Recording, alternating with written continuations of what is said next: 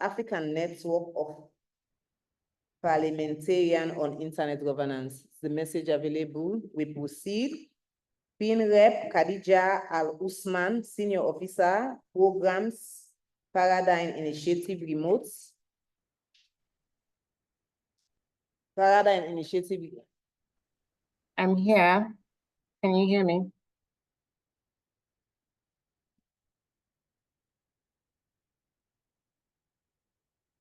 Can they hear me?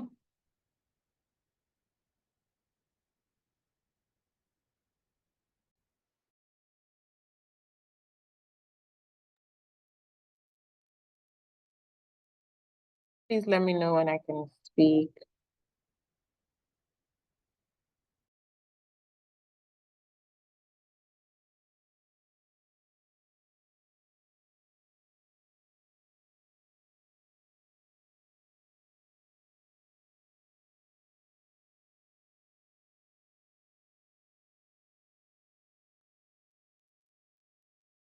Hello, everyone. Mic check.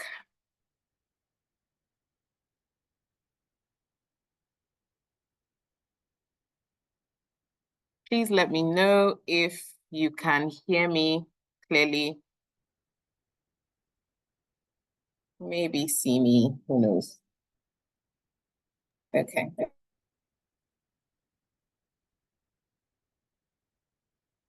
Wonderful.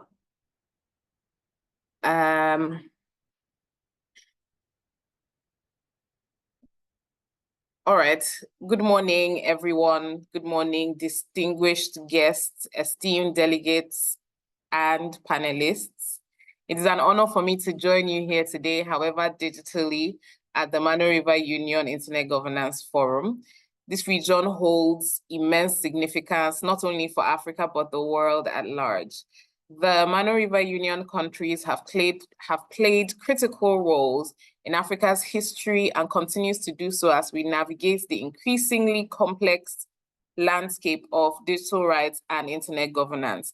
The unique challenges and opportunities that this region faces will shape not only its future, but contributes to the broader development of digital policy across the continent.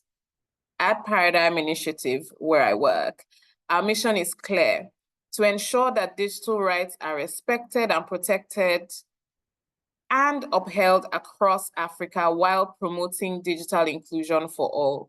We have done this for over 15 years in 27 African countries, including some countries within the Union. We have advanced these goals through policy advocacy, research, strategic litigation, and capacity building. We're committed to creating an environment where all Africans can enjoy a free, open access internet, a necessity for sustainable development and democratic participation. The conversations that we're having today about internet governance are essential. They're at the core of our ability to compete globally, to innovate locally, and to safeguard the rights of the people. The vibrant communities within this union deserve this. As part of our commitment to this vision, I'm pleased to mention very quickly a few tools and initiatives we have developed at Paradigm Initiative that I'm happy to discuss further with anyone within this forum. Our digital literacy model, which we call Life Legacy, that equips young Africans with the essential skills to thrive in a digital economy. Our digital security toolkit called Ayeta, designed to help individuals and organizations protect themselves online. And our digital rights reporting platform, Reporti. It provides a space where violations of digital rights can be reported, can be addressed in a bid to enable greater accountability and protection of fundamental rights. We understand that challenges require collaboration across borders and sectors, and this is why we're proud to be a part of this process. We're ready to work hand in hand with stakeholders within the union to drive forward the vision of a digitally inclusive and rights-respecting world. This is not just a goal for Paradigm Initiative, it is a shared goal for all of us who believe in the transformative power of the internet. Together, we can create an internet that works for everyone, an internet that is a tool for development, a tool for democracy, and a tool for the protection of human rights. Thank you very much for the opportunity to speak today, and I look forward to our fruitful deliberations throughout the process and our continued collective efforts for a free, inclusive, and open digital future for Africa by Africans. Thank you.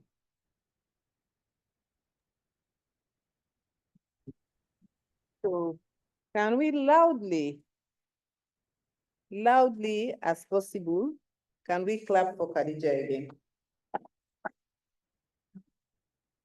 So thank you very much, Madam Khadija. We appreciate you joining us online. I'm very much sure you will continue to stay there and then contribute towards the other deliberation. We proceed again with special remarks. We now go to the Ministry of Post and Telecommunications, Republic of Liberia rep. Is the representative here?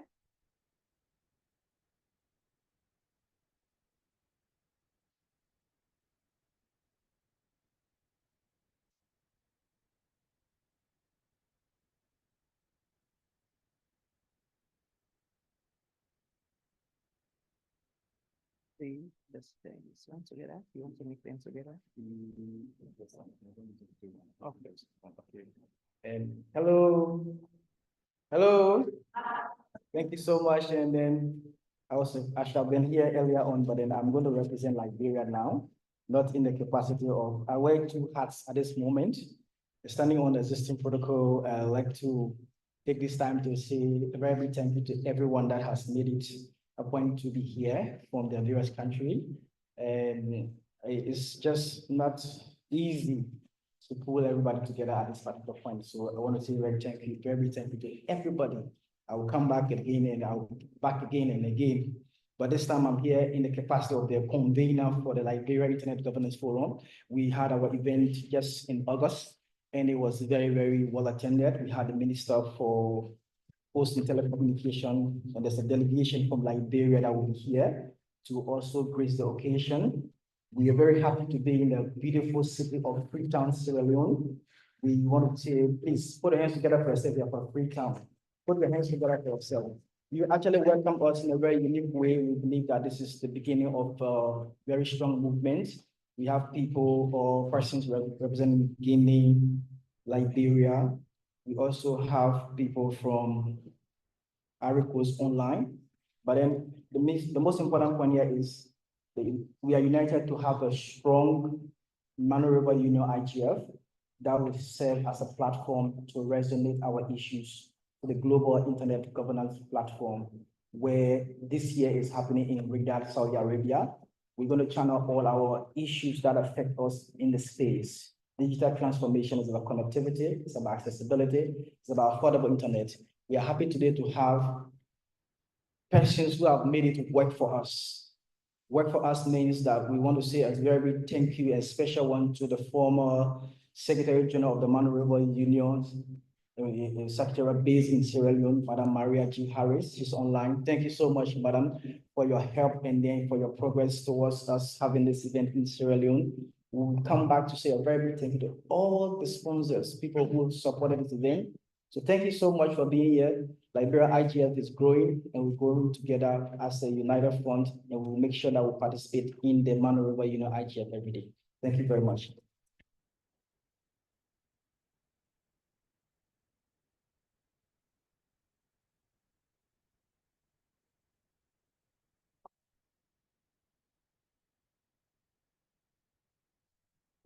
Thank you very much, Mr. King. One of the points that he raised, which is very, very much important, he said, this gathering is determined to ensure we have a very strong IGF for Mano River Union. So I'm very much sure we are all determined for that. We proceed now with a special message from MAG Chair UN IGF, Madam Carol Roach. It's a video message.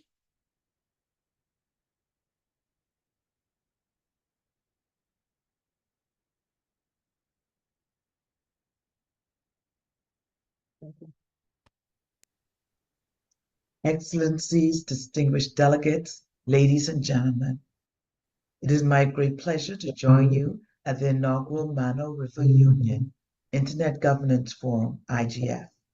I would like to express my sincere Excellencies, distinguished delegates, ladies and gentlemen, it is my great pleasure to join you at the inaugural Mano River Union Internet Governance Forum, IGF.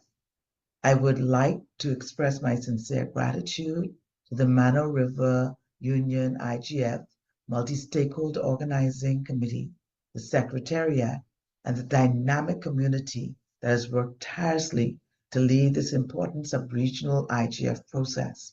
Your efforts are deeply appreciated. The theme of this year's meeting, Bridging the Digital Divide for Inclusive Development, is particularly relevant for your respective region as well as the world, as we find ourselves striving to create a digital landscape that benefits everyone now and for the future. It is imperative that we foster digital inclusion so that no one is left behind in our journey towards prosperity and sustainability. We realize that this is easier said than done. Over 2.6 billion people are still completely offline. Even where there is basic access, many face challenges related to digital skills, affordability, or the lack of locally relevant content. A significant number of those individuals are marginalized or in a vulnerable position, including women, people with disabilities, those in rural communities, elderly people, and others. We must do more to bridge the digital divide, as digitalization is the foundation upon which true progress depends. It is that which brings about thriving and resilient communities, economies, and the environment. The ability to effectually harness the power of digital technologies, a proven catalyst for sustainable development, is contingent on ensuring that everyone has meaningful, attainable, and equitable access and opportunities in the digital sphere.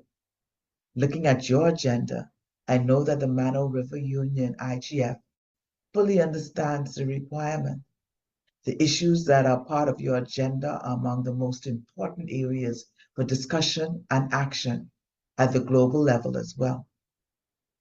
I look forward to your outputs on the matters related to digital literacy, capacity development, protection of human rights, information integrity, online safety, and many more. Ladies and gentlemen, I think we can all agree one generation can't and won't solve all these issues. The efforts and good work of the current experts and leaders will need to be continued by the next generation. I am pleased to see the awareness of this is with you and the action you are taking, such as dedicating yesterday's pre-event to the youth engagement and empowerment. As we engage into today's discussion, let us remember that the strength of our digital future depends on our collaborative effort. The outputs of the Mano River Union IGF come at a pivotal moment as the recent adopted Global Digital Compact begins its implementation phase, and the global community prepares for the 20-year review of the World Summit on the Information Society. Moreover, Global IGF eagerly anticipates your insights to support shaping its robust agenda. The Kingdom of Saudi Arabia will soon host us in Riyadh for the annual IGF meeting from the 15th to the 19th of December. Under the overarching theme, Building Our Multi-Stakeholder Digital Future, the forum will welcome thousands from around the world to address some of the most pressing issues of our time. I hope to see many of you there. Thank you once again for inviting me. I wish you all a fruitful deliberation and a successful meeting. I thank you.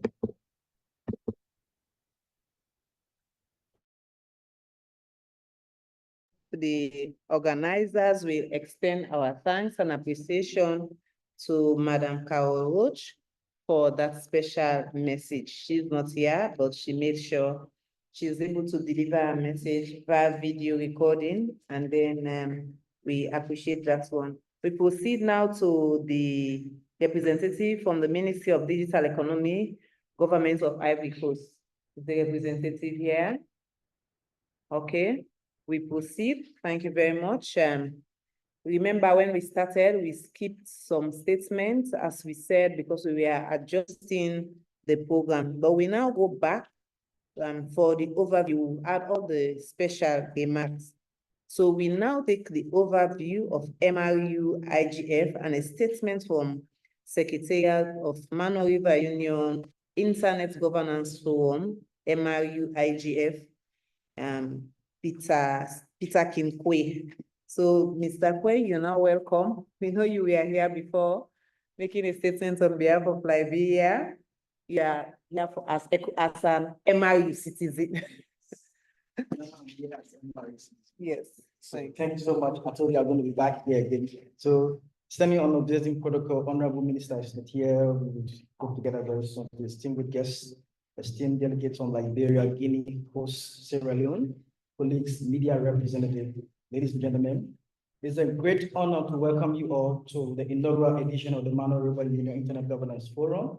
This is a defining moment for our region as we take bold steps to create a sub-regional platform that unites voices from across Liberia, Sierra Leone, Guinea, and Ivory Coast, amplifying the pressing issues that we face in our digital states.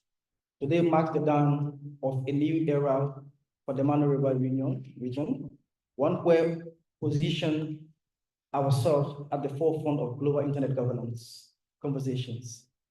The MRU IGF is more than just a meeting. It's a necessary platform that ensures our unique colleagues, opportunities, solutions are heard, shared, and acted upon, and not just among ourselves, but on the world stage. We gather here today to tackle the critical issues of connectivity, digital infrastructure, and policy frameworks that affect the millions of people living in the sub-region. Our theme for this maiden edition is Bridging the Digital Divide for Inclusive Development, captures our collective ambition. In these 2 days, we will engage in deep conversation or discussions on the role of emerging technologies, media literacy, and combating misinformation. We will also address the issues for stronger regional cooperation to build resilient digital ecosystems. But more importantly, we'll focus on actionable policies that ensure regional roaming agreement, a vital step to make cross-border communication seamless and affordable.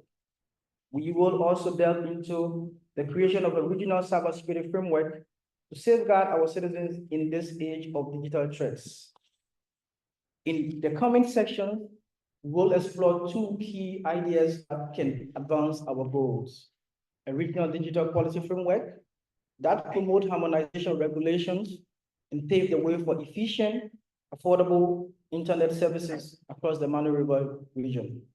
A digital innovation hub, which Sierra Leone is already taking a bold step, which will include young innovators who promote regional tech solutions and position the MRU as a leader in digital entrepreneurship.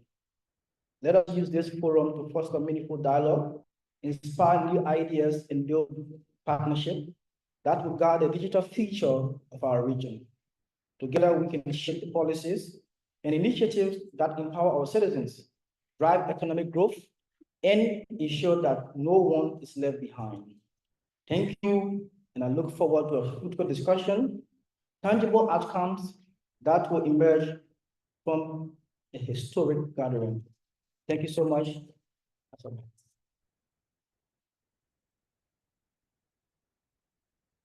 Thank you very much, Mr. King. I will now call on Ajaratu Boma for a special presentation and overview on Sierra Leone Internet Governance Forum, like their activities and what has been happening so far so good. Ajaratu.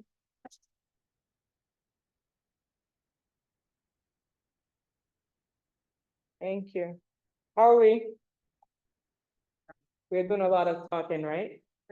Don't worry, you guys are about to participate. So, switching my hat on to the Sierra Leone Internet Governance Forum. Last year in December, we hosted an Internet Governance Forum here in Freetown, where we had a mix of stakeholders come to the space and really talk about the internet that we want. From the Internet Governance Forum in 2023, we came up with a communique just talking about different things that we think are important to us. We spoke about the importance of internet. Why is that important? Why do we need it? We talked about, internet being important for us, those of us who are professionals that are in the workplace, those of us who are business professionals. We know how many of us have used e-commerce. Without the power of internet, we won't be able to buy on Amazon, right? We won't be able to check our balances online, right? So talk about the importance of fintech, internet, and how that supports us. When it comes to education, how many of us have applied for opportunities for schools, scholarships, and things on the internet? So these are some of the things we talked about, why it's important for us to have internet. We also talked about the desire for members of the Internet Society Sierra Leone to have the internet. We talked about affordability, accessibility, and the fact that we need to make sure that we have infrastructure that can include all citizens. We also talked about including everyone. Everyone meaning not just those of us who are able, but also those who are disabled. We had a group of young people who were with us last year from the Disabilities Commission, the Commission of People with Disabilities, and they really spoke about the opportunities and what's happening right now when it comes to how people with disabilities are taking advantage of the internet globally, and how we as Sierra Leone can really tap into that. We talked about some knowledge sharing tools. We spoke earlier about AI, right? We talked about Google. We talked about this, the other wealth of opportunities that can come about when it comes to tools that we can use to develop internet platforms, and the benefits of course, having internet access. When it comes to safety and security, we spoke about cybersecurity. How do we keep young people safe? How do we keep families safe? How do we keep women safe? A lot of times we have seen and we have heard stories where people are being bullied on the internet, right? We have seen pictures. Even when, in our community, sometimes when somebody dies, quick, somebody takes a video of it and it's shared all over the internet. Sometimes the family members don't even know this person has died, but everybody else knows about it. So thinking about how do we really become more responsibility when it comes to using the internet. And we talked about effective learning. How many of us have taken courses in other institutions that are not here locally in Sierra Leone? And we've done them virtually, right? How many of us have used Coursera, have done Harvard, or any of the schools in the UK to make sure that we have the opportunity to learn beyond what's available for us here in Sierra Leone? These are the values and the importance of the internet, and these are some of the things that we spoke about that were important to us. So I want us to take a few minutes, maybe about 30 minutes, for us to have another conversation. Every year annually, the Sierra Leone Internet Society has an Internet Governance Forum. And these are the opportunities for us to learn from you, to talk to our stakeholders, to see how best we can make sure that we're advocating and we're speaking about issues that are relevant for policy change and development when it comes to the internet and access to internet. So this year, our Internet Governance Forum is going to be held in Saudi. It's going to be in December. So we want to use this opportunity. I have a few questions, so you guys are about to participate. You won't hear from me, that I want us to have a dialogue. Let's talk about the internet. Let's talk about the opportunities, not just for Sierra Leone. We have our brothers and sisters who are here from the MRU, and I believe that they also go through some of the same challenges that we do here in Sierra Leone. So let's have a dialogue on how we can have a multi-stakeholder approach when it comes to building our digital future. As I mentioned, the world is moving so quick, and I think we are still way behind when it comes to the power of the internet and taking advantage of technologies that can support our growth. So there's a few questions I want to bring out to you. We have some rapporteurs who are in the back with us who are going to be taking notes from this conversation. By the end of tomorrow, we'll come up with a communique. So this is what we'll present to our policymakers, our decision makers, and the broader internet governance space to say in Sierra Leone, these are what the citizens of Sierra Leone want when it comes to internet accessibility and approach. So the first one I want to talk about is internet and accessibility. Let me see a raise of hand if you don't have internet where you currently live. You don't have access to internet.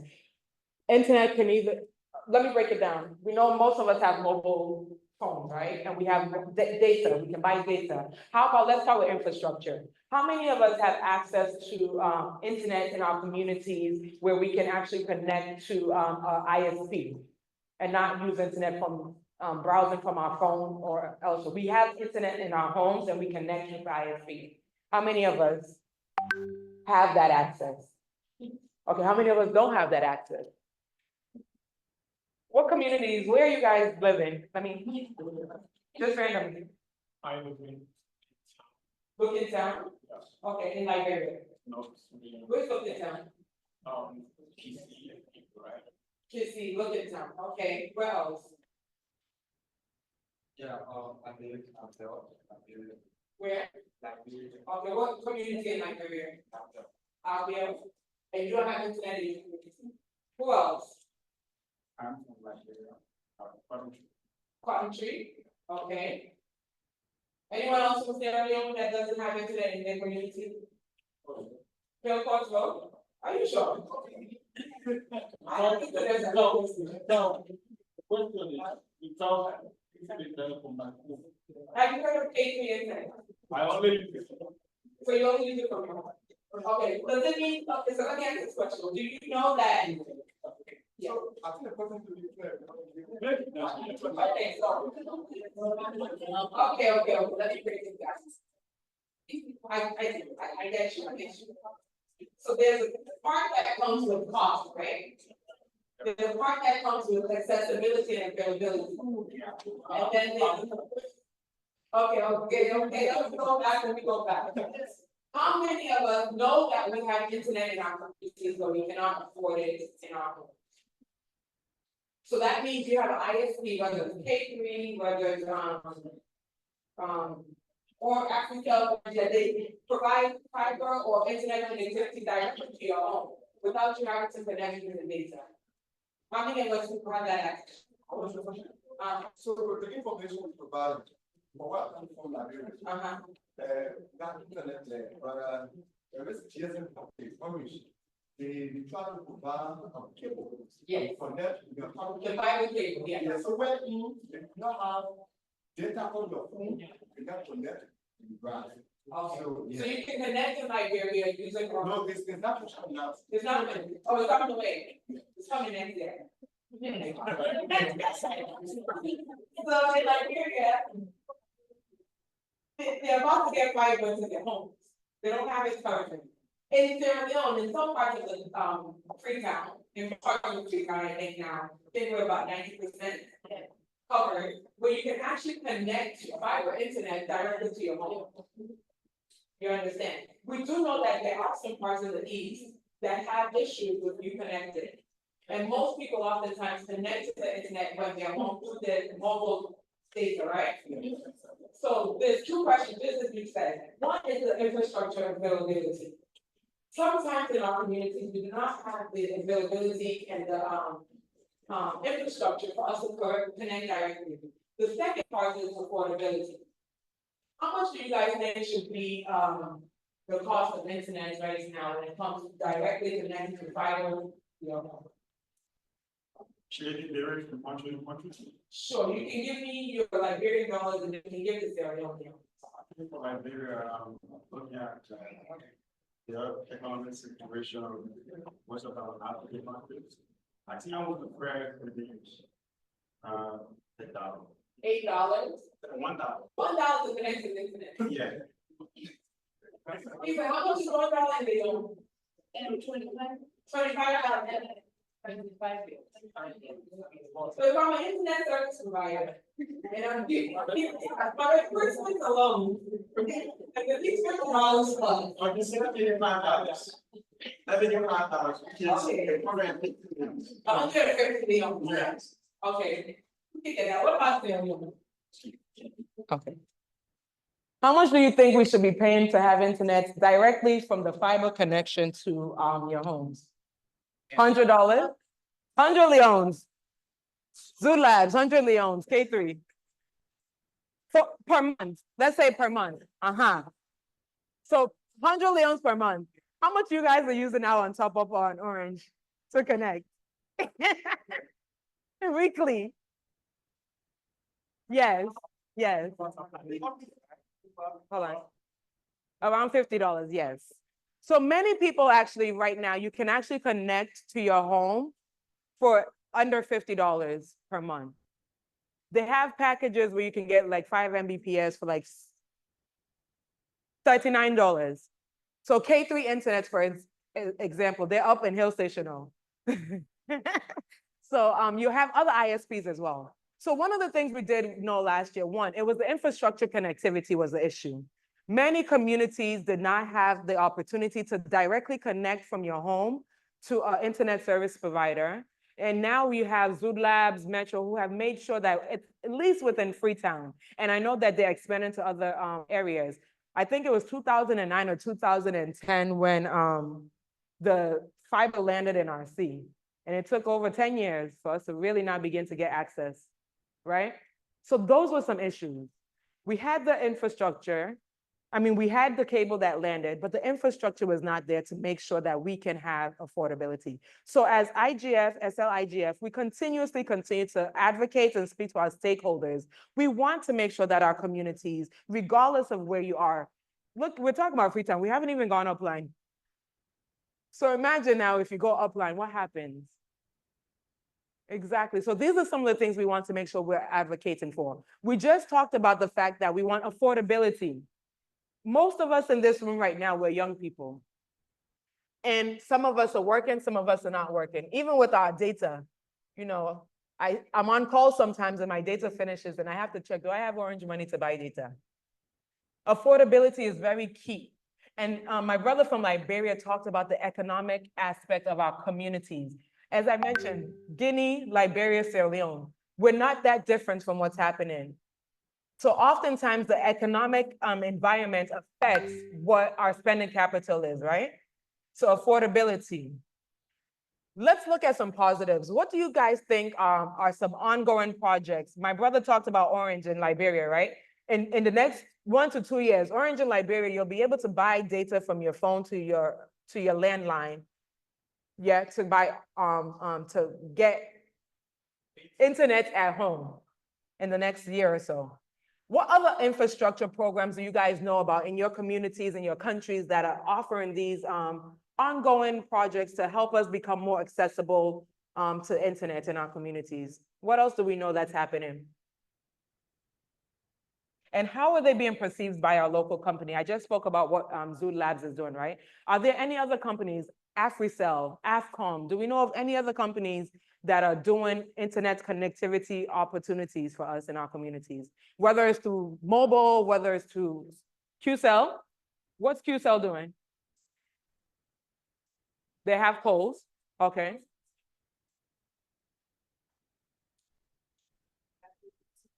They send messages. Okay, so those poles will serve as hotspots. So that means, okay, if there's no infrastructure there, you can connect on a hotspot Wi-Fi, right? No. So areas that do not have them, like Oh, they're putting QCell so they can have more connectivity. And a lot of people feel like QCell is the most, you get the most value for your money right now. So QCell offers one of the best packages when it comes to internet, right? For mobile data. And they're expanding their, but they're slow. So it's affordable, but it's slow. The issues are many, eh?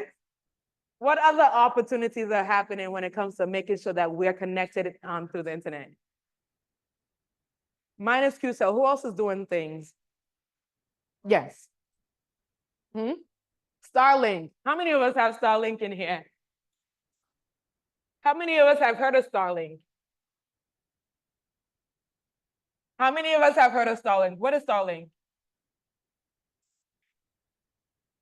Uh-huh. Hello, let's listen. Go ahead. Where? Christex Foundation, yes, they are. So are they cheap and they're fast, but are they cheap? They're not cheap, but they're fast. So we have to revisit that $8, eh? We have to go there. So Starlink is another way that can connect people. I know it's making a wave in West Africa. They're in Sierra Leone. I'm sure they're in Liberia, Ghana, and some other places. It was designed by the creator of Twitter, Elon Musk. Okay, so we have some programs and some packages that are available to make sure that more people can be connected to the internet, right? Okay. How are you guys feeling about this? Do you think that it's beneficial to local communities? So my brother who was at Christex, are you a member of the Christex Foundation? You interned there, so you have the opportunity to go there, use the internet when you can, right? What about, are we really, so that Christex Foundation, is it open to other people at FBC and in that community? Yes? So other people can go there. So it's opening up the power of internet connectivity to our communities, right? Okay. What about some policies? Let's move into some policies and frameworks. Who knows of current policies that we have in Sierra Leone when it comes to internet connectivity? Who can share some ideas of policies when it comes to regulatory frameworks about internet and connectivity? Liberia, Sierra Leone, Guinea. I don't speak French. Who can help me? Ask in Guinea. When it comes to policies that supports connectivity, internet connectivity, what are some of the policies that you may have? Anyone? Can you speak French? Parlez-vous français? Can you help me just translate? I just want to ask them, what are some of the policies that they have and how is that supporting the internet connectivity in Guinea? Let's see.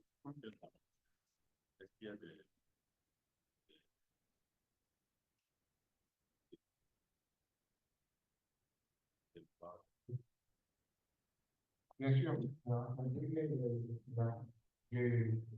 je rappelle déjà que nous avons 4000 kilomètres déployés en fibre optique.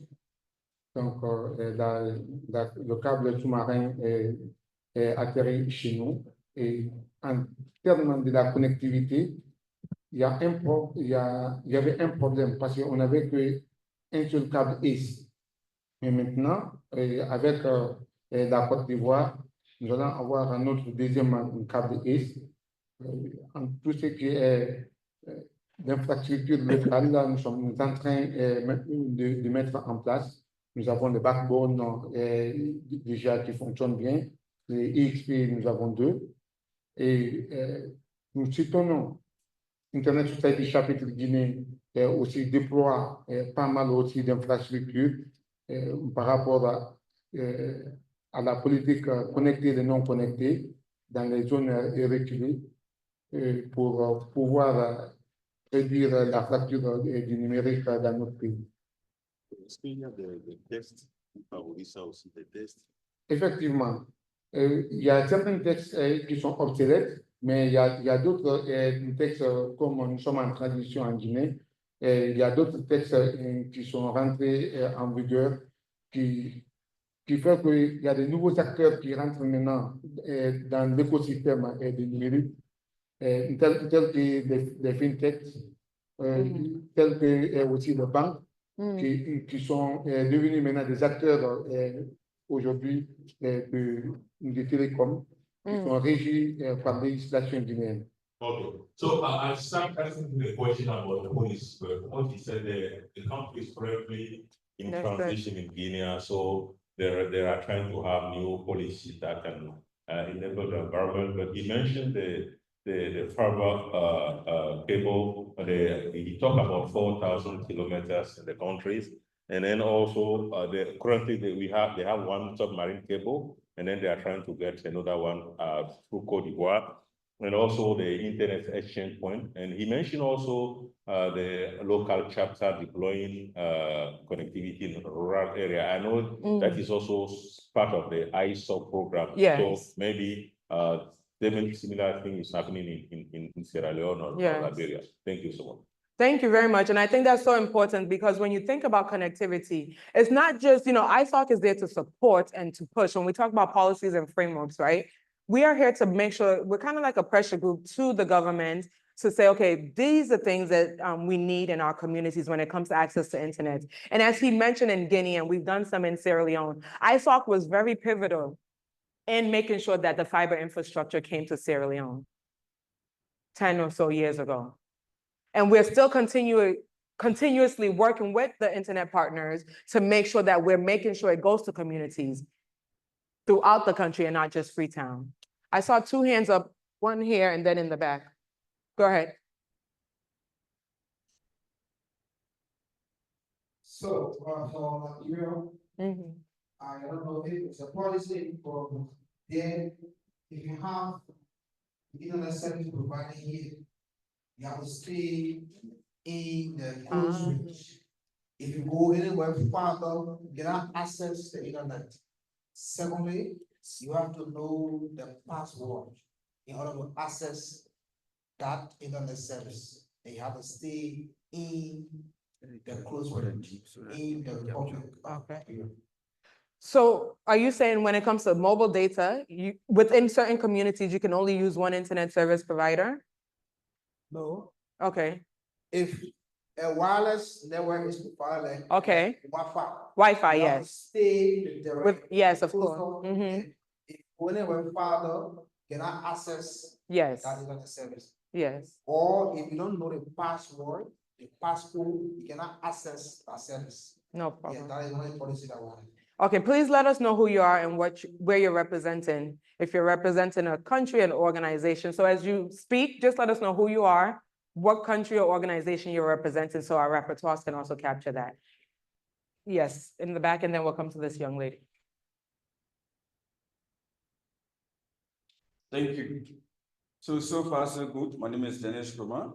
I come from the civil society background, and my organization is called YA Liberia.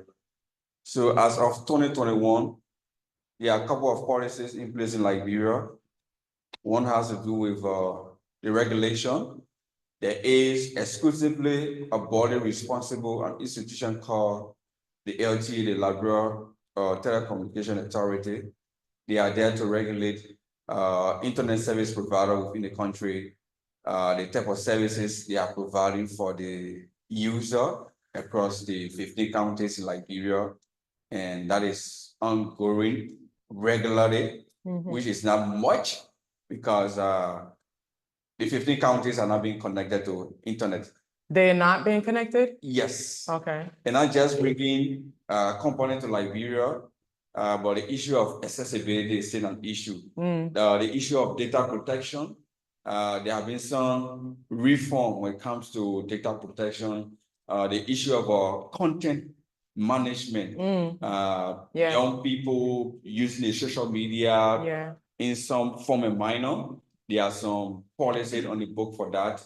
But there's an issue that we still have struggled with. It has to do with the cybersecurity law in Liberia. And we from the civil society background, we are still pushing for that the government needs to come down with a cybersecurity law that will also be in the area of providing citizens against high costs and who be intruders to their system. So there are just few of them that we have in Liberia. Thank you. So in Liberia, do you currently not have a cybersecurity law? Not yet. Okay. Not yet. There's no cybersecurity law for Liberia. Yeah, for Liberia. Okay, thank you for sharing that. There's this young lady that wanted to add, I know in Sierra Leone, we have a cybersecurity law. And I think there are even some challenges that some people have with that as well. But it's interesting to see the transition within the different countries, right? Some of the same challenges are happening when it comes to accessibility and protection. Yes, ma'am. Okay, wow, actually. Your name, please? My name is Roberto M. Roberts. What's your name? Roberto M. Roberts. Okay. And I'm representing the Chase Hope Foundation from Liberia. So one of the issues that we really do have in our country, Liberia, is internet. And another one has to do with electricity, because for instance, you live within this environment and you got a job to do urgently, but then you will find out that there's no current. So as we say, or there's no electricity. So what happens at the end of the day, you will not be able to do that research or that job you want to do on your computer or your phone, whatever it is. Right. And another thing is stability in terms of the internet. Yeah. And one of the strongest internet that we have in Liberia is MTM, that is the Lone Star.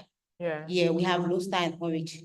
So if you go in some of the counties, as my brother said, Dennis, in some of the counties when you go there, because of low internet, you will not be able to access what you want to do research on or what you want to do. So that's one of the major issues that we have is electricity, and the second one is internet. That's so important, and I'm glad you brought that up. When we talk about MRU, Sierra Leone, Liberia, Guinea, Ivory Coast, when we talk about us being connected, right? And us catching up with the global world. And I think that's a challenge that happens here as well. Without internet, without electricity, it would be very difficult for us to use the internet. If I want to go and do a master's program online at a university in the UK or in the US, and my class is at a certain time, I log on, and what happens? Light goes. It affects my education, right? And these are some of the issues. So when you mentioned that, it made me think about, as we're advocates and as we're talking about policies and regulations when it comes to the internet, we also have to think about what are some of the other cross issues that are in our societies and in our communities that will affect us to have access to the internet. Electricity is a huge one. Infrastructure is another one. The rights and protection is another one, right? Because data right now, how many of us are on TikTok and Instagram and Facebook? We're sharing so much data, and everyone is taking advantage of the opportunity of data. Is our data being protected? These are some of the things that we need to think about when we're talking about policy regulations. Yes, ma'am. One more, and then we're gonna go on to the next side about digital rights and inclusion. Yes, sir. Your name and where you're from?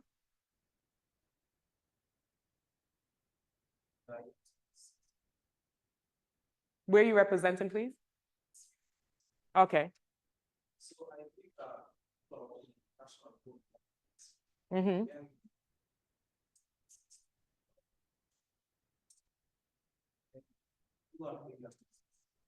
For instance, I think everybody won't say that you sense of accessibility.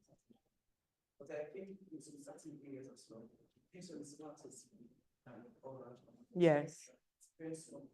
Yeah. Mm-hmm. Sometimes orange can be slow, and sometimes you can move faster than orange. What do you think should be done in those cases? Because what we're hearing, we have internet service providers that provide internet to certain areas and communities.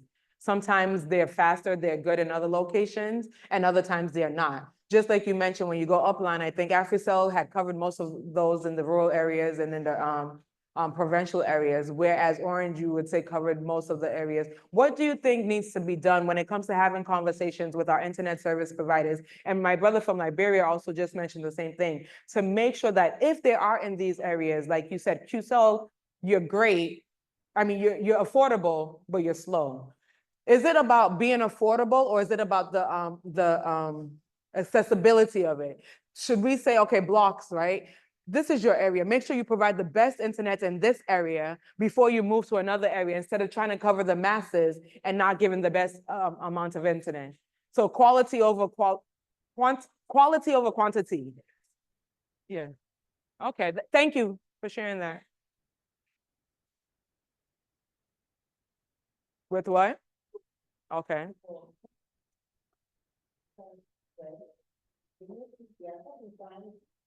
Well, does not depend on the example that there are certain times the internet is slow. And there are certain times that after 10 p.m. at night, the internet generally is fast. You said, Orange, And during the daytime, especially after 10 a.m. in the morning, it's slow. Because it's like everybody is working, everybody is doing something. So it's a matter of the infrastructure. What can they do? The internet has to like that. What can they do to improve on their service? And for Sally, I know of people who are in Sally, and the benefit of people call for Sally $50 per month. After you body and start package and money for the store. So if you want to get it, you can pay $50.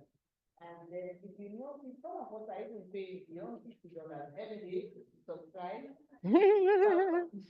Calculate that for the entire month. And now some of us are going around Cola that will buy, I think, 75,000 weekly.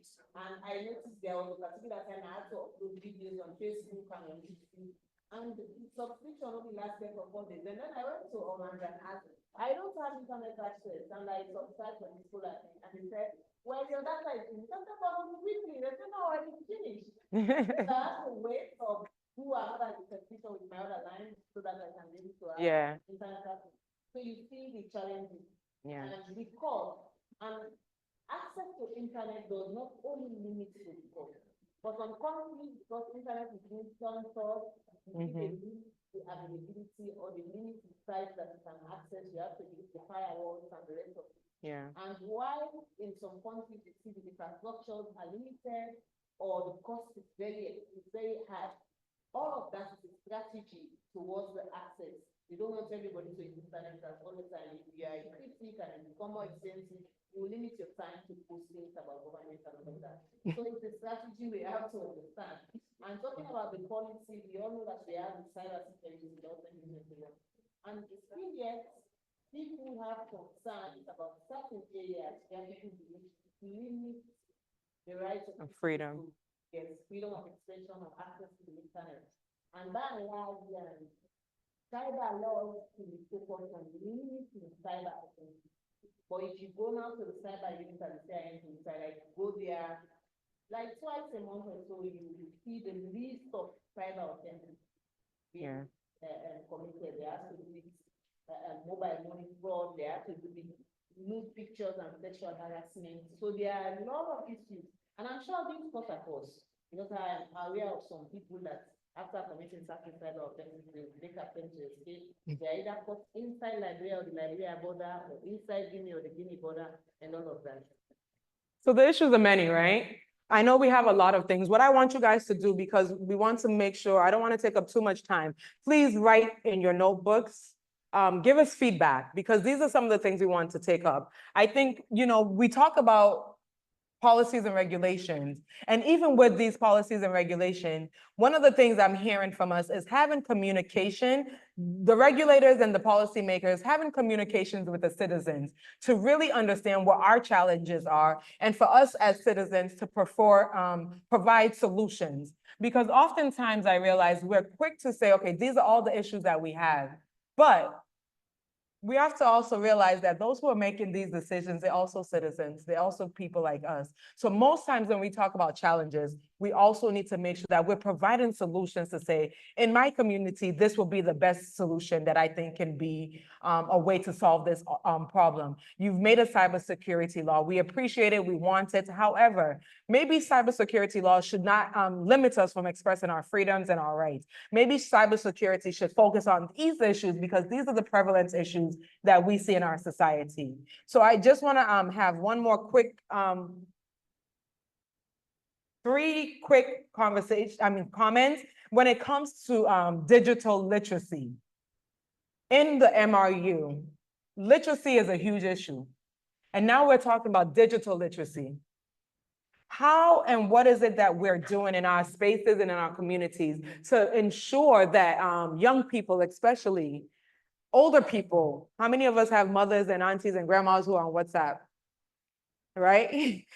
Digital literacy, how do they understand what it means to use the internet, what the opportunities are, and how do you protect yourself and stay safe?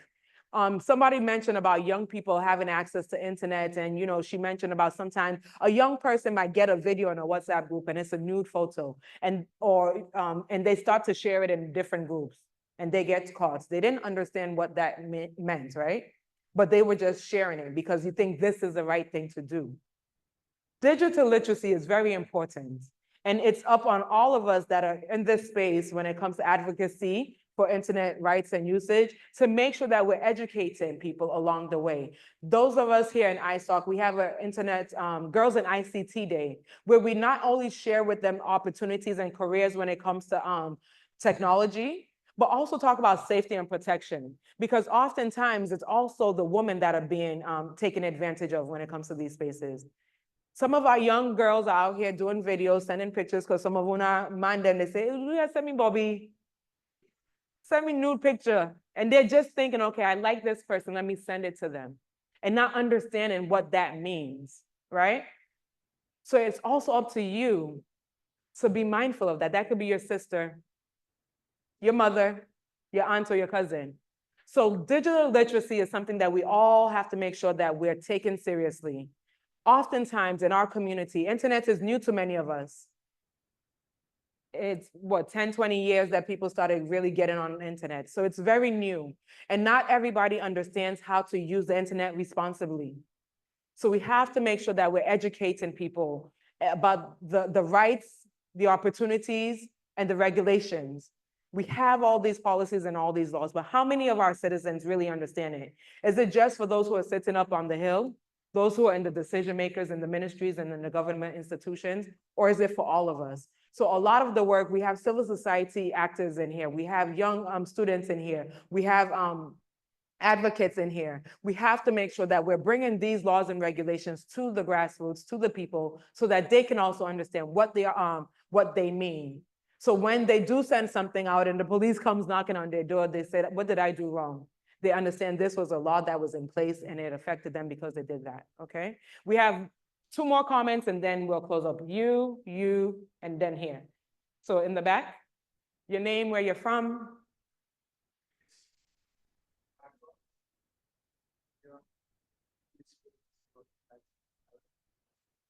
Okay. So speaking this of I think it's one of the problems. Yeah. But at time that those media institutions, they assume second whatsoever life I think they also play a major part. Definitely. In, spreading false news. Yeah. And then normally we have what we call the Mano. The what? Mano. Okay. We want to Facebook as for page in locking start those content. I think the issues of cybersecurity, confidentiality, not getting the prioritized. Exactly. And at this point, we should think about how we can prioritize protecting these various information and how we can track them down. Because this kind of forum, I think it's where we have to be more proactive. Yes. And just be talking. Exactly. Because Africa Pride and work centered on talking without action. Less action. So you spoke of us creating more awareness, talking to more people about issues. But the question is, who are we going to talk to online? And thank God, Mano being this relationship process. So we should think about how to decentralize it. Mr. Kuman from Liberia told me that LTA is one of the entities that prioritize telecommunication space. Okay. But then you will get to understand that there are 15 counties in Liberia, but we interest you that probably maybe you have 4 counties that on top of things when it comes to internet, and you have KPO of 13, 14 on the internet, and you see you also on the internet. Yeah. And that's problem. So Mano, these are 4 countries. We have to see our best to get more information. Thank you so much. And I think that's so important, especially the role of the media in education. We have a session either later on today or tomorrow that will be talking about that. And I think that's a great part as well. Who are the leaders in the forefront of the fight? What is your role in the fight? What is it that we at ISOC do? We do a little bit of everything, right? From the governance to the education and to the implementation. But who are the other players? If you're civil society, if you're a student, if you're a regular regulator, what are your roles and how do we really make sure that we're moving towards action and less speaking? And then one of the things he also mentioned is about literacy. As I mentioned, we're very new in the MRU and in Africa when it comes to the technology and access to internet. Confidentiality, I remember when I first moved to Sierra Leone, right? And we would have internet cafes. You'll go to the internet cafe, sign into your email, and you just begin doing your work. Then your time is up. When your time is up, did you log out? You went and you paid a bill on your debit card and your information is there. Did you delete it? So these are confidentialities and safety issues that we need to be thinking about. Thank you for sharing that. Your name? So talking about digital literacy, according to the 99th Constitution of Sierra Leone, it talks about the protection of life, property, and individual. So about the digital literacy, I think it should start from schools. From there, I think we should be teaching the kids about cyberbullying, bullying, and all the things included in that. Because in Sierra Leone, the cyberbullying is very down. I don't know what they're doing or how they're doing it, but it's not working. Because most of my peer group influence, we have this August where all sort of news and all sort of videos go out. But I think if they tackle it from primary school, as small computer classes, talking to the kids about how to log on, what you're not supposed to do, and how you're supposed to do it, I think we will minimize it. But we start from secondary school to college. Many people don't know how to access computer. So by now, our 2-year-olds are using our phones, right? So by the time you get to secondary school, it's too late.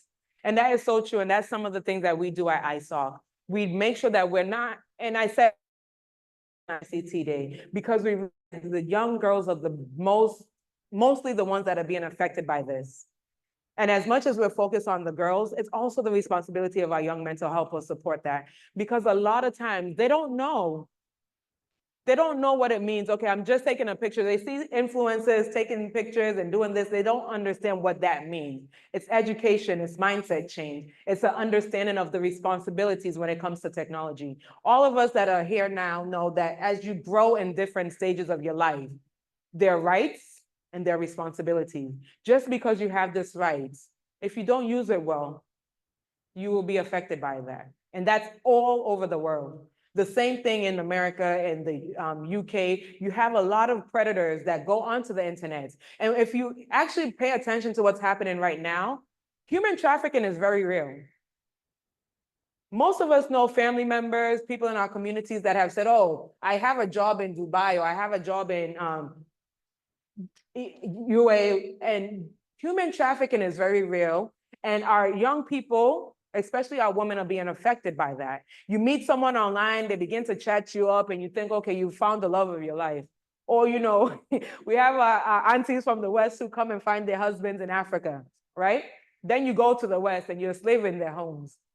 You can't go out, you can't communicate with your families because you're working for them, whether it's a sex slave or not. So these are the things that comes when you need to be, when it comes to understanding and literacy. One more comment and then we're gonna wrap up my session.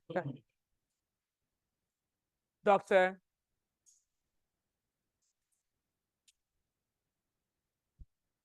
Innovation. I just want to speak to, you made mention in terms of the policy that have been developed. The ministry has done a lot, and specifically we're focusing on the national broadband strategy and the national digital policy.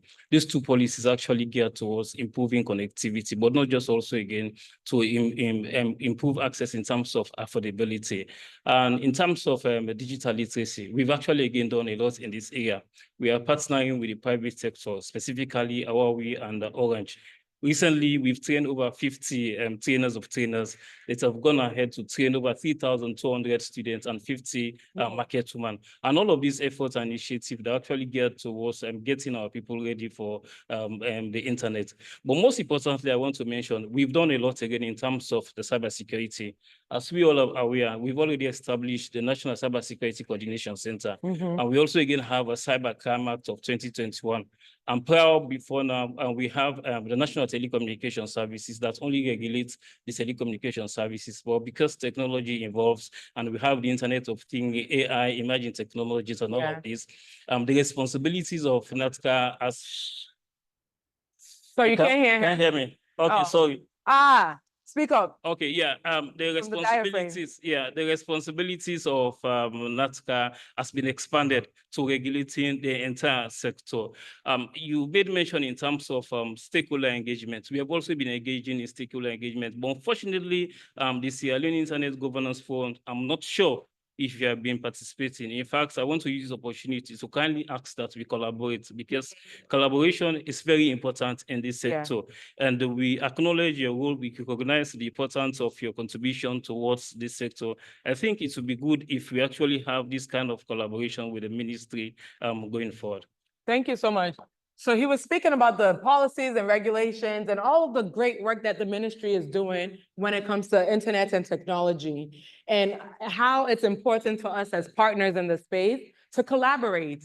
Because as he mentioned, there's so many different policies and laws and regulations that he mentioned, but how is that going down to across the board? How are we as private sector partners, how are we as civil society, how are we as students and citizens supporting and making sure that, you know, one of the things that I just mentioned, the policies are there. We appreciate them and we acknowledge them, but how are the citizens really knowledgeable of what's happening? He talked about literacy and how they've been training students to market women. How can now the rest of us support them in making sure that we're training more? You said about 3,000 recently, they trained about 3,000 students in digital literacy. And there are lots of people in this space, and I thank you for that, and we'll definitely connect, because I think it's so important. From the top, we have so many players, from the media to the citizens, to the stakeholders, to the NGOs, to the private sector companies that can support the ministry to make sure that people understand what these policies are, how it affects them, and how it benefits them as well. And that's how we begin to get mindset change, and that's how we begin to educate each other about the opportunities when it comes to access to internet, the responsibilities and the rights with internet. And it also makes sure that we're inclusive, and it's not just those of us that are at the top benefiting, but everyone is benefiting. So one last comment, because my time is up. And they're calling me to go. One last comment from my Liberia team. Okay, we'll get one from Liberia, one from Sierra Leone. And then thank you so much. One last comment. Yeah, thank you. So the issue about having access to internet is good, but where is the fundamental? It's just like our child want to go to school and just start from 12th grade. Yeah. We are civil society organization, national government, we need to do more. And likewise, the internet governance or the internet society need to empower civil society organization.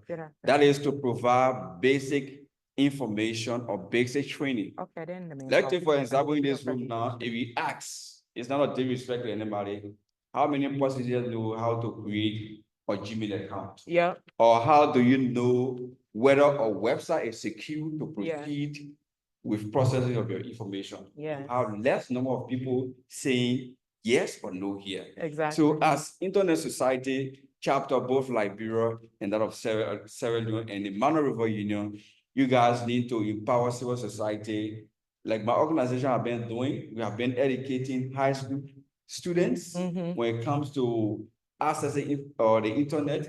How do you protect yourself online? How do you create stronger password and all of that? If we start to provide education of such, I think we'll have a better protected online user than not just giving it out education. Thank you. Thank you so much. And that's why I said partnership and collaboration is key, especially from the top, those who are the decision makers, those who have the funding, and those of us in the space that are working, because we cannot do it alone.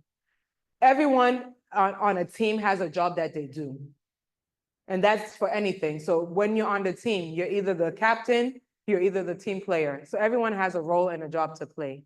So thank you very much. So as I mentioned, I'm gonna end my session here, but we'll pick back up on this later on in the day and tomorrow. But please, if you have anything that you want to share on how we can support internet governance in Sierra Leone, in Liberia, in Guinea, please just write it on a piece of paper, get it to me, so we can make sure we include it in our communique as we're moving forward with IGF, and as we're getting ready to go to the international IGF in Saudi in December, we can say Sierra Leone had a conversation, MRU had a conversation, and these are some of the important things that we want to see when it comes to making sure that internet governance is at the forefront of development. Thank you very much. So, a proper round of applause for Ajayati. Thank you very much, Ajayati, for that presentation. Thank you very much, everybody. So I am sure we now bring in the morning or the opening session to a close. We'll move out for a formal picture of the event. And then please let's do that quickly, and then we proceed back for a panel discussion. So quickly, let's move out for a picture, a group picture, all of us, everybody. And then we quickly proceed back. Okay, we can take the picture here. Okay, that's fine. So we don't need to go out. We save energy. So can we please quickly move here? Yeah. Everybody quickly, picture.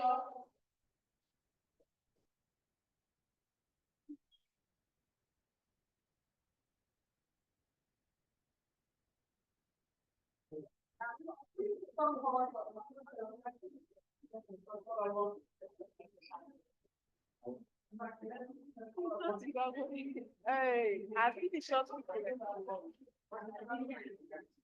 If you know you are short,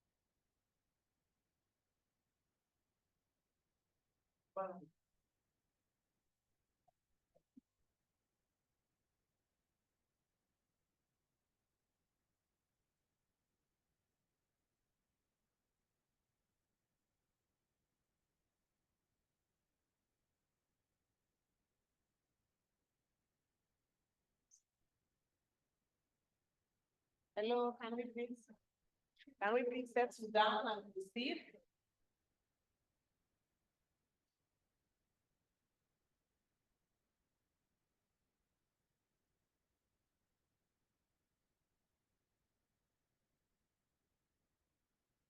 Are we okay? Hello? Hello? So I hope we are learning and we are getting what we are here for. I am. Okay, thank you very much. So now we proceed to a panel discussion. And then my colleague, Cecilia Alicise, a media professional from the Sierra Leone Broadcasting Corporation, will chair that discussion. Alice is a broadcast journalist. She is also a member of the Sierra Leone Association of Women in Journalism, and she's active in working on media safety and internet access as well. So she'll be chairing this session. Alice, you are welcome.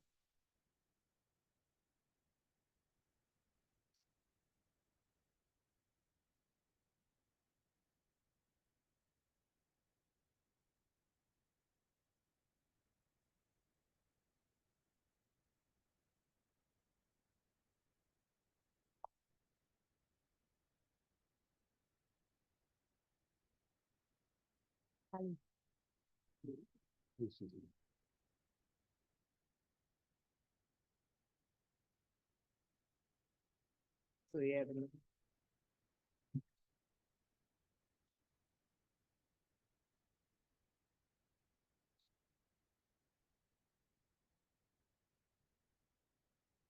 Thank you.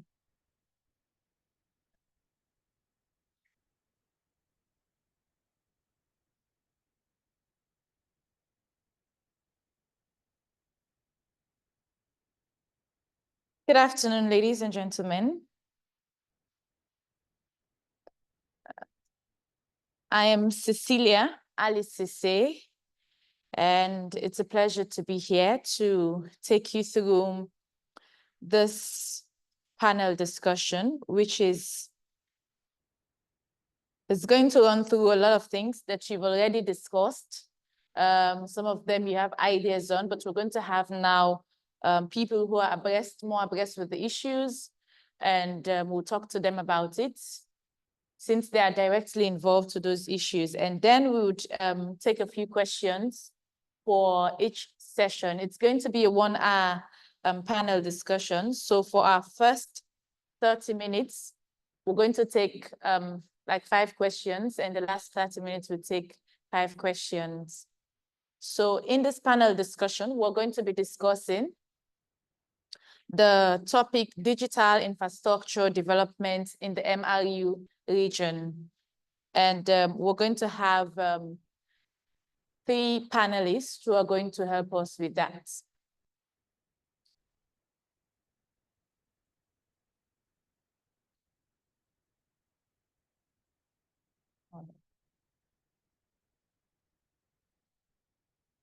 So firstly, we should have a representative from NATCOM.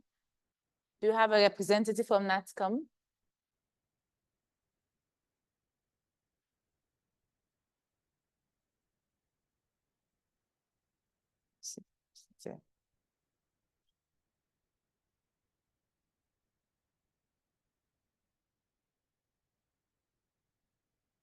Okay, so let's start with, from the youth sector, we're going to have the executive director for Youth Network in Elections and Governance.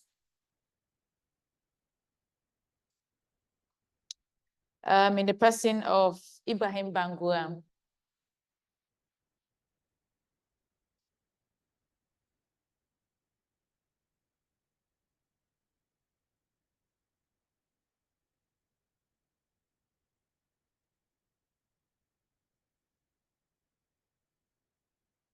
You're doing this one first. Okay. Okay.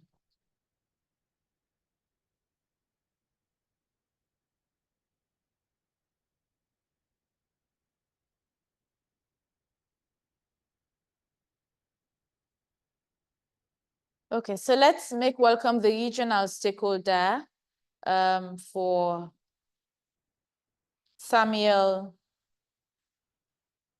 Yeboah from Group Chief Technological Officer. He's not around. Okay, so we should have a representative from the civil society. Sankumba Koma, President for Guinea ISOC chapter. A round of applause for him, please. Huh?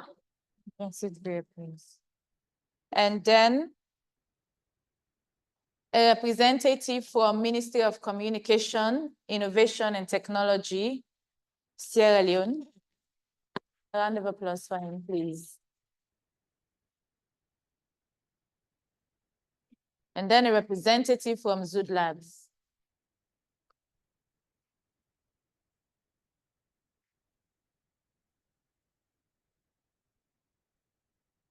So quickly, I'm going to pass the mic on so that they'll quickly introduce themselves. And then I'll give an overview of the session, how it's going to run, and we start. So I'm going to start with you, my lady. Hello, good morning. Good afternoon, everyone. Can everybody hear me? Yeah. So my name is Agnes. I'm a HR business partner from Goodluck. I'm here to represent Goodluck, which is the internet providing service. Well, basically, we give internet to the country where we provide fiber. So if you've all heard about fiber, I'm from Goodluck and we provide fiber in Sierra Leone. So I look forward to see how this discussion turns out. Thank you. Bonjour tout le monde. Je m'appelle Sankumba Koma. Je viens de la Guinée. Je suis le président de South African Regional Society et le principal du forum de la gouvernance de l'Internet. Merci. I'm the Subless the Academic Director of e-government of the Ministry of Communication, Technology and Innovation. Our ministry is responsible to oversee the sector here. We are responsible for the development of policies and strategies, and we oversee the functions and operations of NASCA, which are the regulator, Sierra Leone Limited, Universal Access Development Fund, which is UADF and the SALPO. We are happy to have you here and happy to represent the ministry.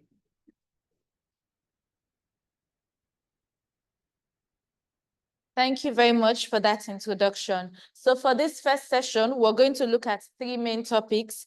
First, the current status and challenges of digital infrastructure, strategies for enhancing broadband connectivity, and the role of public-private partnerships in infrastructure development.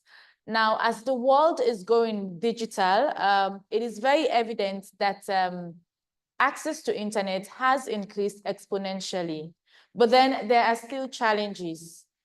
Of course, prior to now, you want to put a call through someone who is overseas, you have to stand in queues for you to put a call through, but this is all in the past now, because now you can just be at home with your cell phone. You need not go to the post office to get your information across. Plus, we also have services provided online that we pay for. We do our transactions online very smoothly. You need not wait for someone to travel all the way from overseas to bring you a gift here. You see something online, you just buy it through your internet. A lot is happening through the internet space. And as young people, we're all utilizing digital platforms. But then how do we broaden that infrastructure? How do we build it? How do we develop it to what we want? Because we haven't arrived. We still have challenges. This is what we're going to look at generally. And then we're going to look at their roles to ensure that we have that digital infrastructure development, particularly with the private investment sector. So we're going to start with Samuel Sankuba from, yes, we're going to start with you. Kindly paint us a picture of what's the status of, the current status of our digital infrastructure. from your point of view. Thank you. Thank you. Is that clear? Or you want to use this? It's okay. Okay. En ce qui concerne l'infrastructure dans notre pays, qui est la Guinée, comme je rappelais, la Guinée a fait des grandes avancées au niveau des infrastructures et du numérique, parce que depuis 2016 déjà, avec le gouvernement, il y a eu des efforts, on a eu le backbone en Guinée, et nous avons bâti 4000 kilomètres de long.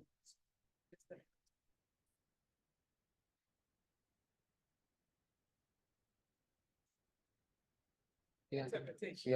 Okay. Je vais parler doucement pour que tu comprennes. D'accord. Okay. Si tu peux anticiper, faire la langue. Il n'y a pas de souci. Donc, je disais que je suis sans combat pour moi.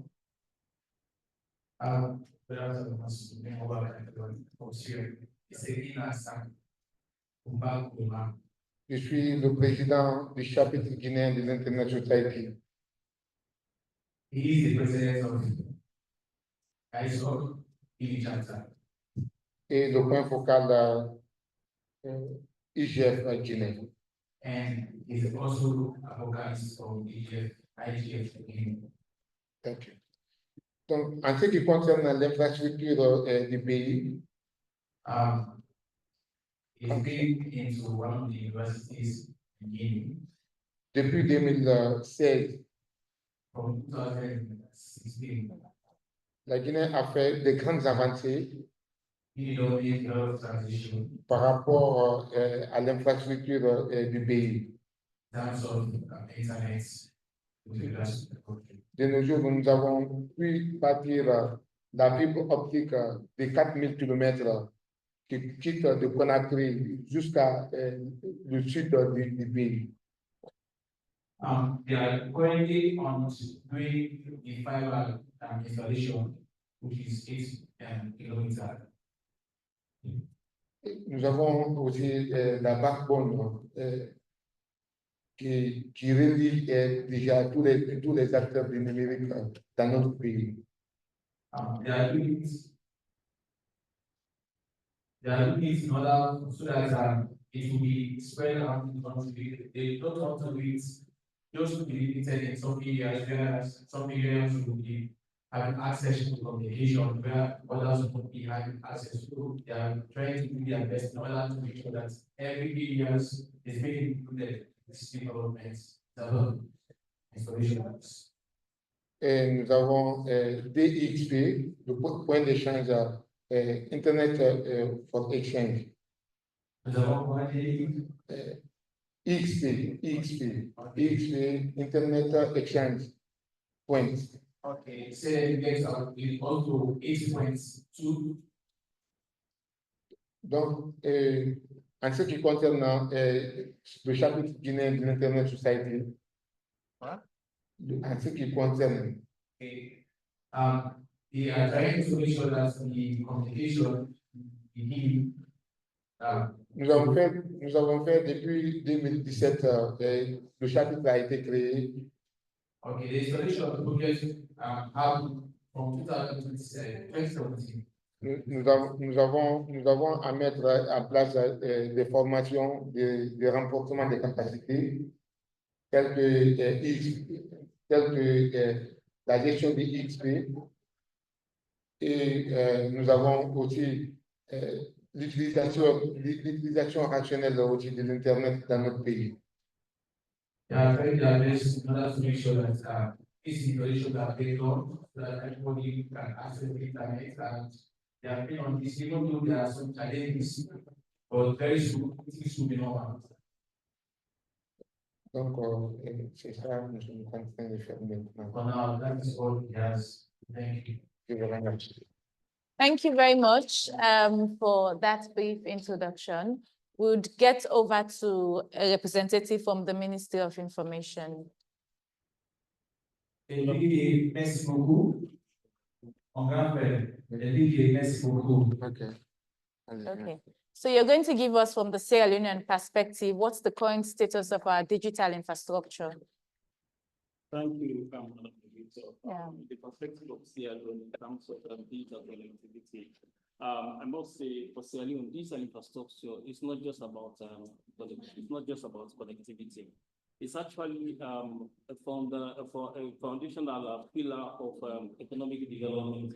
I'm also as you all are aware that in the President's 5-game changer in the manifesto, revamping the digital infrastructure is very key in that sector.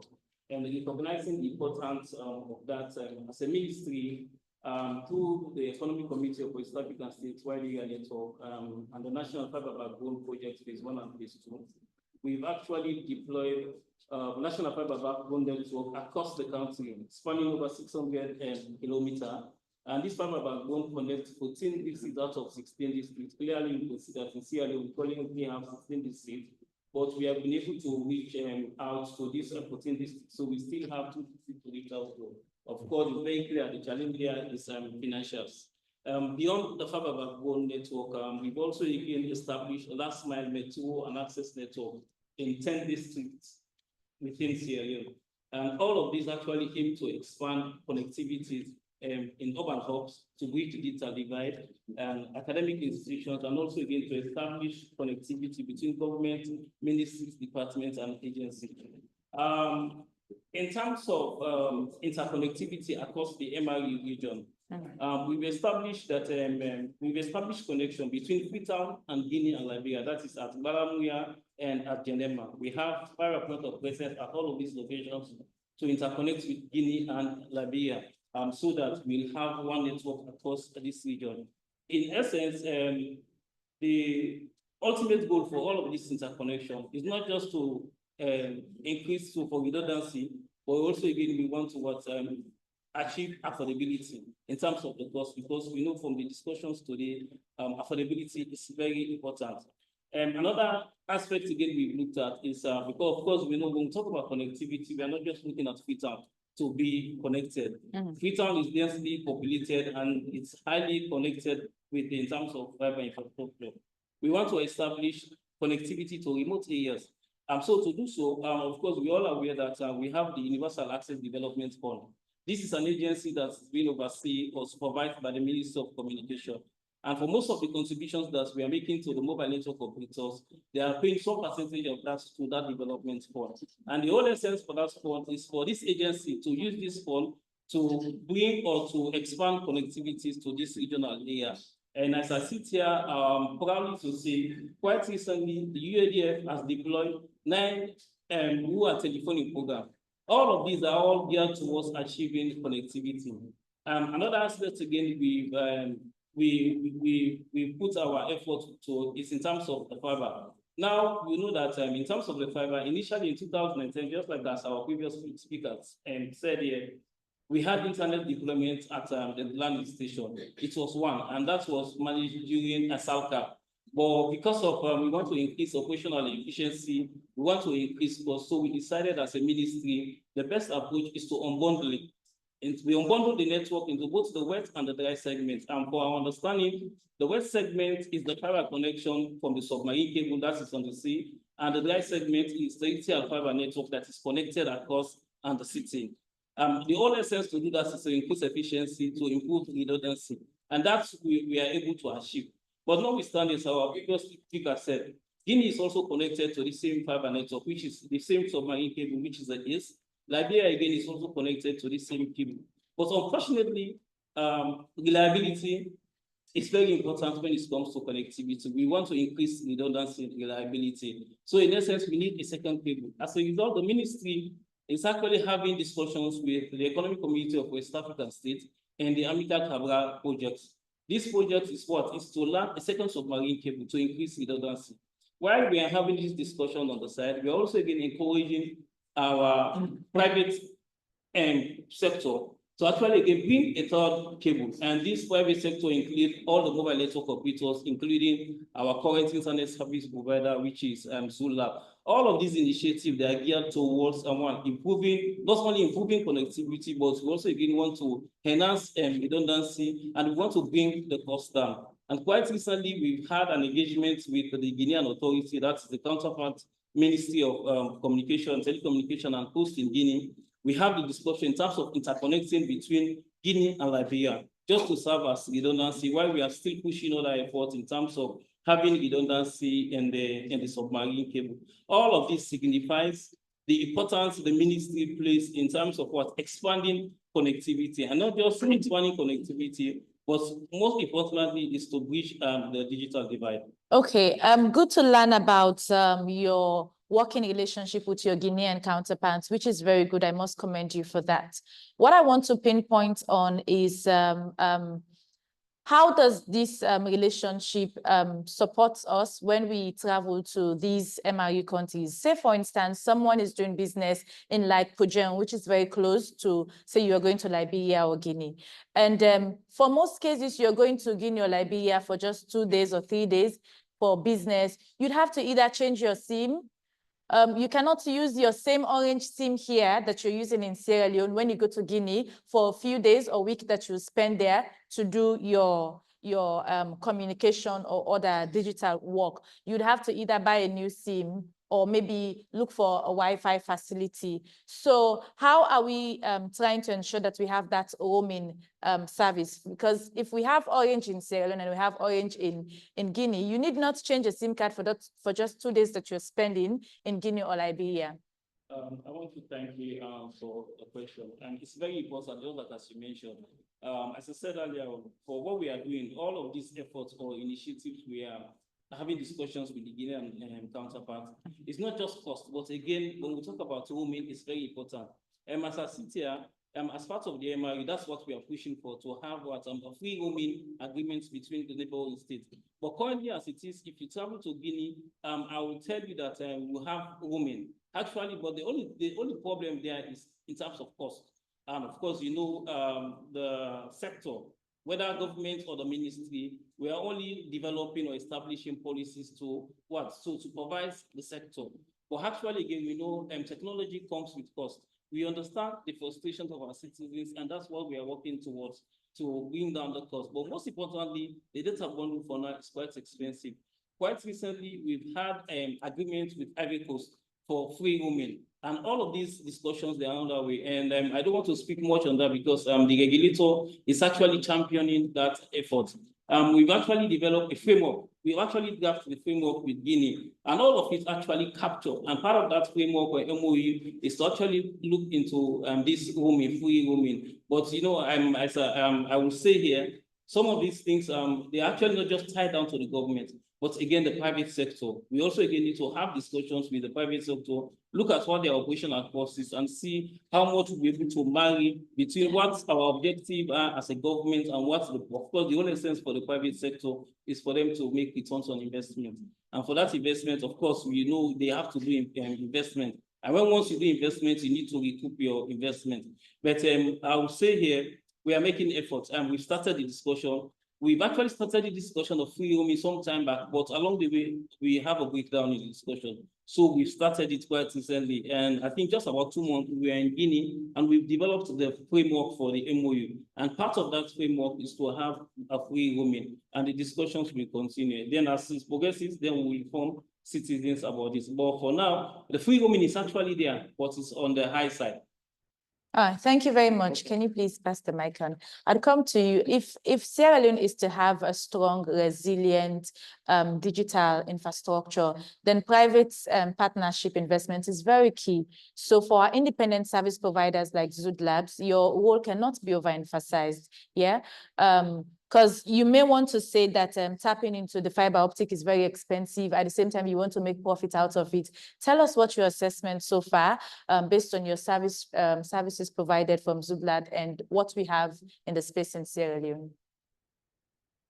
Okay, so firstly, Zood Labs is not an ISP. Okay. Right, so we do what we say wholesales. we can sell internet to Orange, AfriCell, K3, and other service internet providers. So I love using this theory where who is your national water distributor? For Sierra Leone, it's Buma, the Buma Dam, right? And so Buma holds on to the water, and then you have the pipes, which are the taps, and then you have the customer, the consumer's houses that receive the water to either drink, cook, brew, and do whatever, sorry, my period is coming out. So to do whatever you guys wish to do with your water. So that's what Zoo Labs does. So there's Zoo Labs, which is the Buma that holds on to the internet that provides fiber throughout the country, right? And then you have the pipes. The cables are done by Metro Cable, which connects the country, which they've been connecting so far to almost 90% of the town is done. And we're trying to extend, for example, hopefully Liberia and Guinea. Yes. We're on our way. So that's one good thing about this forum that is bringing Mano because Zoo Labs is trying not to only connect Freetown and Sierra Leone, we're also trying to connect the what's it called, West Africa, probably go global as possible. So current status of and challenges of the digital infrastructure, which is basically the mentality, right? We was talking about operational costs and all of that. We need internet for everyday operational activities, but not everybody is willing to learn and unlearn on how to use these things. Most people basically just want to use internet for the sake of it. There's so much other possibility and there's so much other possibilities and what's the word? Economical benefits that we can get from internet, right? So hopefully we try to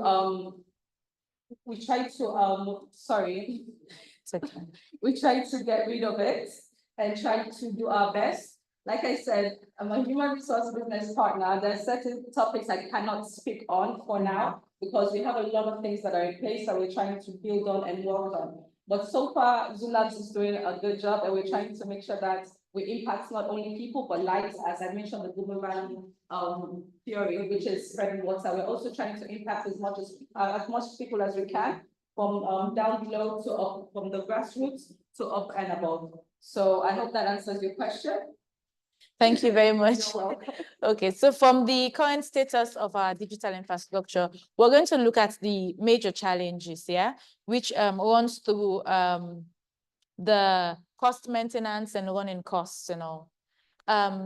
Take us through your maintenance costs and running costs. What is it costing us to provide these internet facilities? So Zoo Labs gets its internet from Paris. Okay. So basically, I can't give you the cost because it's with the commercial department. But Zoo Labs gets its internet from Paris, and we're mostly bent and working with the ministry. Sorry, guys. We're working with the ministry, and hopefully we reduce our costs to accommodate more people and get it down to as cheap as possible. For example, K3 is providing the cheapest price to get internet to your houses. K3 provides $39. You can get internet to your house for $39. And also you can extend it to your workstation. For example, if you have a broad line in your house, you can also extend that to your office, whereas you have to make a one-time payment. You do not need to get more than 4 or 5 bandwidths for you to have access to internet. So these are ways we're trying to tackle these issues, and hopefully we can get to a point where the layman can afford internet at the cheapest price as possible.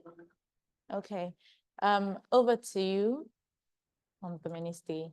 Yes, we're going to talk about the running costs, because that's what the layman always complain about, because from December to now, we've had 2 major increase in tariff, both data and normal call tariff. It has increased, and lots of citizens have been complaining about it. So it's not enough to have internet accessible in these regions, but can people afford it? How can a farmer, let's say in this region, who has just harvested what the farmer planted and wants to let's say, put it on the internet, the cost, and advertise it, and someone just sees it there and then make an order. All of that, it's about running costs. So internet is very expensive in Sierra Leone. For example, to get 1 gig is over $1 per day. And considering our own economy, it cannot be compared to other Mano River countries like Guinea and Liberia. So it's not enough that we have access to internet, but what is the ministry doing to ensure that you negotiate with NATCA, who is regulating these companies? Yeah, thank you for that solution. In terms of cost, the objective of the ministry is generally to bring down costs and also again to increase penetration. We are working tirelessly with NATCA and the private sector to, and just like as I mentioned earlier on, the connectivity we want to establish in Guinea. It's very clear that the bandwidth for Guinea is relatively cheap. But now what we are looking at the mechanisms and modalities under which to be able to bring this capacity to return. However, we must note that for all of the investment that government has done, most of these investments have been through acquiring loans. For the cable, we acquired a loan of about $32 million, and government invested that money, and we have to pay back that loan. And we need to take all of these things into consideration. And one of the efforts we are putting out, of course, I know most of you heard about the Sierra Leone Digital Transformation Project, which is a $50 million grant from the World Bank. So part of that loan, again, we are going to use it in a way that will increase rural connectivity, or to increase connectivity across Freetown. And because we realize that for people in the rural areas, for some areas, the private sector, when we approach it in terms of now, we want to increase penetration to 100% and by 2028 and 2030. How do we achieve that? They are willing to deploy their equipment, but unfortunately, it's the cost. And for most of the time, you know, when you do design in telecommunication generally, you need to look at cost implications, then how will you be able to recoup your money over investment? And for most of the areas in the rural areas, the population is not there. And so the argument with the private sector is, how can we put a tower where we spend maybe something like $5,000 or $10,000, then our return on investment maybe monthly is close to maybe $200 or $300. So what the ministry is doing, we've also engaged with the Chinese authority, and so we have another project that is underway, and which is the Smart Sierra Leone project. And part of the Smart Sierra Leone project, it has 3 components. One is the establishment of data center, which again we think that will actually help to reduce costs, because as it is currently, whenever we want to go to the internet, when we click our browser, we need to go to Europe or somewhere outside of the continent or outside of Sierra Leone. So we want to ensure that we have our data center who sit here locally. That project again has a data center component into it. Another addition to that again, in terms of the rural connectivity to increase penetration and reduce costs for this area. There's also a component for rural connectivity where we will deploy over 120 sites in all of these locations.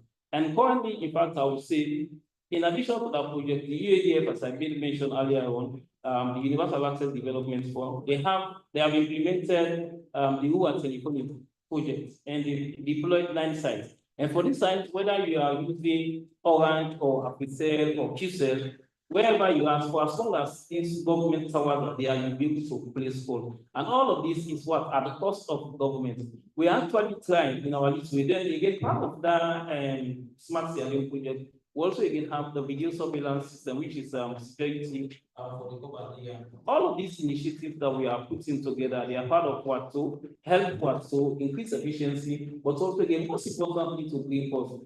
I don't want to specifically talk about the cost of bandwidth fund, because of course ZULAB is the sole entity responsible for the sale of international bandwidth as it is now. And but again, as I made mention earlier on in my comment, it stated that now with NATCA, there is this competitive market, open market as part of their acts to encourage other people or other entities or organizations to enter into this market.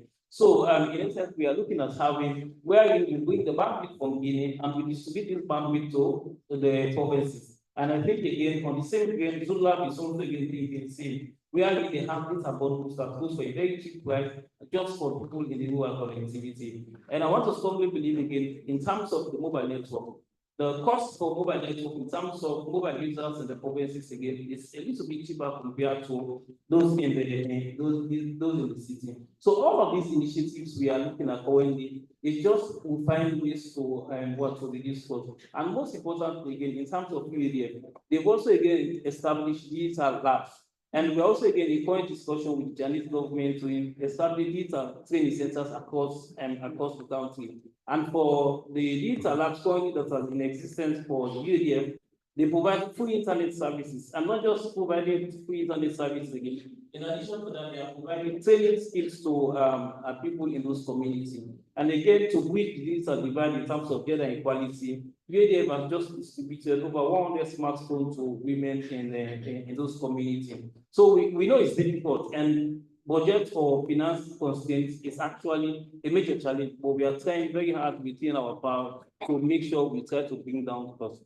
Okay, thank you. Before I'm going to ask you about how are we going to tap into the lessons from our Guinean counterparts, let's hear from Sankuba. Let him tell us about the running cost for the Guinean digital infrastructure. For example, what's the data cost, so we can be able to make good comparison and look at how we can learn from the other country.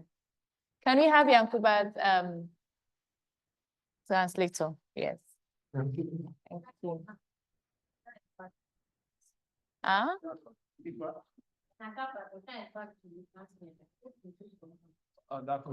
Yes, go ahead. What she said here is that since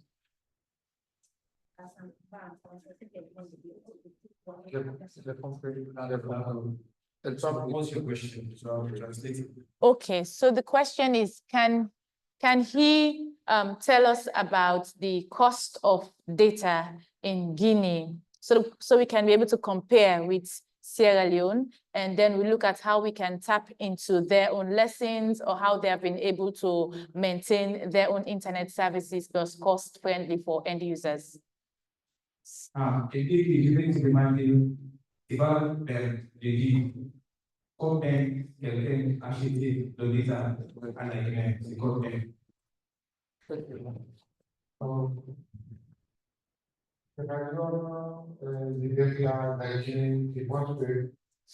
la même chose. En tout cas, ce qui, nous, en tant qu'acteurs, nous on dit que le coût est élevé. Le coût est élevé, mais c'est dû à des problèmes politiques et économiques.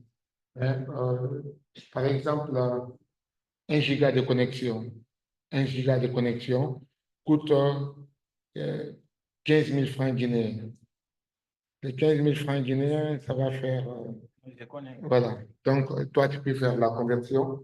Donc, ça, c'est 15 000, 1 giga.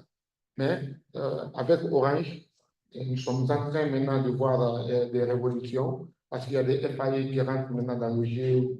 Mano, ETI, Orange, MTN. Donc, le coût est en train de baisser drastiquement parce que maintenant, moi, j'ai un home à la maison, Flybox.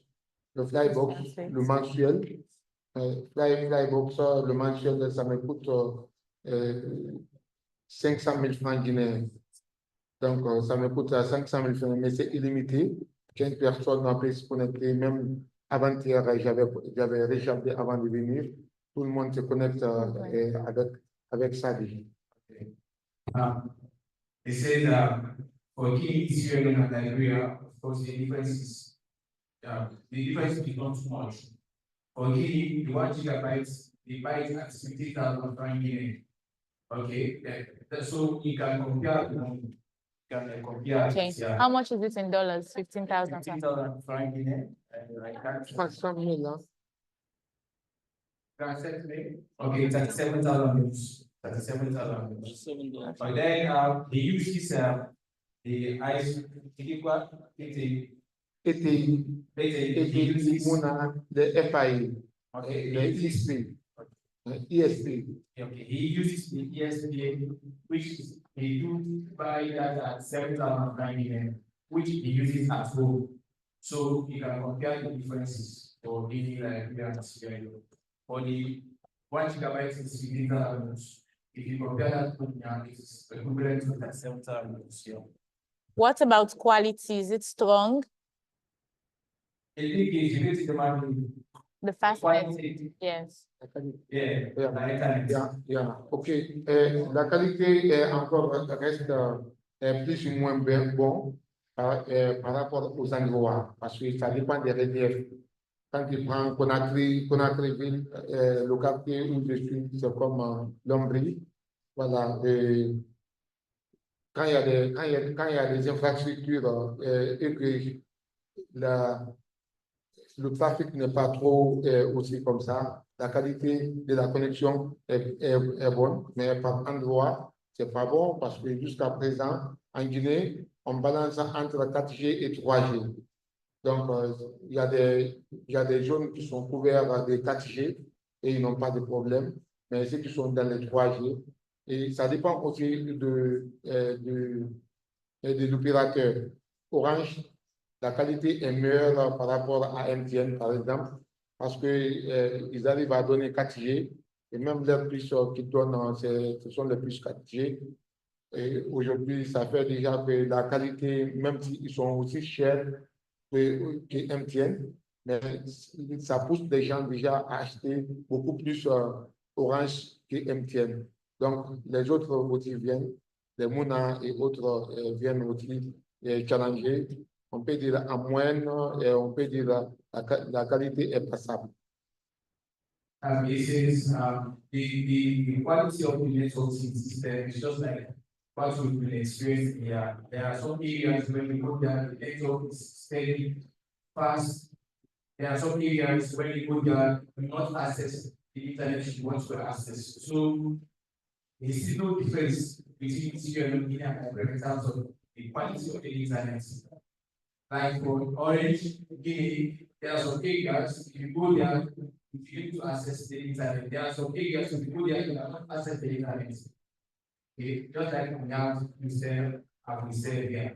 Okay, there are some areas in Syria and Guinea, if you go there, you can access the user network, right? If you go to some areas, you cannot access the user network. So that's exactly what is happening. All right, thank you very much. Lastly, before we take 5 questions, I'll go over to you, my lady. You mentioned about challenge that has to do with mentality with end users. Tell us, how do factors such as funding, maybe the policy here in Sierra Leone with regarding digital services and technological impacts impact these challenges? How do these factors, for example, the policy here and the funding that you have, how does it impact these challenges that you're having? So people are not so welcoming to change. Mostly for the experience that I have in Sierra Leone is we are mostly used to what we know, and we're not willing to learn or see how far we can go. So those are one of the challenges that we're facing, because for Zula starting, so like what Ajara said, the cables were held 10 years ago, and Zula's like 5 years, 6 years old, because it took a while for us to start establishments. And for example, there are cables and poles that we put in certain places, and then the community might say they don't like this pole or they don't want it, and then in the morning you find out that they've cut the cables or the poles are no longer existent. So it takes a while to reach our goals, because like I said, people are not welcoming to change, and people are not welcoming to moving from point A to point B. So can I have the next question, please? All right, so we're going to take few questions before we move over to recommendations and strategies to enhance broadband connectivity. So do you have any questions? We've looked at the current status and the challenges in digital infrastructure. Okay, so we're going to have 5 people. I'm sorry, can we have maybe female hands, please? I'm seeing all male. Thank you. So I'll start with the lady. I'm sorry, I'm going to be biased with that. Yes.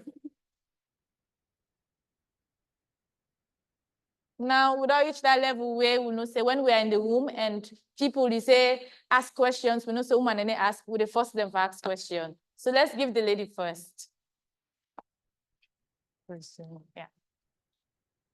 Yeah, we can. So you take notes because you're going to answer. Yes. Okay, thank you. My question goes to the representative from Guinea. Okay. I do want to know, or we do want to know, when it comes to the electricity in the network, what's the average in your country? Okay, can you please translate it for him so that he can prepare his answer? Elle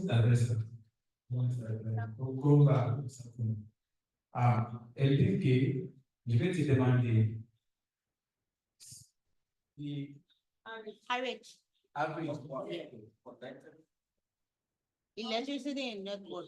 electricity. Yeah. Number of persons connected to electricity or have access to electricity and that of the network. Elle dit que je vais te demander c'est combien la personne qui a débrouillé de l'électricité en Conakry. La Guinée. Yeah.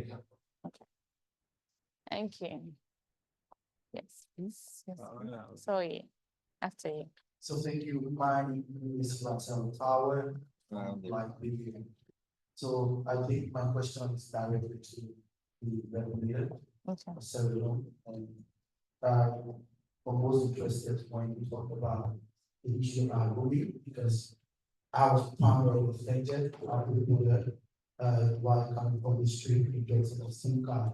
And question was asked for the access of the movie, and it was kind of told that is the cost attached to the movie. Now, so I'm more interested into your future plan as it relates to cross-border more access to internet users. So my question basically speaks to how do you monitor optimize network performance to deliver a consistent high quality internet experience for users accessing the voting service from different countries?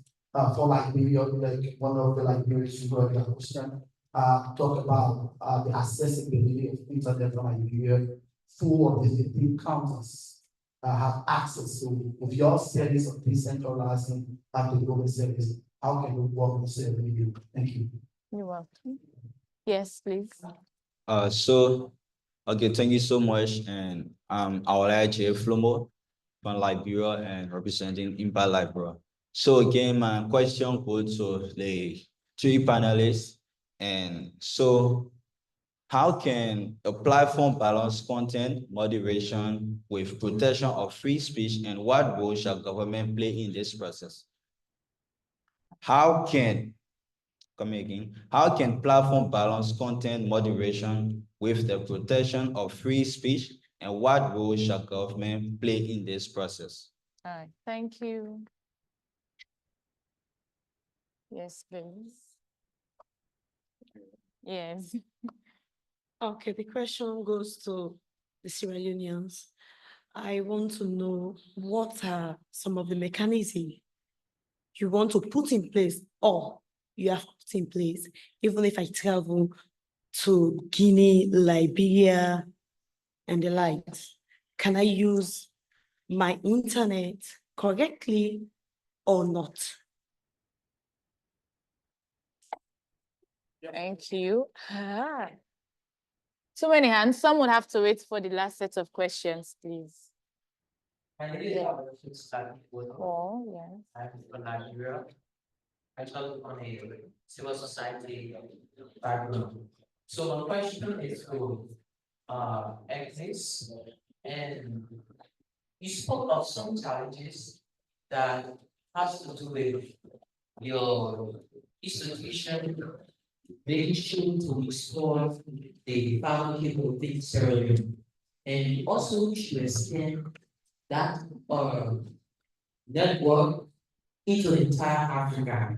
So I want to know what are some measures or policy that you have instituted within this country that can be used or help other neighboring countries like Liberia to maintain these typical advantages that you have or you have spoken to in business like real game and other parts of Africa. Okay. Who's next? When you're done, you give it to the. Thank you so much. My name is Onsi Blue from Liberia. And I want to ask 3 questions. And anybody can answer. 3 questions? No, 3 questions. Okay. Yes, I want to know whether the internet connection, they can do that based on population, or they can just connect people because they need money. Okay. My question goes for the Ministry of Communication. For the Ministry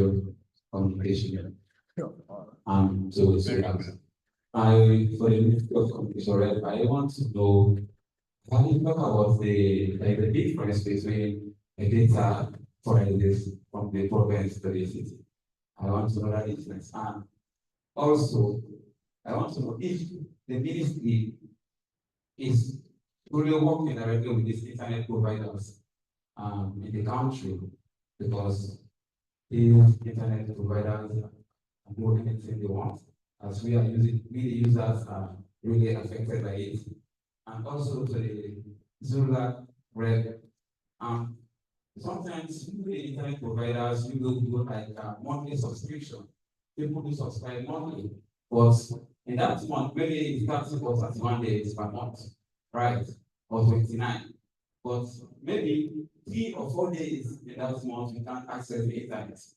But you won't have that 3 days. So we want to know what are some of the candidates to put in place in terms of this aspect. Thank you. Thank you. Yeah, my name is Francis from Safe Place International Network. My question goes to the Honorable Doctor from the Ministry of Information. You talked about, the roaming between Sierra Leone and free roaming. You help me pass the mic. I was in Guinea recently, less than a month ago. And one of the challenges I faced personally is as a result of internet connection, because I was using my Sierra system. So we hardly get civic in terms of you presenting an ID card or maybe page near or having a valid ID card. So they told me I have to get an ID for me to get a particular state, especially orange. So I was labeled. Then I tried to do it all, and the cost was very, very high. So, and also you spoke about the cost. And if you look at the cost of internet in gaming and also serial, there are huge difference. So how can you bridge that gap when the cost in gaming is not the same as serial? That is number 1 question. Number 2, in Sierra Leone, there are many villages that actually have zero internet. They even have coverage. So many villages around Sierra Leone. I've been to several districts, and I think most of us can attest to that fact. So, does the ministry really know how many villages really don't have internet?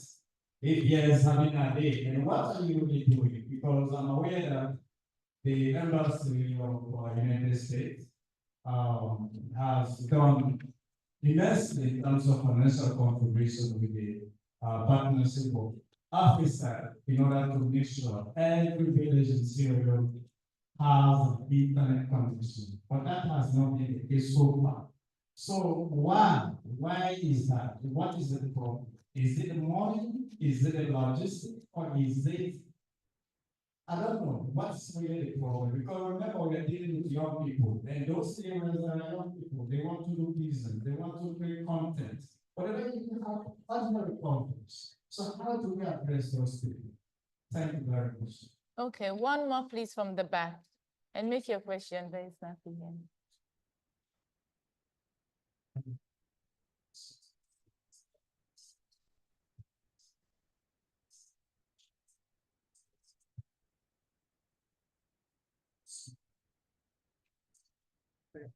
Okay, so I want to know how our governments prioritizing the funding for digital infrastructure projects compared to us. All right. Thank you very much. Okay. I have a question for the lady that came from Zula. I meant to believe that Sierra Leone is not just centralized within Britain, and all the facilities that we have are not only based in Britain. What are the policies or what are the strategies that we have put in place to decentralize your work to the neighboring villages or the state of provinces for us to have access to it? Like for me, I'm from both cities, so we want to have those privileges as well. So what are the strategies that we have put in place? Thank you very much. Please, we close the question session for now. Let's take answers. Since we have the last question coming for Zudlab, so we'll start with you to respond.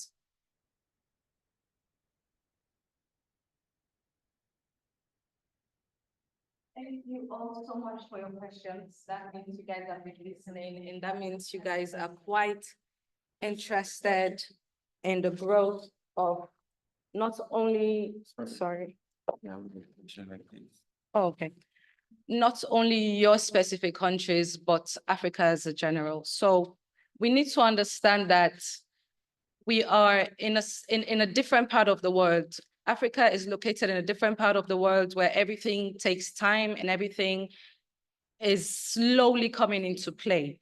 So for the question that I got about the young lady that asked, what are the mechanisms we've put in place to extend to Liberia and our neighboring countries if a Sierra Leonean goes there? We're still working on it. That's why we're partnering. Like this young man just said, we've had meetings with them where we're trying to see as much as the best way we can partner with them, where Sierra Leoneans will go there, or Guineans will come here, or Liberians will come here. People from West Africa can come here and still be comfortable without having to change or throw away their SIMs. And extension, like the young man mentioned, Africa is the bigger picture. You have to have a dream. You have to have a goal. You have to have an aim. Doesn't mean that we can achieve it in the next 2 to 3 years, but by the cooperation of everyone, including the government and willing parties, sponsorships, and all of that, hopefully we can achieve that dream in the coming years. And we're trying to conquer communication. So internet is, we do not, the guy talked about K3. We don't subscribe on a monthly basis. We don't provide, like I said, we're not an internet service provider. We provide on wholesale, so provide in a bulk. So for example, if you want to become an ISP, then you can make an application to Zulabs and you can pay directly to Zulabs, where Zulabs will directly connect you to our fiber. And for Bo and the provinces, we're working on it. We're coming there. Like I said, it's the bigger picture. It takes time. We've been having our limitations. We've been having a lot of issues, like I mentioned earlier. There are places that we're trying to extend to, but the communities are probably not welcoming. So we're trying to educate them and try to let them know that we're not only trying to make money, but we're also trying to make improvements in the economical standards, bring the world to them, not take them to the world, because only if we bring the world to them, then development can definitely take place. Thank you very much. We go over to Guinea. So what she's saying is Zudlab is not an ISP, which is an independent service provider. So what they are doing, they provide the fiber optic, wherein these companies come now to seek their services for them to be connected. Say, for instance, you want to be an independent service provider for internet, you have your company, you register under Zudlab to provide you the fiber, and then you supply to end users. So that is it. We proceed to Guinea, please. Interpreter. Ok, merci. C'est la question de notre dame qui a parlé de la densité de Conakry. La première? La première, non. Elle a dit En Guinée. Oui. sont des modernités. Pourquoi ça appartient pas à nous? Je pensais que c'est que tu allais répondre. OK. Donc, j'ai dit que pourquoi la puce, une fois que tu quittes de la Guinée, tu viens ici, moi-même, hier, c'est à Pamalap. He's trying to make a clarification. That's what my sister here was explaining to her. Say one question. My sister over there asked the question that why is it that when you get out of Australia and go to Guinea or anywhere else, not able to use your internet connection? So the question is what is about to answer. So that was exactly what my sister was explaining to me. Okay, please. OK. Je dis malheureusement, c'est ce que j'ai. OK. C'est ce que j'avais constaté aussi hier quand j'étais à Pamalap. J'étais obligé de changer et avoir une puce sierra-léonaise. Donc, mais le problème se pose c'est au niveau des gouvernements. Voyez-vous, il y a une politique économique qui est derrière. Sinon, techniquement, nous, on aime le dire à Conakry, hein, on dit Sierra Leone, Guinée, on the same. C'est la même chose. Tu quittes en Guinée, 4 heures, tu es déjà à Freetown. Donc, et pendant que tu peux quitter de Conakry pour aller en Zéro-Corée, le sud du pays, qui fait 1000 km, et la connexion, ça prend. Donc, il faut que les gouvernements mutualisent les infrastructures pour pouvoir vraiment mettre, parce qu'aujourd'hui, l'Internet n'a plus maintenant de barrières, il n'y a plus de frontières. Les frontières, ce sont les politiques qui l'ont fait. Mais nous, en tant qu'acteurs du numérique, on doit dépasser maintenant cela. Mais c'est déjà dit que une fois maintenant dans la zone, chacun dirige maintenant sa frontière. Une fois dans la zone, il faut couper pour que d'autres aussi peuvent aussi en profiter. Yeah. They say that the issue of this internet saga is using both the two governments, the government and Australia, governments of Guinea, they are trying to make sure that they handle the situation because when you are in Guinea, you can make calls for elections to someone who is in Africa, Senegal, but immediately you've crossed Pamela, you know that's our border between Guinea and Sierra Leone. Immediately you cross Pamela, you start having challenges with the internet connection. Or however, we are working on it to see how best they can improve on that. Thank you. All right. Lastly, we're going over to the Ministry of Information. You have lots of questions. That's what it means to be working for the government. I'm sorry. It's okay. I'll do my best to try to answer some of the questions I'm able to pick up. Somebody asked a question on roaming with Liberia, I think my colleague in front here. And as I stated earlier on, some of these discussions, you know, it does not just have to be between government and governments. The private sector again has to involve.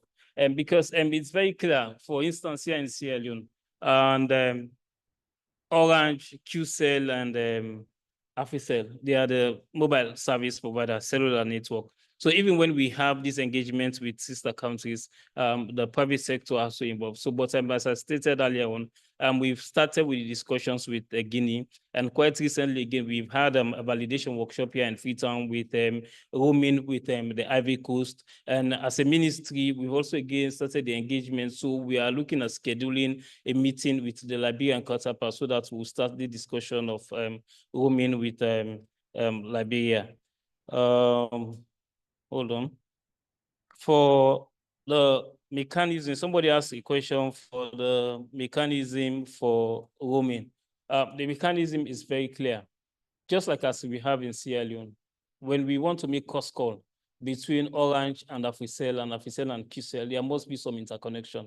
And for this interconnection to happen, there should be an agreement between Orange and Africell, QCell, and all of these networks. They have to interconnect. It's the same thing we want to establish here with Guinea. It's rather unfortunate. The government are not the operators. We are only there to facilitate these discussions. So we engage with our sister counterparts. Then again, these sister countries, they'll have to engage with their service provider, which are the mobile companies in their respective countries. It's only then we start the discussion.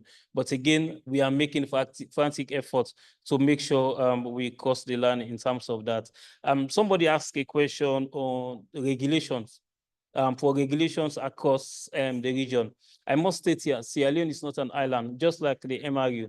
We are part of an organization, which is the Economic Community of West African States.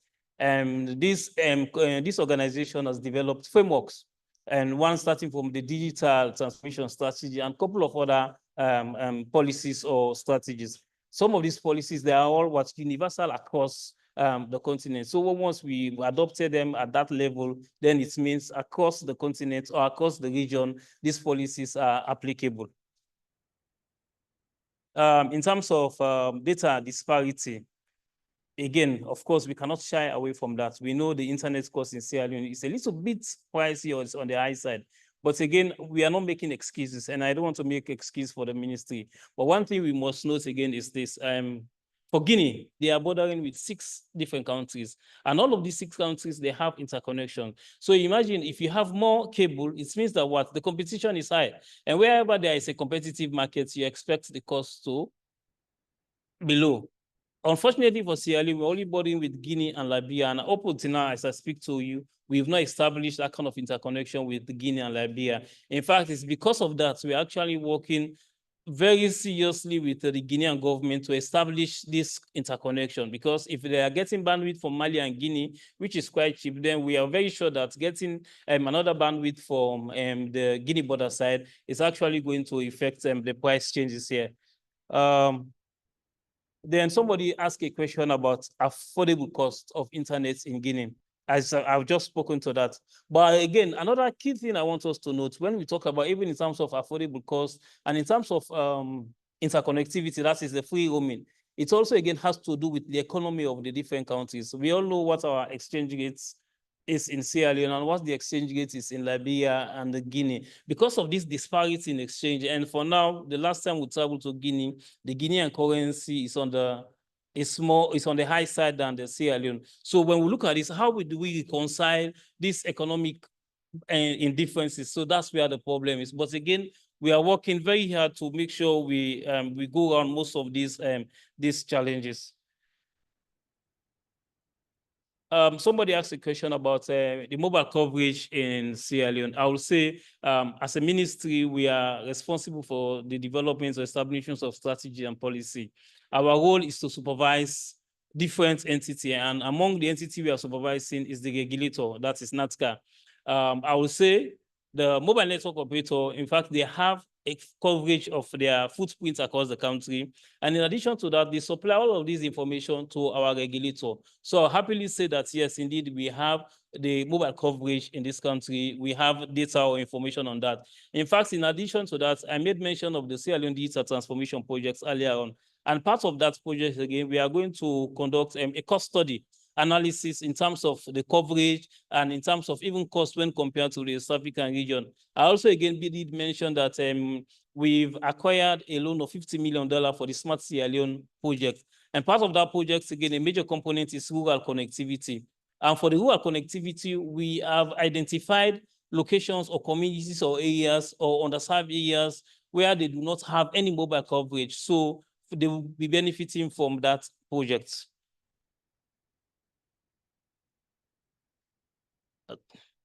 I think these are the questions I have. Somebody again talked about free roaming. I want to strongly believe I've spoken to that. One that said, does the ministry know how many villages? That's what I've just responded to. That's the mobile footprint coverage. Yes, yeah, we do know the mobile footprint in Sierra Leone, and that information again is with the regulator, and even with the providers, the mobile network, cellular network provider, they also again have that information. So briefly, as we close, let's look at recommendations individually on strategies that we can use to enhance or improve our broadband interconnectivity. Okay, yeah. In terms of strategy, I think what we are looking at as a ministry is to roll out more fiber network across the country. In fact, that will address the question of my brother about the footprint, because for now, it is we only have over 300 and over 600 kilometers. For our counterparts, my colleague here, they have over 4,000 kilometers. So we see how the gap or how big the difference is. So one recommendation or strategy we are looking at is to increase, to accelerate the rollout of national fiber. Another, again, is to bring a second submarine cable again. We believe that even a third submarine cable, if we bring a second and third submarine cable, that's actually going to impact or affect in terms of cost, because it's going to open the market. Another, again, initiative is mostly, of course, we are driving that initiative is digital literacy. We actually think as a ministry, that's very important, because that's, again, another thing the service providers are suffering from. The uptake in terms of internet is very low. And if the uptake is low, you will expect that the cost will be high. But if the uptake is high, we'll expect the cost to be low, because imagine if you have 1,000 customers and you ask them to pay $5. It's very possible that you will recoup your investments or your operational costs compared to you just having 100 customers. So what happened? You have to increase the cost maybe just to meet with your operational costs. So I think as a ministry, these are the things we'll be looking at in the future. Thank you very much. Recommendations.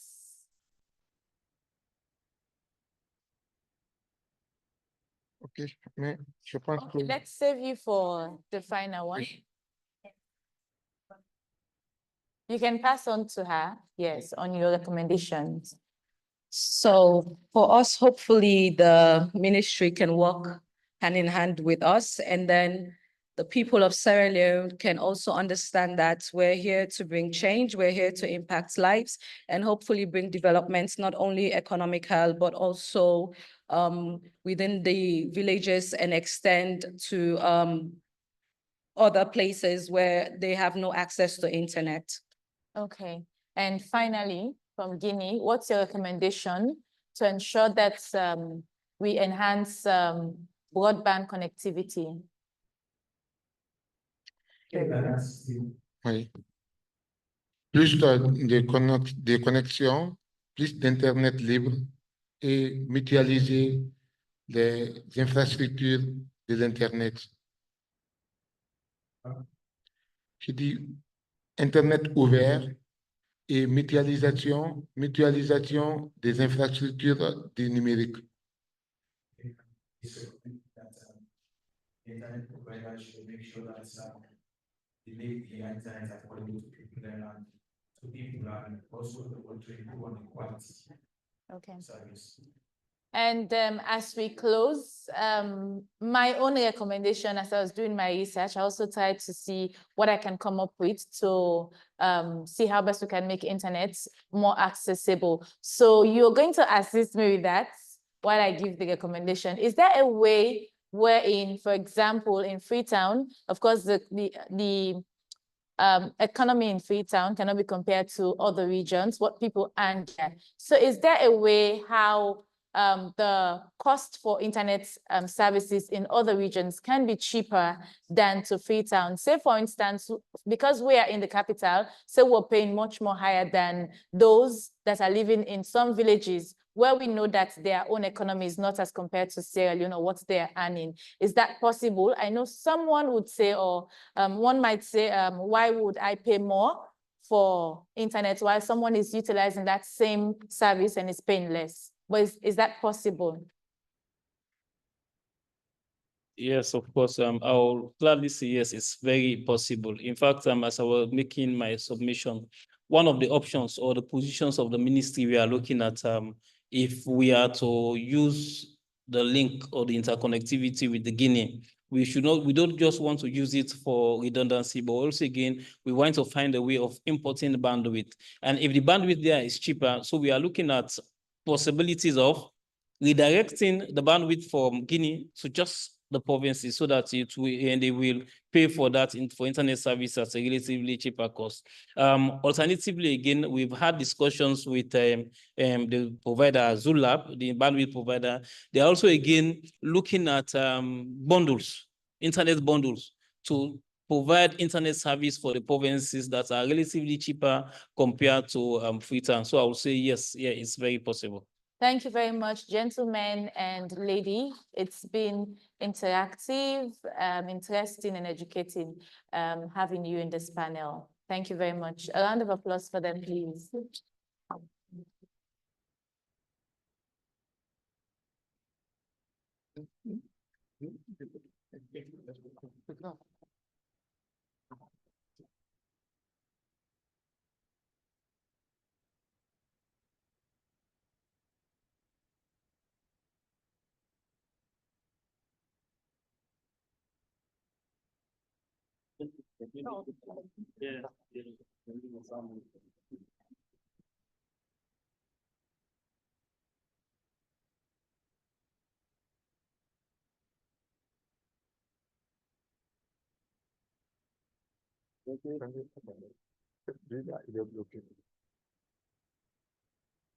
Thank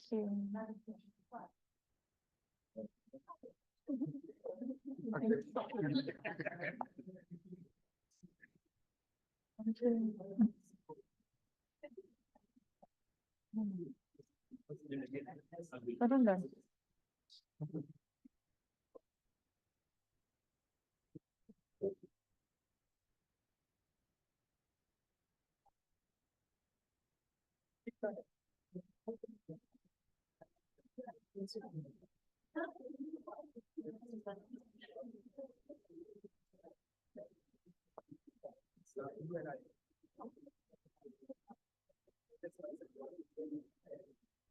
Good afternoon, Igwe. Thank you.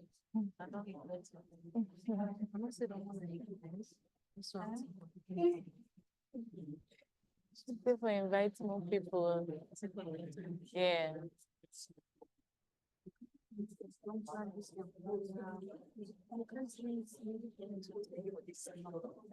Yeah. What are all the midway to be affordable?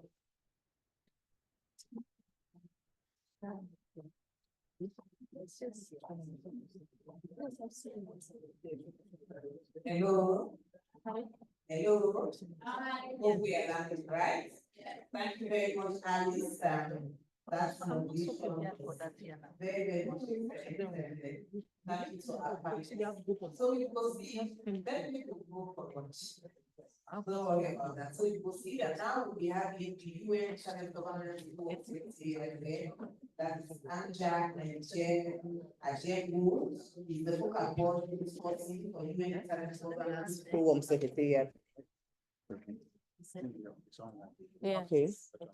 So the person is online, the speaker is online, Anja Ajengu, the focal point person for UN Internet Governance Forum Secretariat. So he's online and will be making a statement. Good afternoon and welcome. Our participants are all here and we'll be happy to hear from you. It was great. Over I like to the you. challenge to read extra because make I go read what the UADF fund. Thank you very much, and I hope you can hear me well. First of all, allow me to congratulate you on what looks from this side of the screen as a very successful meeting. If it's to evaluate on the basis of excellent participation and wonderful, important discussions which are coming from a multi-stakeholder perspective.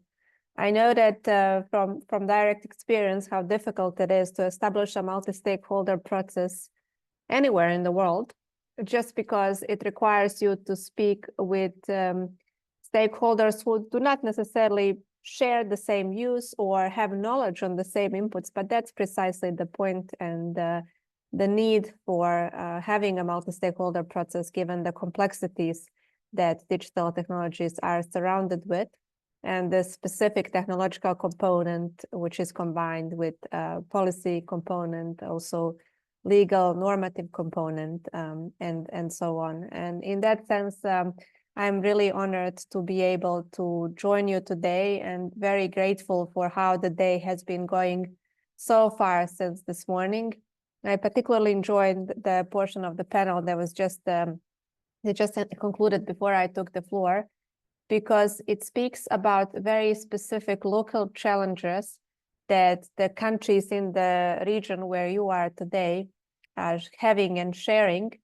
But more importantly, it speaks about the ideas and the innovative approaches to, for example, connect the unconnected, and with that to contribute to bridging the digital divide, which, as you know, is still at an alarming rate of more than having 2.6 billion people completely unconnected.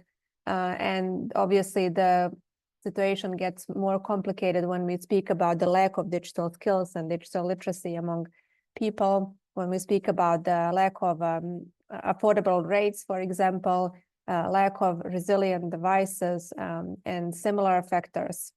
The good thing is, as I said, is that there seems to be a growing number of these multi-stakeholder networks, like the ones that are gathered near the Mano River, at the Mano River Union level, which are very inspiring to all of us working at the global level, just because we really depend on a strong local level if we want to speak about global solutions where all people everywhere can benefit from. I know that the chair of the Multi-Stakeholder Advisory Group, Ms. Carol Roach, delivered her statement earlier this morning.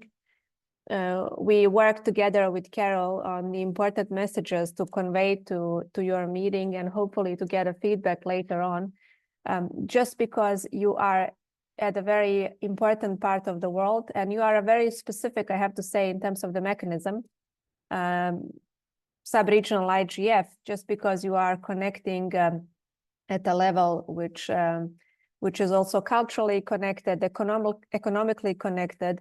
And for us, it's a wonderful opportunity really to learn, as I said, from you, and hopefully to long-term speaking work with all of you to bring the meaningful connectivity to the region, but also to have people benefiting from the digital technology's potential, leading all of us to sustainable development.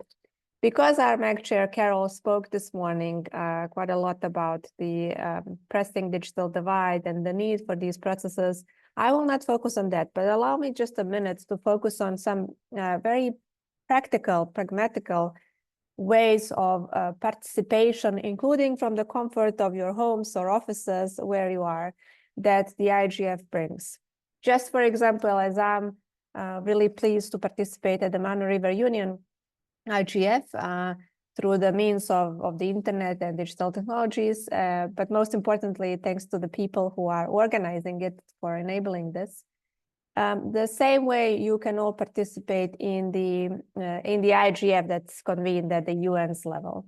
The 19th annual IGF meeting will be hosted by the government of Saudi Arabia in Riyadh from 15th to 19th of December. The draft agenda is already available at the IGF website. And if you access the website and open the agenda, then you will see quite a big number of sessions that are focused on various topics, themes, and issues. And that's precisely the point, to really put together a program that is comprehensive enough and relevant to anyone sitting anywhere in the world and participating. And you can imagine how challenging that is, because countries and regions, even towns, cities, they do not share the same issues or the same resources and capacity. And in that sense, it is indeed challenging, but we are grateful to our global community, including to so many of you, for working with us throughout the year to ensure that we put together an agenda that's going to be useful to anyone, anywhere, and that the meeting outputs then can really inform the policy makers and decision makers as well, to make informed decisions, wise decisions, so that anyone can benefit from. So in addition to connecting online, if it's not possible for you to join us on site in Riyadh, we are also trying to work with various communities around the world to consider establishing remote hubs. And I hope that perhaps a remote hub could be in various countries in your region, established during the IGF in Riyadh, so that you can help us to get an organized participation from your respective countries and communities. In addition to that, the IGF in Riyadh is already offering some interesting, innovative opportunities for engagement and participation. In addition to all the sessions that you will see on the draft agenda, and there are more than 300 of them, There will be a number of high-level sessions, which will include high-level officials coming from all stakeholder groups, discussing some of the most pressing global digital public policy-related issues. And we are hoping that those with decision-making power can really, through the IGF as well, be informed in order to make, as I said, good decisions for everyone. In addition to the high-level track, probably some of you have heard, we are very much focused on working with young people because we believe that youth they're not just our present, of course, and young people who have wonderful ideas and are very innovative, but they are definitely a promise to our brighter future if we have young people, the next generation of experts and leaders who are equipped with enough knowledge and skills to drive us into that direction. Therefore, we work with young people from around the world throughout the year on what we call a youth track on a number of activities, and there will be a number of them coming to Riyadh, but also connecting online to work on organizing the IGF 2024 Global Youth Summit, which will unpack some areas related to how artificial intelligence impacts the education. We will be working through a dialogue between the current generation of experts and leaders, so those more senior stakeholders, and young people, in order to bridge the generational gap and ensure that tomorrow those who come to take the positions of decision-making, that they are indeed fully equipped with, as I said, skills, knowledge, but also understanding of the demand that people need in various corners of the world. Parliamentarians, judiciary, meaning judges, court staff, prosecutors, and so on, are also important layer of the community that we are working specifically with this year. And obviously, we aim to work with them long term. As you can see, I'm sure just in the news, not even to do deep research, you can see that courts are challenged already by being asked to make decisions on various issues and disputes related to digital technologies or involving digital technologies and the way they impact people's lives, our human rights, also our economies, social discourse, and so on. And so it's important to work with this layer of society to ensure that they also understand the potential, the reach of digital technologies, the way they can impact people in order to make good decisions. Likewise, for parliamentarians as well, if we want legislators to make good rules of behavior, then we need to ensure that they understand all of us and these complex implications of digital technologies. So through those, for example, activities, you can definitely engage. You can inform your parliaments, your courts to be part of these tracks. But not just that, you can be the voice who is going to pass on the message to these important stakeholder groups or disciplines, because everything that is organized at the IGF is of a multi-stakeholder nature and allows really anyone to participate on equal footing in all our program activities. We are also keen to work more with engaging private sector. That means big tech companies, but also the SMEs in all the IGF program. And we invite you, especially gathered around the Mano River Union IGF, to help us reach the private sector in your respective communities so that we can engage them meaningfully in the dialogues at the IGF on various topics and issues. I know that we have some time pressure here, and I don't want to take more of your time, but Peter King, my dear friend and colleague for years, has my email address. And of course, I kindly ask him to please pass on my contact details to all of you. If you have any questions, ways related to engaging into the IGF, please don't hesitate to write to the IGF Secretariat. We would be really happy to hear from you. So with that, I will stop here. Thank you very much once again for the opportunity, and it's a great honor to be able to join you today. Thank you. Thank you very much to Anja. She's the focal point person at the UN Internet Governance Forum Secretariat. Thank you very much for your statement. We do appreciate you. So ladies and gentlemen, we'll now go for break. And of course, lunch break to be specific. It's either African or continental, water or soft. And their coupon will be given to each and every one of us. Hello, wait. Sorry about that, Anja. We've been here for a very long time since this morning, so people are now proceeding for lunch. So coupon will be given to each and every one of us. And please do return after the break. We continue the deliberations for today before closing the session and again coming tomorrow. Thank you very much, ladies and gentlemen.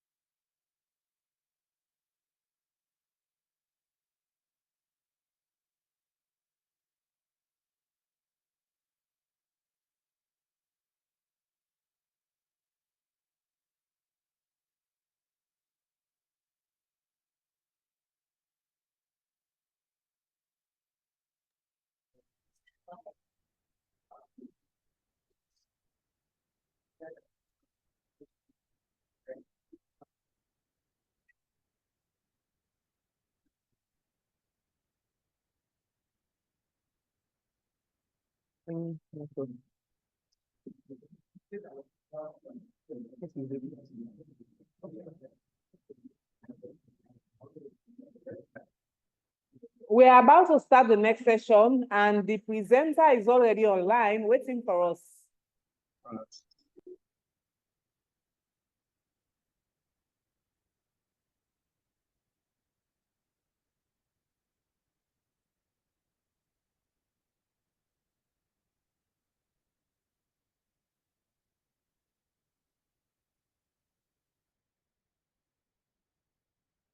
Are we all in?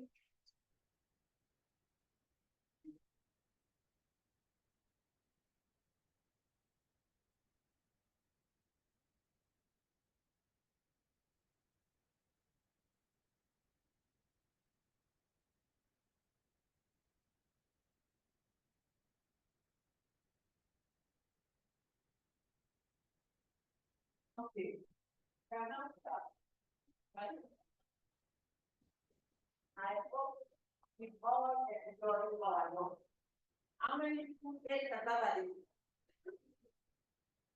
Okay, so people from Ivory Coast, people from Sierra Leone, people from Guinea, people from Liberia, or all the MRU citizens. Thank you very much, and you are welcome to the second session for today's event. And the second session is a technical workshop, IPv6 deployment, and then the domain name system security extension, that's DNSSE, the implementation, and a broader internet ecosystem advancement will be covered comprehensively with ICANN offering their expertise on DNSSE at large, ensuring participants gain practical knowledge on securing the internet name system. This workshop aims to equip stakeholders with the tools and technical know-how to build a more secured, reliable, and inclusive digital infrastructure in the MRU region. So our facilitator, our presenter, Mr. Brice Ababa, is now online. He's the engagement officer for Afrinic. He's now online for that presentation. So kindly give him your attention, and he's going to make his presentation now. Mr. Ababa, good afternoon. No, it's Mr. Abba. Your Can you hear me? participants are now here. Thank you. Okay, so I want to clarify. It's echoing, by the way, so I don't know if you can stop the return. My name is Abba. It's not Ababa, by the way. So I wanted to get the fix. So I sent the fix to the organizer, but apparently it was not made. But my name is Abba, Brice Abba, and I'm the stakeholder development manager at Afrinic. And today we are going to discuss how the numbers are managed and the importance of IPv6 in the Africa Internet ecosystem. Don't close, I'm just closing. Can you hear me? Yes. Okay. All right, so we are going to discuss, as I just said, how IPs are managed and why it's important to deploy IPv6. And I think that I will try to do it in 30 minutes, so I'll give time for my colleague of ICANN to talk about the DNS security extension, DNSSEC. Okay, to talk about the addressing system, I'm going to use those 2 points. The first one is the internet element, because we need to understand where we are using those IPs, why those IPs are being used, and why it's important for us to deploy IPv6. So we are going to discuss about the elements, some of the key elements of the internet. And the second point will be the internet number resource management, how those IPs are managed.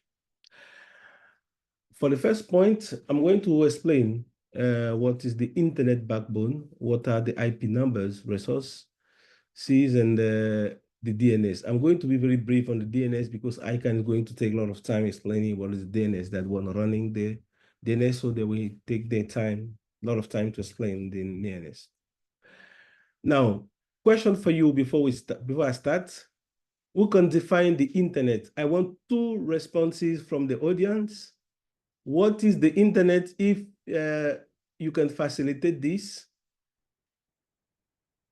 If I can have 2 responses from the audience.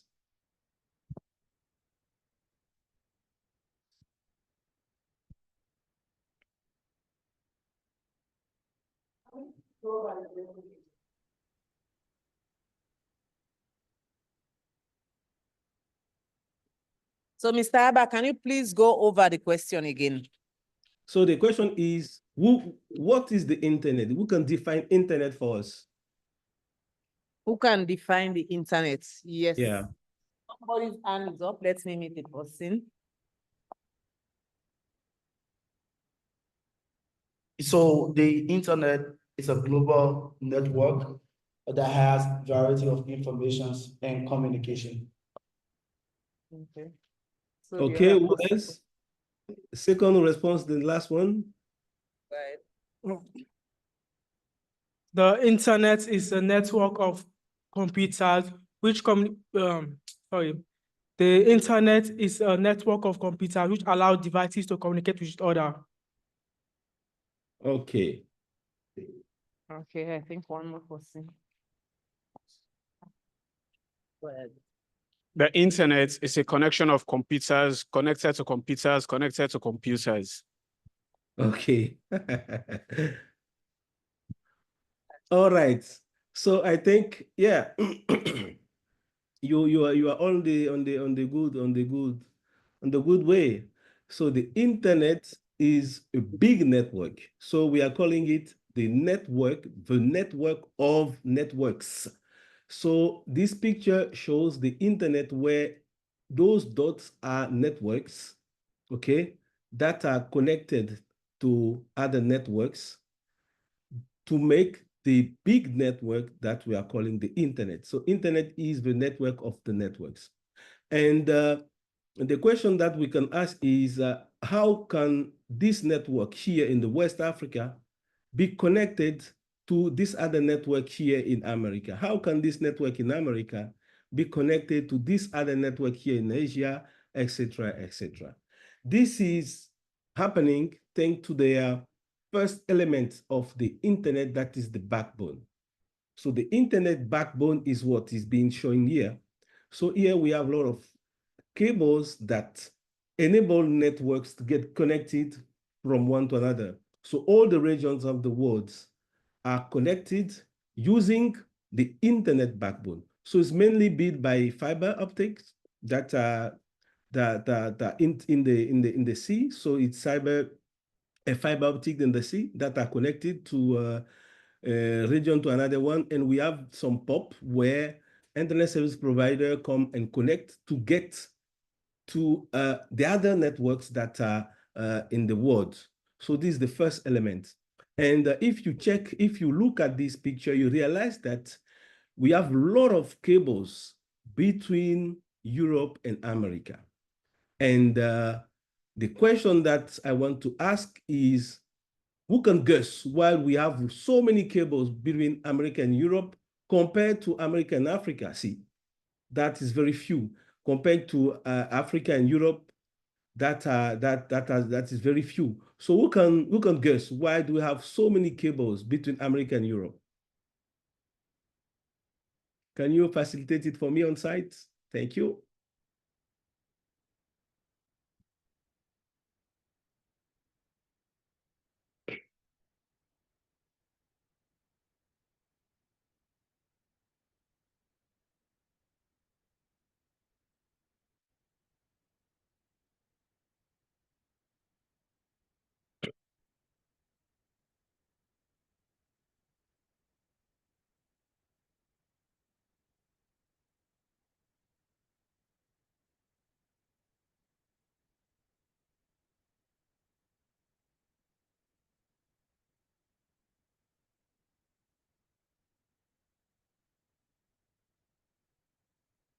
Hello, can you hear me?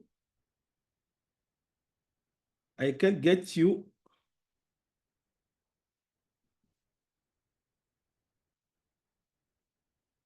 I have no sound. Okay. Hello? Yes, I can get you now. Yeah, so I was saying one reason is infrastructure, and another thing is the ability to handle the affairs of connecting African countries properly when it comes to internet and electricity. Okay. So any other person? Who else Okay. wants to try? Yeah, go ahead. Also, okay, thank you. And my name is actually from Liberia. Okay, so one reason we have the internet cable between Africa and Europe is that to have economic ties and trade, and we have to do with transition. Like if you're in Africa and you have someone in Europe and you want to do like say transition and send money to them, so you have to use some cable or internet that is to get to the person, and again to connect with individual and then do a personal branding, social media branding, and the internet branding as well. Okay, So any other? I think we have two more people. Let's me. okay, yes. So let's just go straight to the answers. Okay. I think the reason being that the cable to Europe to America is more than Europe to Africa is because the users. I think the users of internet from Europe to America are so in large number, and also the connectivity in terms of infrastructure and other things that will use in terms of internet. Yeah, thank you. Okay. So thank you. I think you see so many cables in place that in Europe of America, there are so many internet connectivities, so many internet activities. Okay. Now let me tell you something. So who can give me the name of two cities in Sierra Leone? So people who are not Sierra Leoneans should give the answers, right? Because they are Sierra Leoneans here. Yeah. So but we also have Liberians, Guineans, and Ivorians. So if you are non-Sierra Leonean, you can answer this question.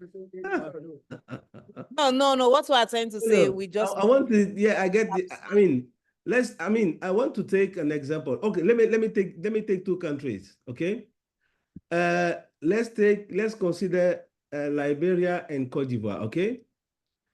If we realize that only 2 cars are crossing the border per day, and we have only one like road, we are good. But what is going to happen if we realize that between Cote d'Ivoire and Liberia, we have like 10,000 of cars crossing the border per day, and we have only one road? We realize that we need to build an highway. And after that, we are going to see that the traffic is going to be fine. And because the traffic is fine, business will increase between those two countries. And we are going to realize that it was 10,000 cars, but today it's 50,000 cars. So what is going to happen?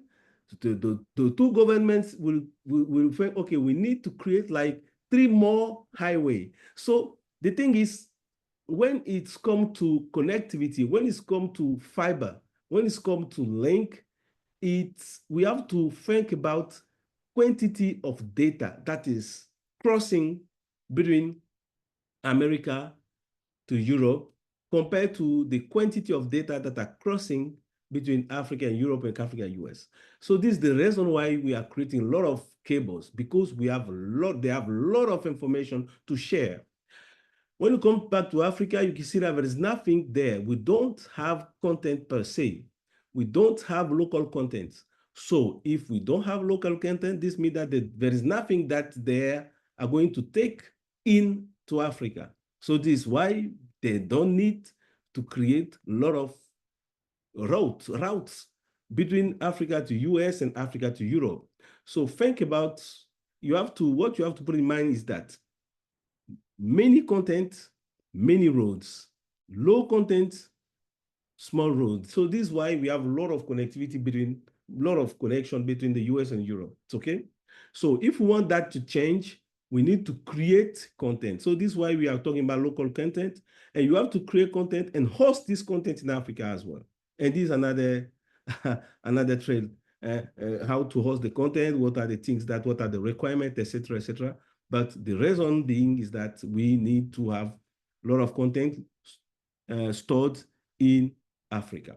So now, those big organizations that are working to create the internet backbone are calling internet bandwidth providers, and we are calling them tier 1 and tier 2.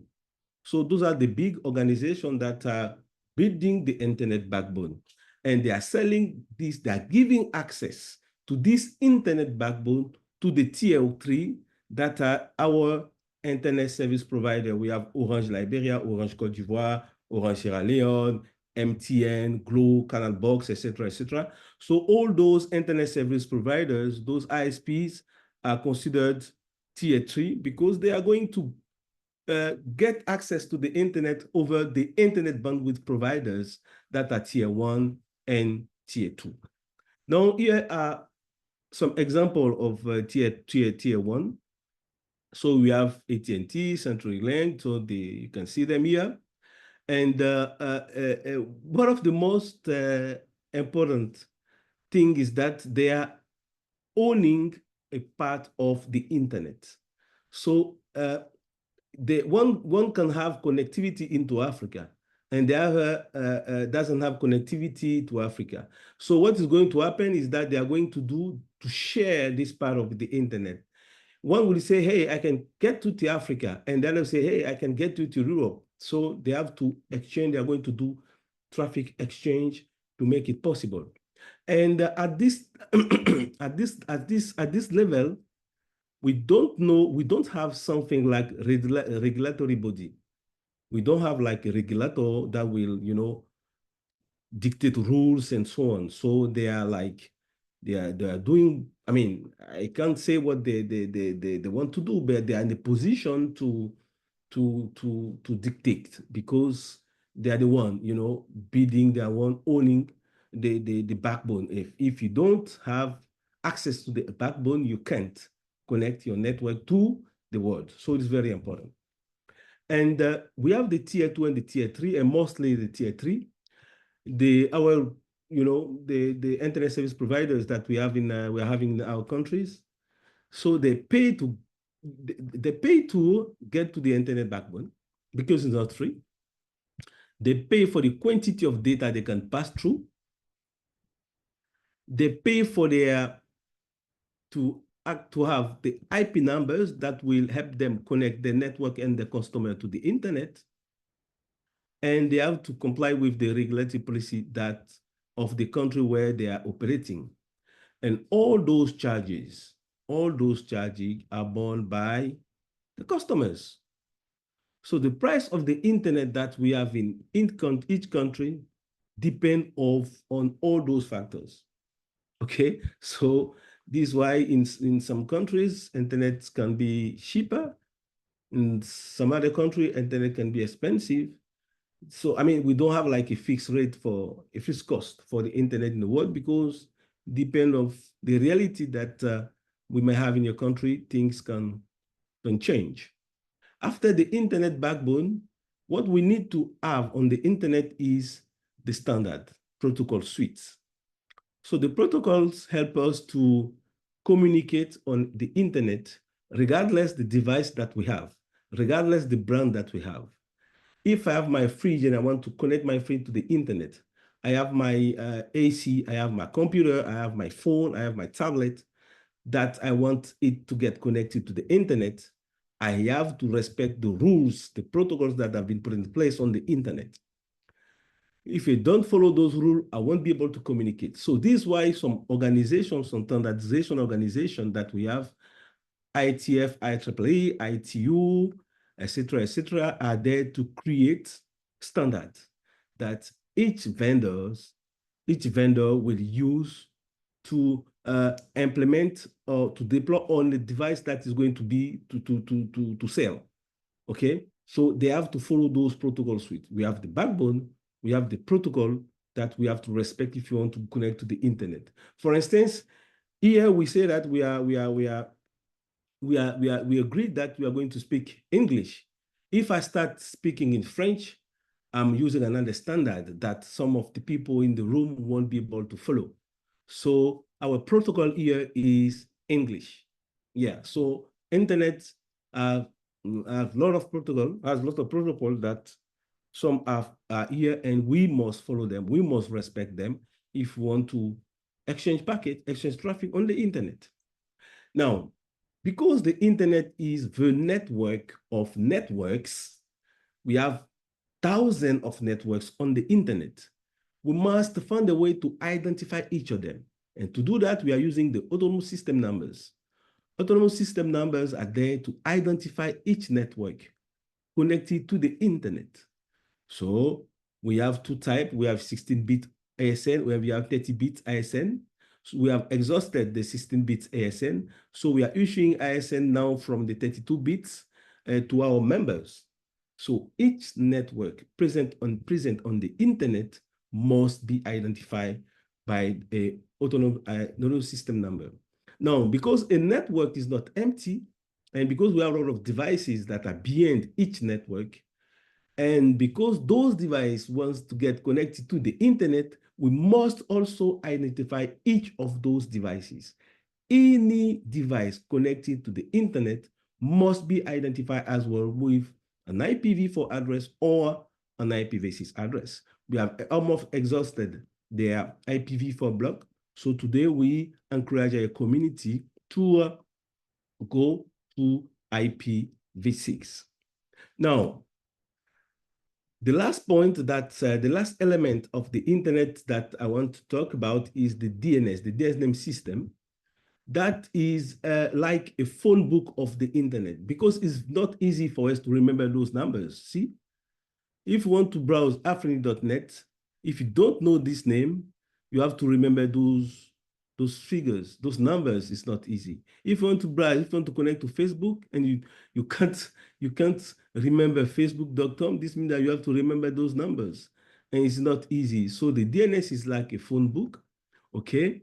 It's very important because we can't remember numbers and we remember only names. So this is why the DNS has a critical role in the internet system. Now, how are we getting internet at home? So here is my home, okay? I want internet. The first thing that I will do is look for an internet service provider. I go meet my internet service provider. He say, okay, this is the price, this is the cost, this is the package, and this is the CPE, the small router that you have to put in your premise, in your home. So between my home and the access network of my internet service provider, this area is called the access network.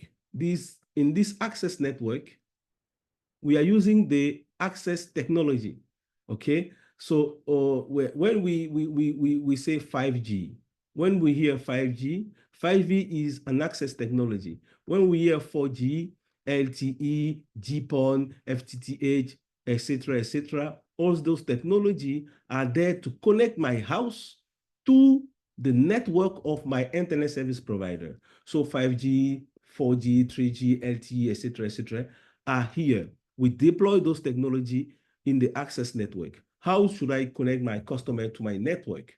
So when that is done, now that I'm connected to their network of my internet service provider, I cannot pass through my internet service provider.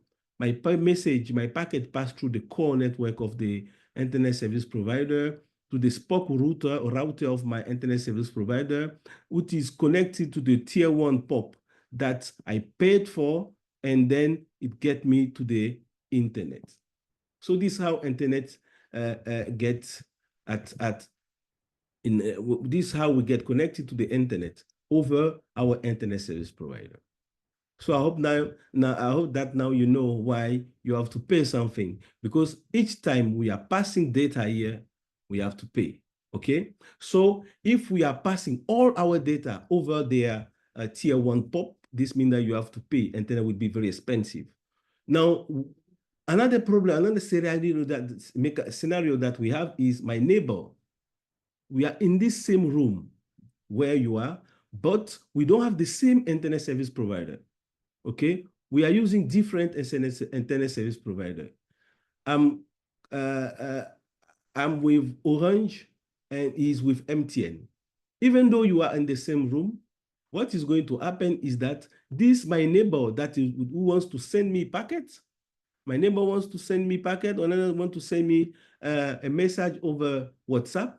The packet will go through, like this from his network to the internet service, to his internet service provider network, pass through the core of his internet service provider network, go to the tier 1 of his internet service provider, get to the tier 1 of your internet service provider, go to the core of your internet service provider, and finally the message will get you. So you see, even though you are in the same room, because you don't have the same internet service provider, you are going to use the international link. So to reduce that, there is something that we call internet exchange point. So the internet exchange point is a switch where the two internet service providers will connect directly. So they'll connect here, and the Orange will connect, and MTN also will connect. So because we are in the same country, we say, okay, let's put up a switch where we are going to send traffic, internal traffic. So now what is going to happen? For this same communication, if I want to now send a WhatsApp message to my neighbor, the packet will leave the network of my neighbor, connect to the access network of a mobile operator, go to the internet exchange point, go back to my the network of my internet service provider, and reach my neighbor and reach my network here. So you see, in this scenario, we don't use the internet, the international connectivity. And when you don't use international connectivity, you don't pay the upstream provider. You don't pay your tier 1 operator, and this can have a good impact on the cost of the internet that you have in your country. So this is why we encourage internet service provider of each country to create what we call internet exchange point. Now let's talk about the IP numbers and how they are managed, because they're the ones that are key for internet. If you don't have IP, if you don't have autonomous system number, you can't browse the internet. Your network can't be visible. Your devices could not be visible as well. So we have 5 regional internet registry, and we have one for North America. We have another one for Latin America. We have RIPE-NCC for Europe, EPINIC for Asia Pacific, and AFRINIC for Africa and the Indian Ocean. Okay, so those are the 5 area regional internet registry. That the core function are 3. We have, like, the core function. The regional internet registry have to allocate and distribute IP numbers, address allocation and distribution. Number 2, they have to ensure that those IP are unique. And number 3, they have to coordinate regional policy. Why? What is a regional resource policy? Regional resource policy are rules that each community are developing to manage the IP addresses. So the Africa community has developed some policies that they say, okay, Africa, this is how we want you to manage our resources for us. So this is what we are calling the resource policy coordination. So Africa is there and helping the community to propose rules that we, Africa, are going to use to manage IP numbers in Africa.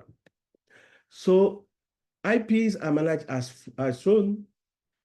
Their blocks are being allocated to the areas by IANA. Okay, IANA is being operated by PTI, Public Technical Identifier, PTI. So we got the IPs, the IP blocks from IANA. So when Afrinic has its blocks, Afrinic now is doing allocation to its members or assignment to the end users.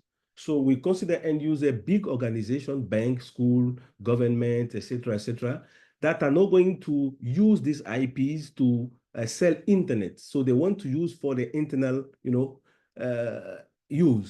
internal need. You want to you need public IP for your own use, then you are classified end user. If you are an internet service provider and you want IP, you are classified as local internet registry. And as local internet registry, you can also sub-allocate the blocks, the IP blocks that you receive from Afrinic to your end users. So this is how the IPs are allocated. So today, we can see that in 2024, we have like billions of devices that are connected into the internet. Now we are talking about things. So we have like, everything that can be connected to the internet is present to the internet today. And the IPv4 that we're having, so the global allocation of IPv4 is 4 billion. And in IPv6, we have like trillions of IPv6 addresses. Now, the question that we can ask here is, can IPv4 support the development of the internet today and tomorrow? This is the big question. Now, the IPv4 allocation that were made, that each regional internet registry are received in terms of /8. So ARIN got almost 100% of /8. Epinic, we have 100/8, almost 100/8, not percentage. We have like, they got 53/8. LACNIC got 11. RIPE and CC got 59, almost 50. And Afrinic got only 7/8. Okay, so this is what we got. Afrinic was the last one to come into the game. So this is the reason why we got very few, okay? Now, today, what do we have? ARIN has exhausted all its IPv4, LACNIC the same, RIPE and CC as well. Now we only have IPv4 in ethnic region. They have less than 10% of the block they received, and Afrinic that have very, it's very few of the block that we receive. Now let's focus on Afrinic for a minute. Because we are in Africa, okay? So Afrinic at a glance, so we have been created, we are the last one, the last area to come up to the game. Okay, we have been created in 2005. We have today over 2,300 members. Okay, 40 staff, full-time staff, and we are covering Africa and Indian Ocean. The HQ is in Mauritius. We have data center in South Africa and in Kenya. And we are working to have one data center in the West, in Central Africa, and in Northern Africa. So this is Africa at a glance. Afrinic is managed by a board of directors. So we have 9 seats. So we have 1 seat per region: North, West, Indian Ocean, Central Africa, Southern Africa, and Eastern Africa. So those are the seats per region, and we have 2 non-regional seats. So this means that when we have election and you are staying in one of those regions, you can stand for those 2 seats. However, if you are staying in Western Africa and there is an open seat in Northern Africa, you can't stand because the seat represent the region. The first 6 seats represent the region. And the last seat is for the CEO. So the directors are going to recruit the CEO, and the CEO is going to sign my contract. This Africa at a glance.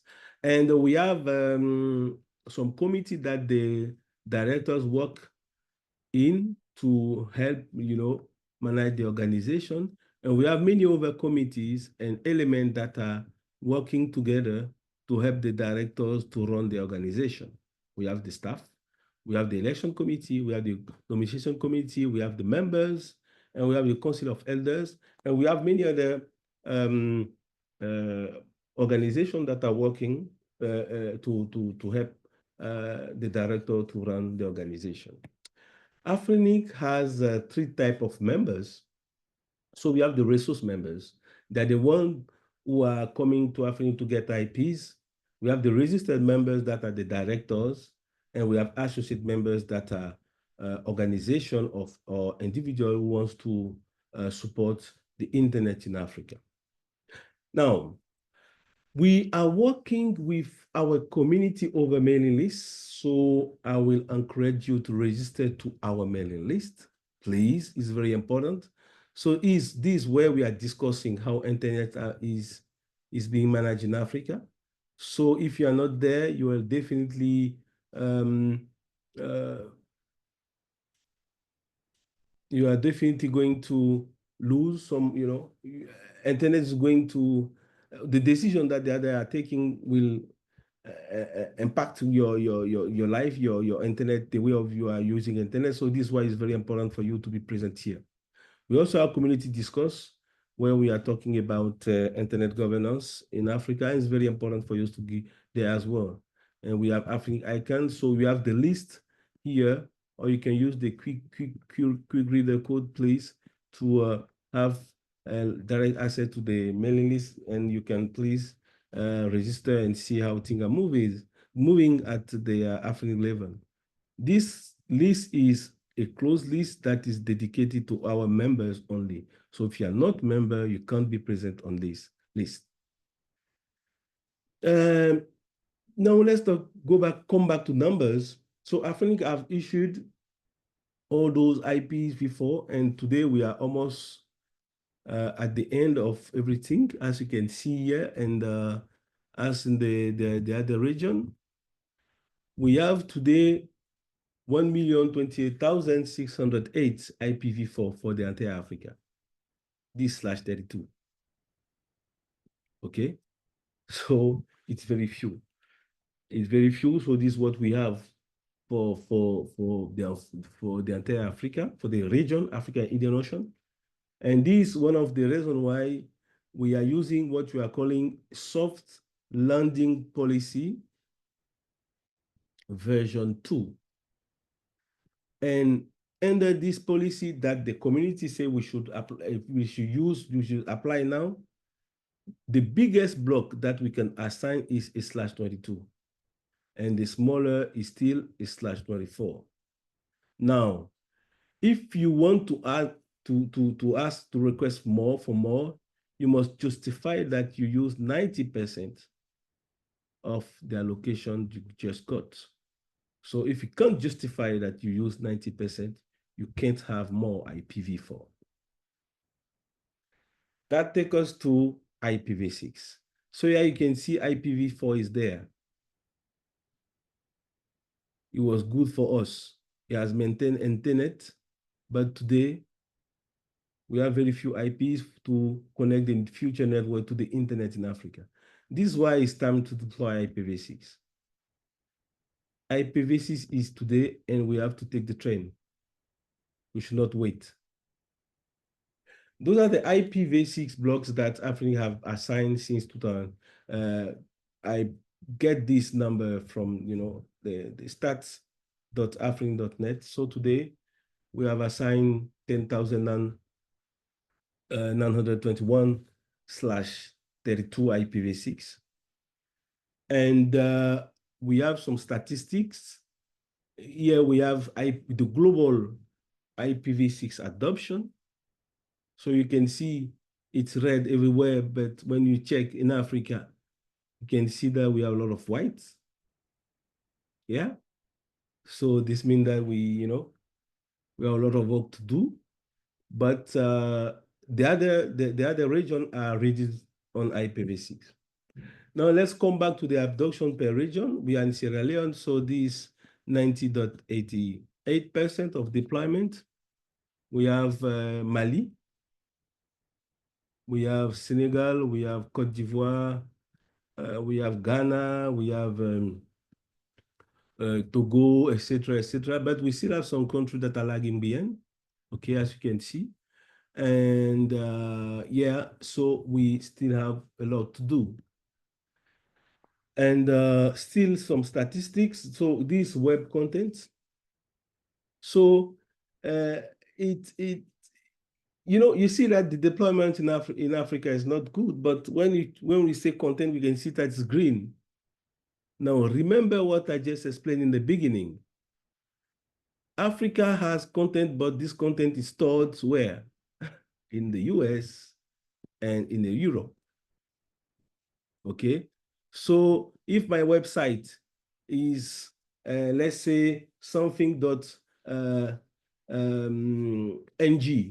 but this something.ng that is supposed to be in Nigeria, that is Nigeria.ng is Nigeria, but it's stored in the UK. It's stored in the UK.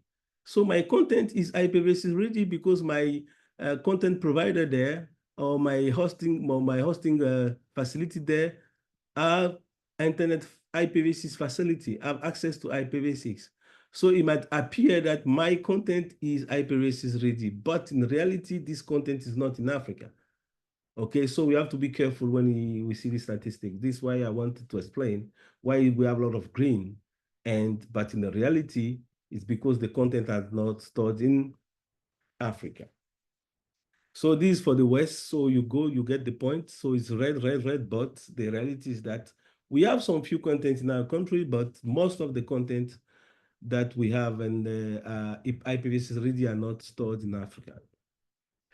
I'm going to end here by telling you why it's important for us to deploy IPv6.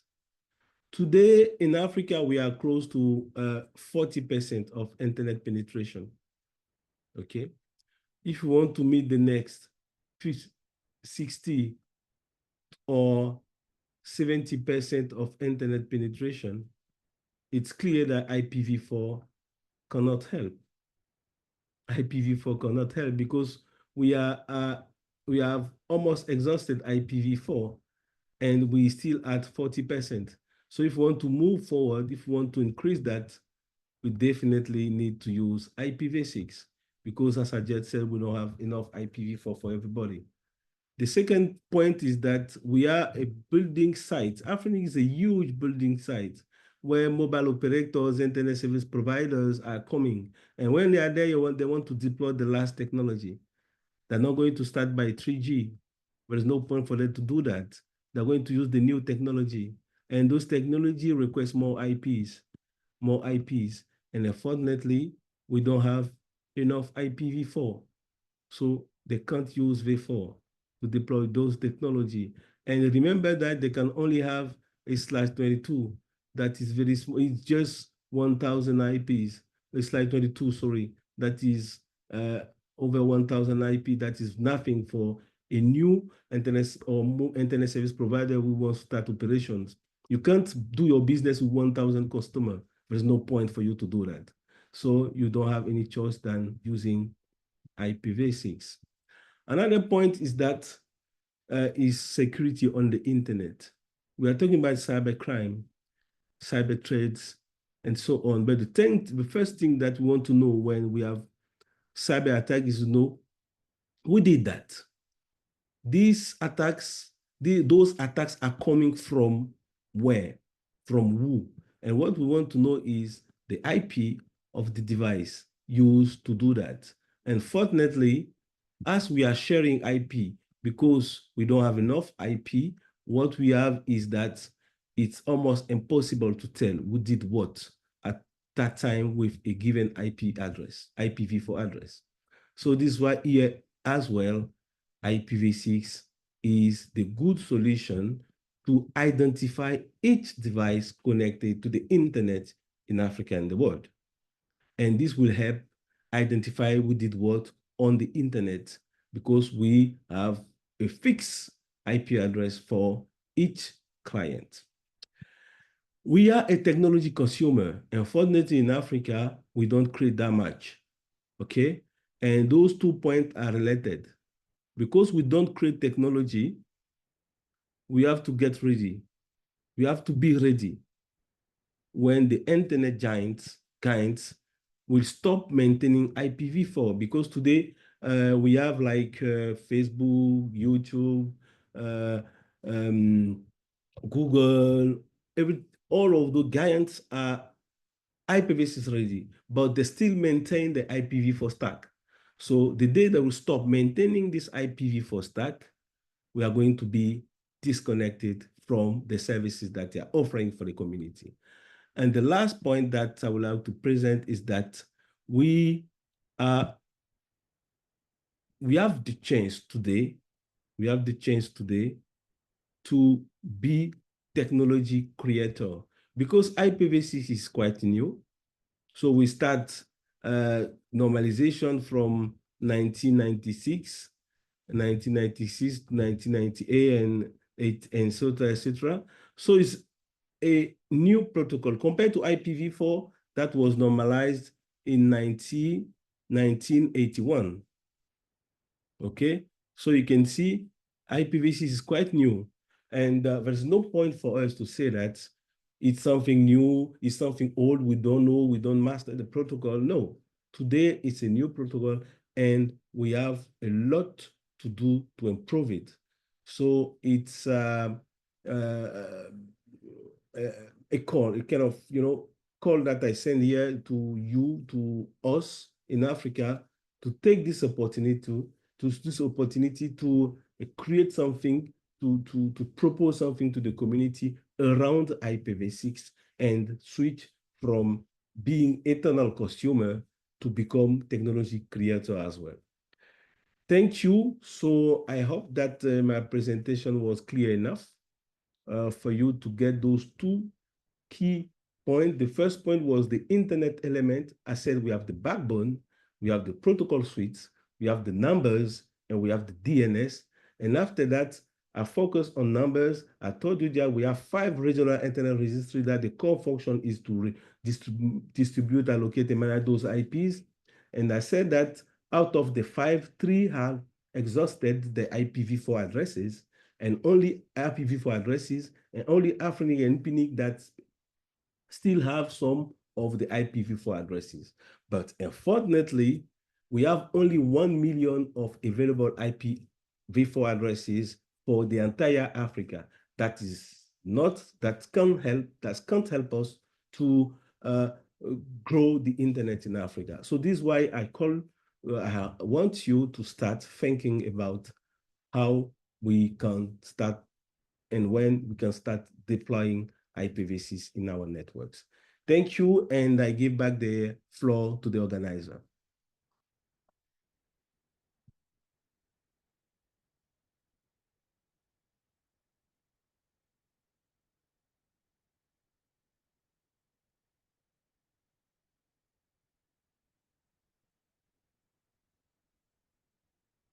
I don't have the sound in case someone is speaking. I'm saying if the participants can ask questions. Yes, please. So, anybody here with any questions? Okay, gentleman, and stop. We'll go straight to the question. Yes, sir. Thank you. Thank you so much for your presentation. So there has been this misconception, if I can say, around 5G network. So I want to know if 5G is dangerous, because this is the information we've been getting, that 5G is dangerous to Africa. This is something built by the white men, to destroy Africa. So I wanted to clear that, yeah. Okay. So any other question? Okay, one more person. Go ahead. Okay, thank you very much. The question is Africa ready in the situation we are in? We are trying to gain an independent. Are we ready in case they cut us out of the global internet? Like, are we prepared? Do we have the provisions for us to stand by ourselves or for us to find another reasonable partners? Thank you. Okay, so I will take two more questions and go over to Mr. Abba for his response. Maybe if he has the time, we can take more. Yes. Take to the question. Okay, my name is Harris once more. A follow-up question to the question just asked by my colleague. If Africa is actually prepared for internet advancement. If so, what are the measures needed to put in place if Africa is prepared for networking right now?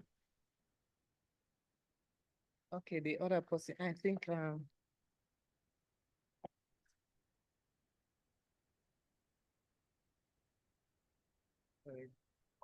Thank you very much, sir, for the presentation. I'm Elijah T. Johnson Jr. from Liberia.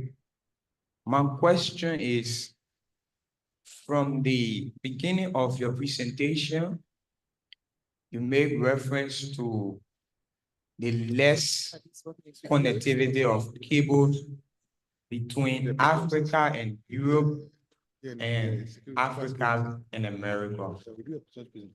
My question has to do with what are the measures that Africans should put into place in order to get full access to internet connectivity between Africa and Europe and that of Africa and America. Thank you.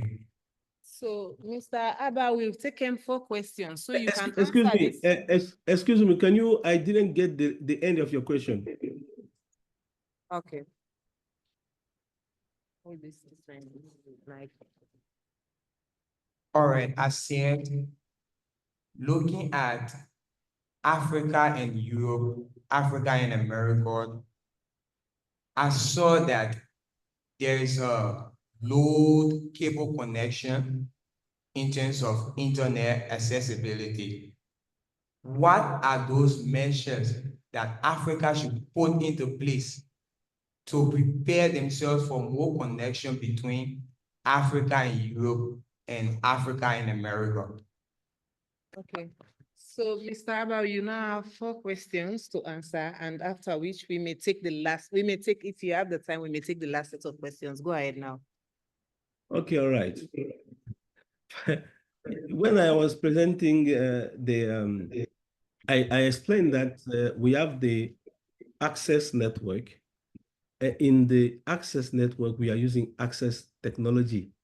So 5G is the latest of the access technology that the aim is to connect a customer to the network of its internet service provider or to the network of its mobile operator. 5G is not dangerous for Africa. 5G is bringing more bandwidth. 5G is reducing latencies and so on. So is the latest, version after the 4G that we're using to connect customers to the network of our operator. Now we have a lot of things that we can do with 5G. We have it's easy to connect things. It's easy to connect, your computers, your TV, your fridge, etc., etc. You have a high bandwidth. You can stream 8K, etc., etc. So those are advantages that are behind 5G. So I don't see any danger for Africa of using 5G in the network. And I know that many countries in Africa start deploying. Mauritius, we have 5G that are deploying some part of the. I know that Orange is doing the same, Glow, MTN, and so on. So yeah, we have new technology with a lot of benefits that we must use. And is Africa ready when we are going to have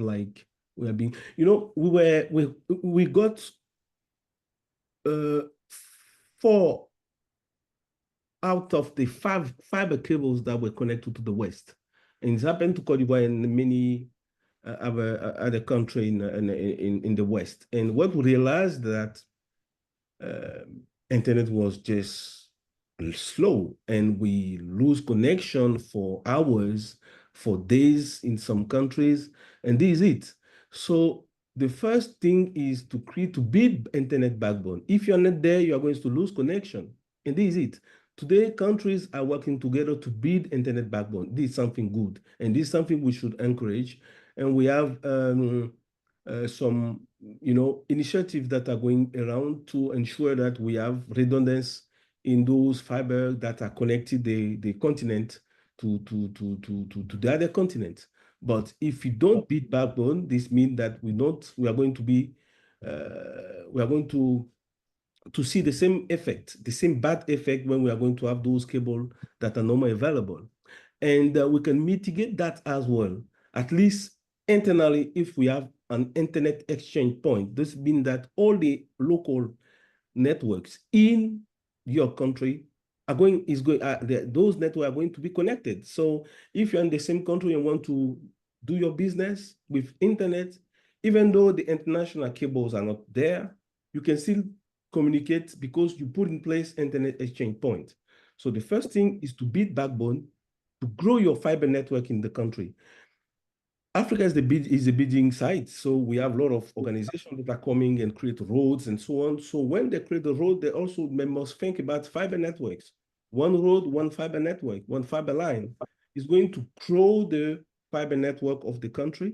And at the end of the day, we are going to be able to share internet in the country easily, and also use the internet exchange point to ensure that local traffics remain locals and reducing costs and so on. And so I think that is the same response that I will give for the question number 3. And for the last question, that was, what are the actions that we can do to increase? It's a matter of lines. It's a matter of lines. If you want to have more routes, we need to have more content hosted in Africa. If you are running to host our content out of Africa because we have power problems, because we have internet cost problems, etc., there's no need for them to create more roads for us. This is the point. If we don't have business, what's the point of me traveling to meet you? So we need to create local content. We are developing content, but unfortunately, we are putting this content out of Africa. If you host this content in our country, and America or Europe wants the content, they want this content, they will come and get this content for us. If they realize there are a lot of content in Africa, and that 10 or one line or 2 lines are not enough, they are going to build more lines so that they can get those information. So as soon as we don't have content, there's no point for them to build more roads to connect Africa to the other region. Okay, Yeah. So can we take the last set of questions, Mr. Abba? Yeah, yes. Oh, yeah. So I remember your hand was up, right? Okay. Are you okay now? So, okay. So thank you again. My name is Abel Phillips. My name is Abel Phillips from Liberia.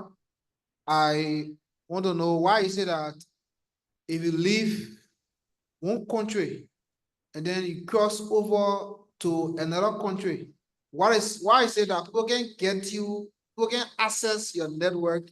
And why is it that can stop people from accessing you when you leave one country and go to another country? Did you go over the question again? For example, I'm from Liberia, and then I moved to Ghana or to Guinea. People from Liberia cannot access me again on that network except I change the SIM card or I do different things. They can't access me anymore. So my question is, why is it that I can stop them from accessing me? What is stopping them for accessing you with your your So formal if- number, right? Question is, why is it that the network is using in Liberia, it can't use it when it moves to another country? Is that Okay, right? okay. So any other question? Last set of question? Okay. So again, thank you again.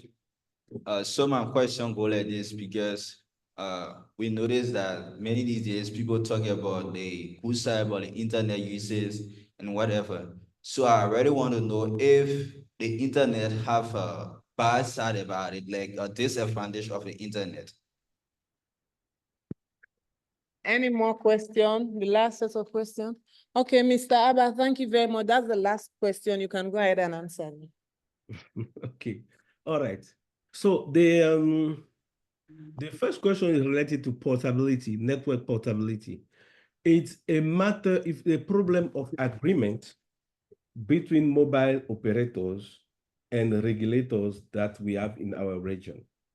They're the one who can decide that it's okay for them to accept they have to sign an agreement. Let's say, for instance, we have Orange in Liberia, and you have Orange in Cote d'Ivoire, we have Orange in Burkina Faso, we have Orange in Mali, etc., etc. So it can be a political decision for them to say, okay, now with your SIM card in Liberia, we can cross the entire orange that we have in the West and paying the same fee. It's a matter of decision, it's a matter of policy that need to be addressed by the it's a bit political, Technically, we know how to do that. We know how to do portability. Yeah, it can be done. Technically, we don't have problems, but the other layer is that we are making money. We are making this business, so we want to make money. So yeah, this is the point. So technically, we don't have any barrier, but at the political level, now we have some barrier that need to be addressed to make it possible. And the network will be able to be, accessible wherever you are traveling. Okay, so this is it. I hope it's okay. The second point is internet is a tool. It's like a car. You are driving your car, you can have an accident, your car can be burnt, etc., etc. So we have advantage and disadvantage of every single tool we are using.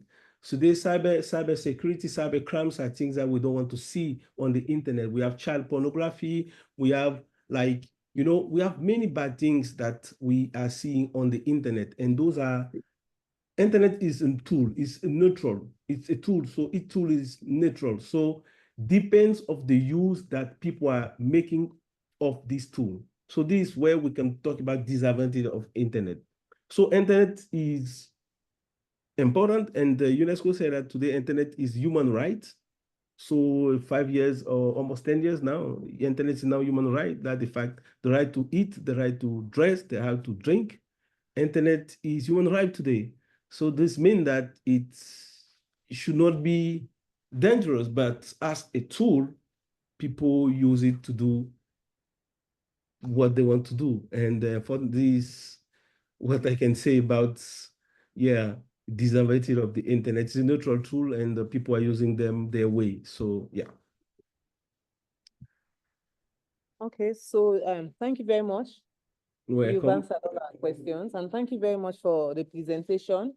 It was very, very much educative and insightful. Thank you very much. We learned a lot. Thank So you. can we all put our hands together for Mr. Please? So this is to show we appreciate you. Thank you. Thank you. Bye. Okay, Peter Sim. Peter. So it's done. So it's done. So we want to go, yes. Mr. Abba is done. We want to move to the last presentation for today. I know some people are like, I'm not going to say something. Okay, so can we please get up?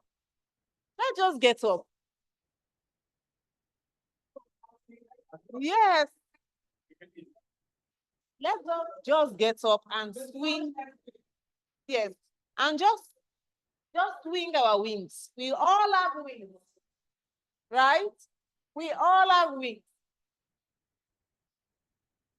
but as humans. And the others have wings as they are. So let's swing our wings.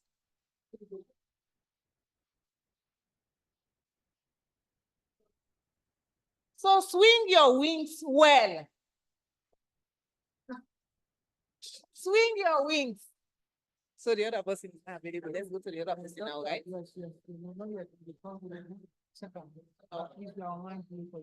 Okay. So when it's available, let me know.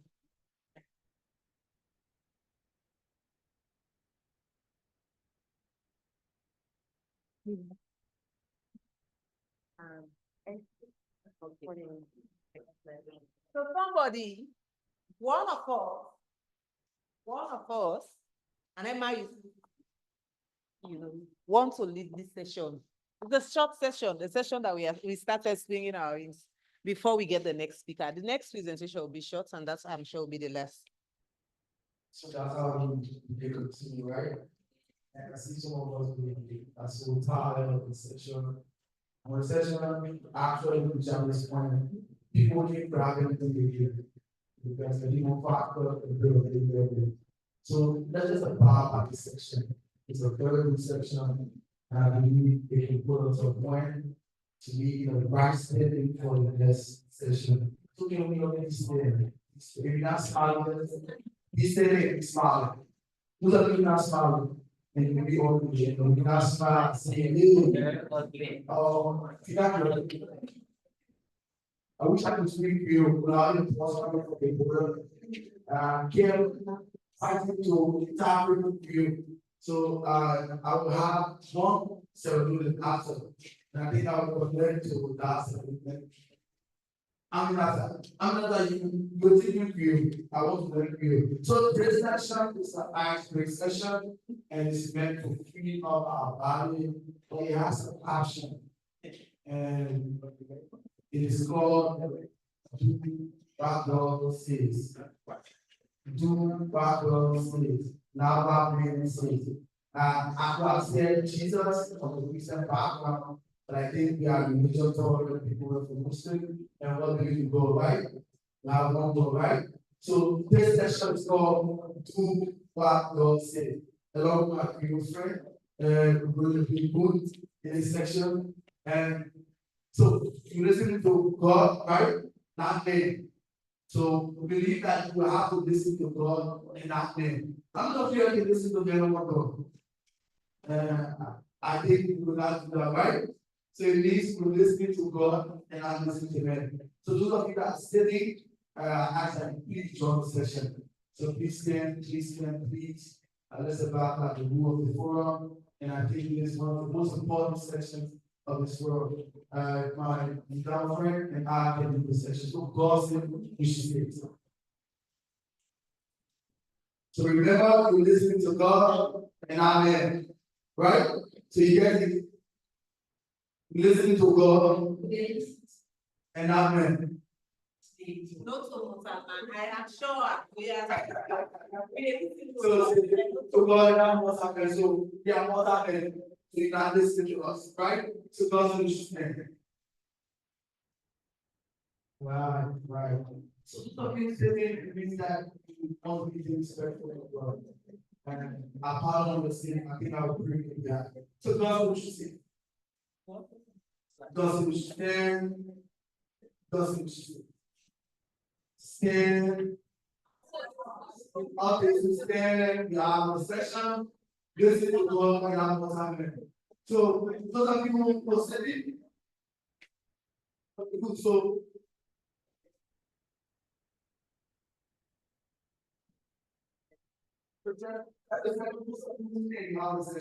she don't want to have a seat and all that is being said. So I tell you, God said she's there. Those of you who know about the session, please, you see the exact God said she's there. God said she's there. God said she's there. God said she's there. God said she's there. God said she's there. God said she's there. Stand.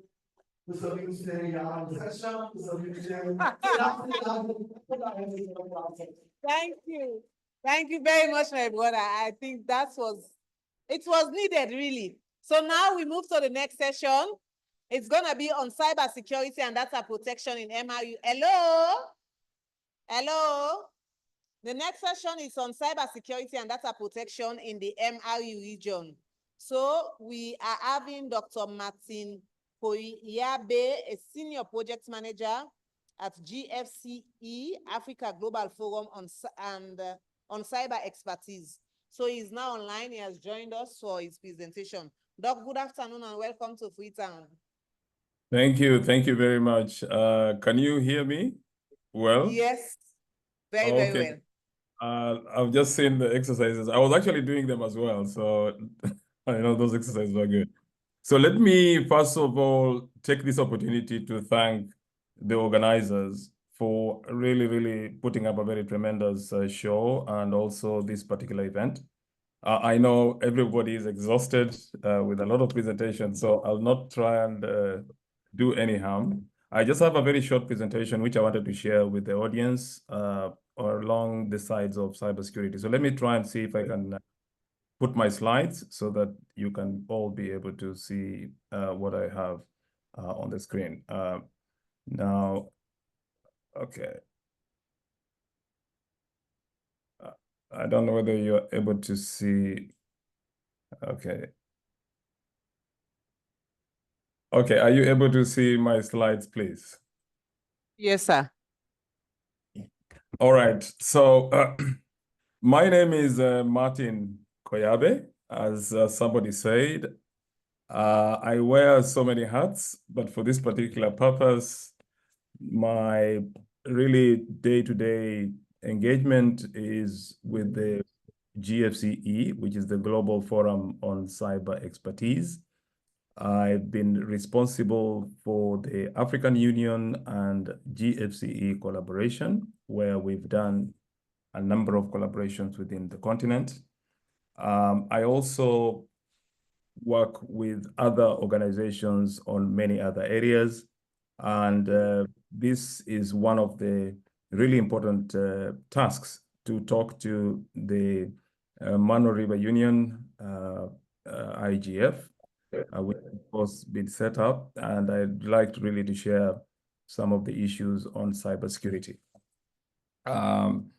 With the title itself, I would like, first of all, to thank the organizers and, of course, the Sierra Leone government and other partners who have been involved in really hosting this event. Some of the information that I'll talk about, some of the areas that I'll be touching on will be based on some of the works that those organizations you see on the screen there have been involved in. So it's only reasonable to acknowledge some of these organizations. There are a number of countries where I personally have been engaged in. Some of them you'll see your flags there. Those countries will be taking some of the lessons from those countries into this presentation that I'll present, and the engagement in terms of discussion that we shall have. And then lastly, I would like to start first of all with defining what is cybersecurity, because I know many of us have an idea of cybersecurity, but let's see whether we can agree on the basics. And I'll take a very short time in this presentation, as I said, because it's an introduction to cybersecurity threats, and also to give you just a glimpse of how national cybersecurity strategy can be developed. And then if there will be any other time within this particular program, we can be able to slot in something else because of time. Now, we all understand cybersecurity in different ways, but think about it this way. What you see on the screen there is simply a set of zeros and ones, and that is probably data. And when you have data in that form, it might just mean what it is, numbers, as you can see on the screen there. But when we give that data some meaning, then it becomes what we call information.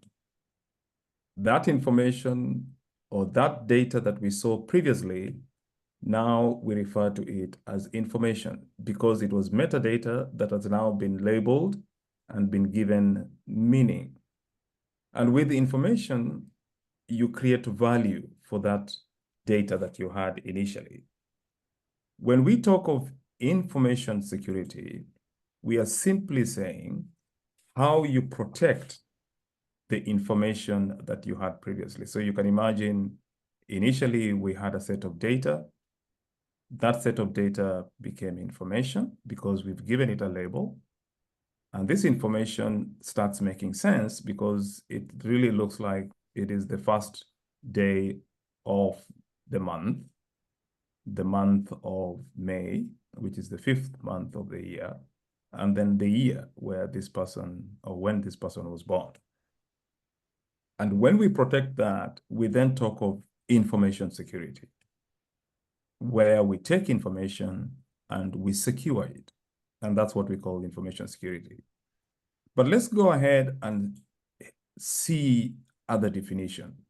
We've talked about information security, but we also talk about the digital information and analog information. The difference between the digital information is information that we've just talked about, but in a digital form. That means it is on a specific hard disk in a digital form, which you can access, or sometimes this information could be archived as records on paper, and that means it's analog information. Both these informations consists of what we call value. They bring value. So this could be data records in a hospital that are in a particular shelf or place that you record information. And this could be digital information. When you secure that, then you have a full set of information security, which means you're securing both analog information and digital information, as you can see. There is a definition that I've given there where you can go and refer to that information, but we shall give you these slides, go and read again. But that gives you what the definition of information security is, where you're protecting information. And that information could be information systems from specific adversary. It could be unauthorized access, or even in some cases, disclosure, because you don't want somebody to disclose that information, or even disruption. That's why you would protect that information. So for those of you who have lessons in information security, this is what we mean. Let us take this definition a bit further. So if you take this definition further, remember we had digital and analog information, which you can see there. But then you also have what we call other things. These are, for example, processes or procedures or policies of how you are able to do specific things so that you can be able to secure your information. So there are some vulnerabilities through the ICT sector that we know. And when you protect all that, that's what we call cybersecurity. So cybersecurity is not just analog and digital information being protected, but it also involves other elements, processes, policies, and other specific tasks that you have to do in order to be able to protect the whole set of security. So the ability to protect or defend the use of cyberspace from cyber attacks is what we refer to as cybersecurity. So when you take the two definitions of information security and cybersecurity, then you end up with a total definition as you see on the screen. So when we talk about information security, ICT security, and cybersecurity, this is what we mean. We mean information security, where you take analog information and digital information being protected. And then when you talk of ICT security, you are simply referring to protecting only the digital information. So if you protect the digital information, you're really doing ICT security, which we don't use for many of our terminologies. But in many of our cases, we use cybersecurity, which is the combination of other things with other information, including the rest of the combination of analog and digital, which you can see in this particular circle. So this is what I would like us to be able to remember when somebody says cybersecurity. To understand this further, cybersecurity is a plethora of other things, as you can see there. It involves applications, it involves information, networks, operations, encryption of content, all the way to even disaster recovery.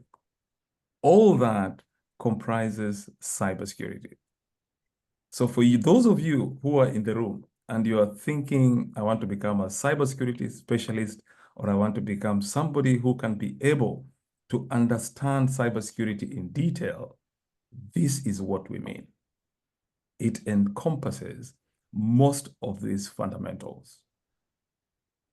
Now that we have a little bit of the background, allow me now to go to the next step, where we shall look at a little bit more of the threats. And these threats, I've arranged them in a certain way to give you an idea of the difficulty that we have ahead. And that's why you in the room, as you sit there, the world really needs you. Of course, your countries, your nation, we need you so that you can understand cybersecurity to the detail, and not just what we call briefcase cybersecurity experts who walk around saying that they now are experts, but they're not. So it's important to really understand these concepts. First of all, I would like to ask a very simple question, but you don't have to answer it now. The question is cybersecurity a responsibility of either the citizen or the government? How many of you in the room think that cybersecurity is the responsibility of the citizens only? How many in the room? If you can raise up your hand. And please allow me to know how many have raised up their hands. Anybody? Okay. And how many of you think it is only the government's responsibility? I can't see very well the room, but is there anybody who has raised up their hands? And how many think it is both government and the citizen's responsibility? Please raise up your hand. Okay. If you thought it was both, then you are at least on the right direction. Cybersecurity is a responsibility of both the government and the citizens, but soon we shall see why that is the case.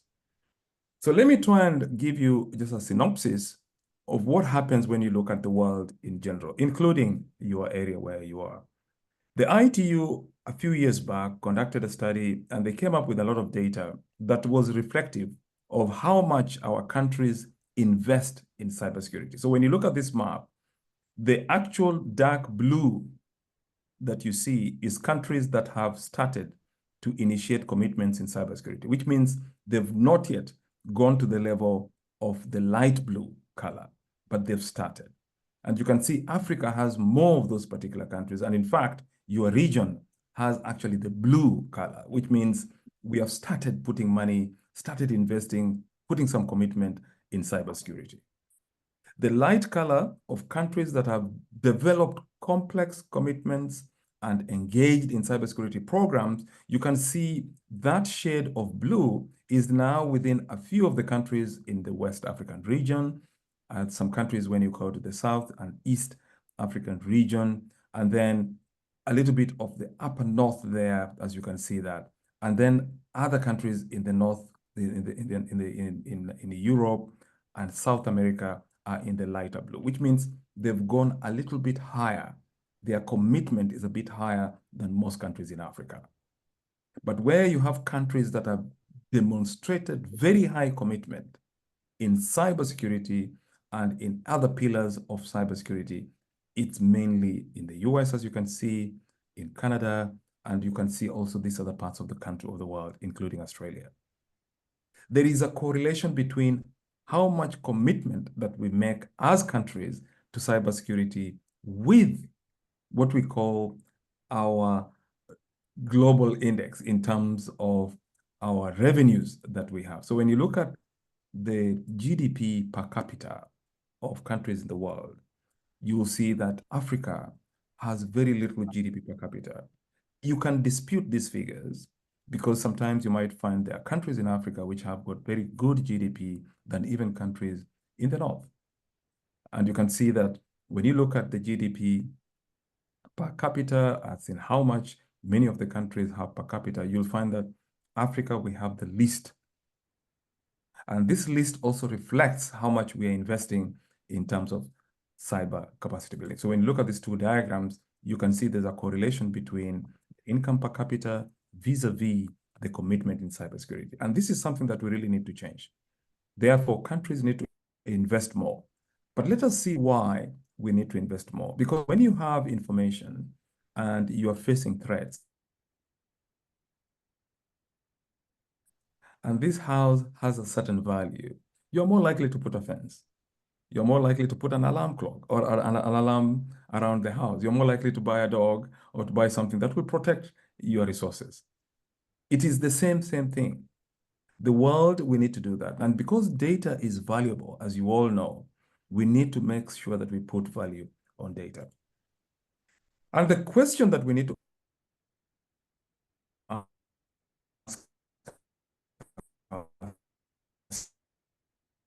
ourselves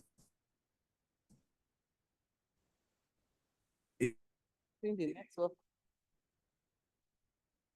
The internet, I think there is problem. Hello, Doc. Hello, Doc.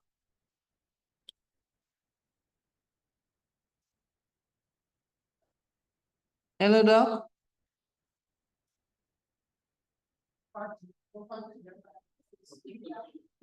I think we're having some serious problems there. He's not even coming in broken, but he's completely freezed.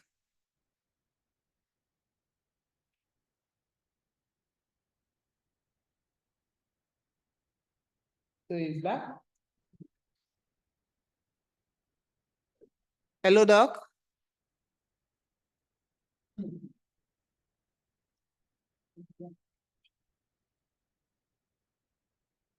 Can you hear me? Okay, we can hear you now. So you Can you were see the coming slide? in. Okay. Yes. You You can were see the coming in. slide? Hello? Yes. So you were at some point coming in broken, and then later you freeze. So I think we are now experiencing some bad network. So, but we would like you to round up so that the network will not get worsened than the way it is now. So go ahead and then just wrap up. Okay, but you can see the slides, correct? Yes, we can. Okay, that's fine. So let me talk about this. This is almost, we are coming to an end of it. So let me talk about three areas. This is actually what we call the issues around cybersecurity and what are the difficult things today. And just for the purposes of our learning today is the issue around disruption, which I'll talk about here, distortion, and what we call deterioration.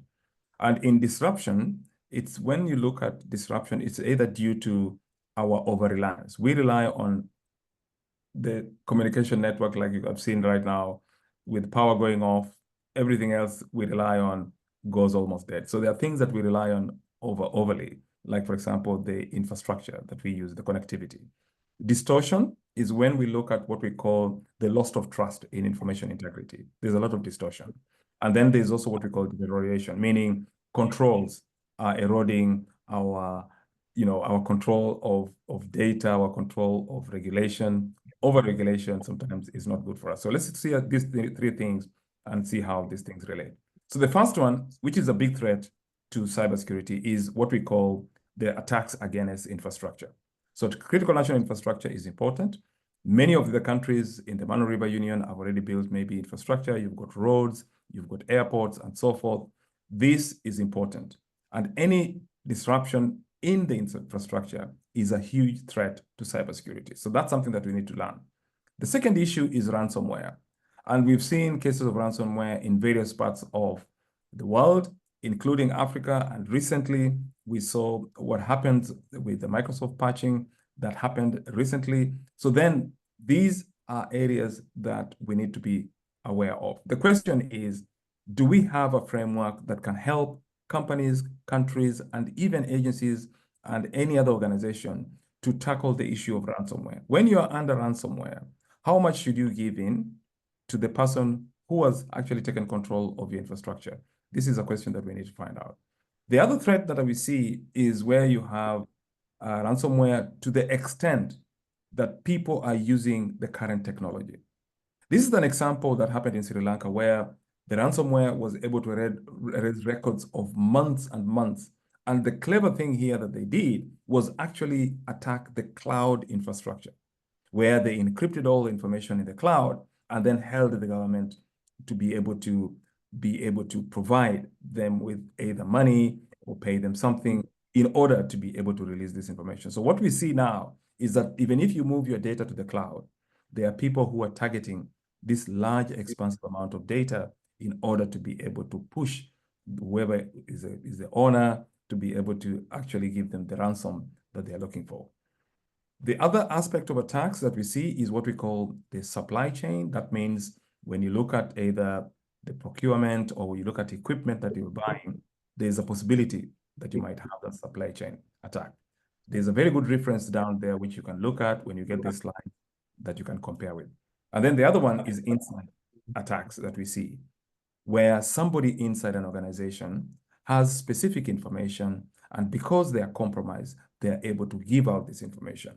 We see that from time to time in call centers, in organizations, especially those people who hold positions that allow them to access very critical data. We find that inside information is the most dangerous aspect of cyber attacks that we see, especially in the future. And this is very difficult to control because people can be inside an organization for 10 years before they launch a specific attack. And that's what we see. So with those particular attacks, they actually concentrate on disruption. They disrupt the system. What we are looking now is what we call the kind of attacks which I refer to as distortion.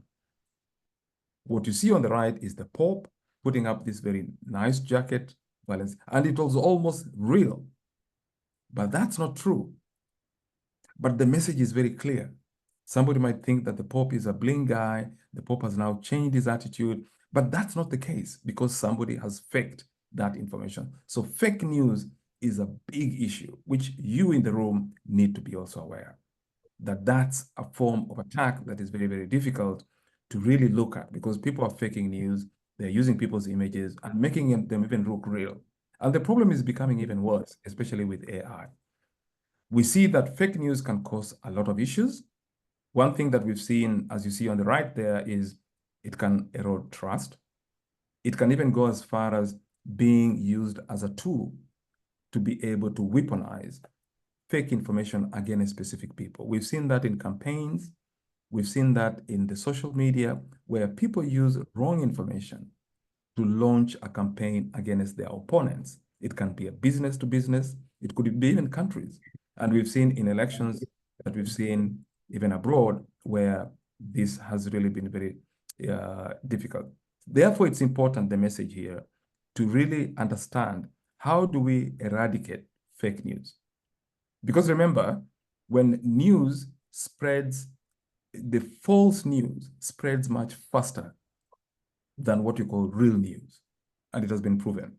And it's difficult to remove that news that is already fake, that is out there.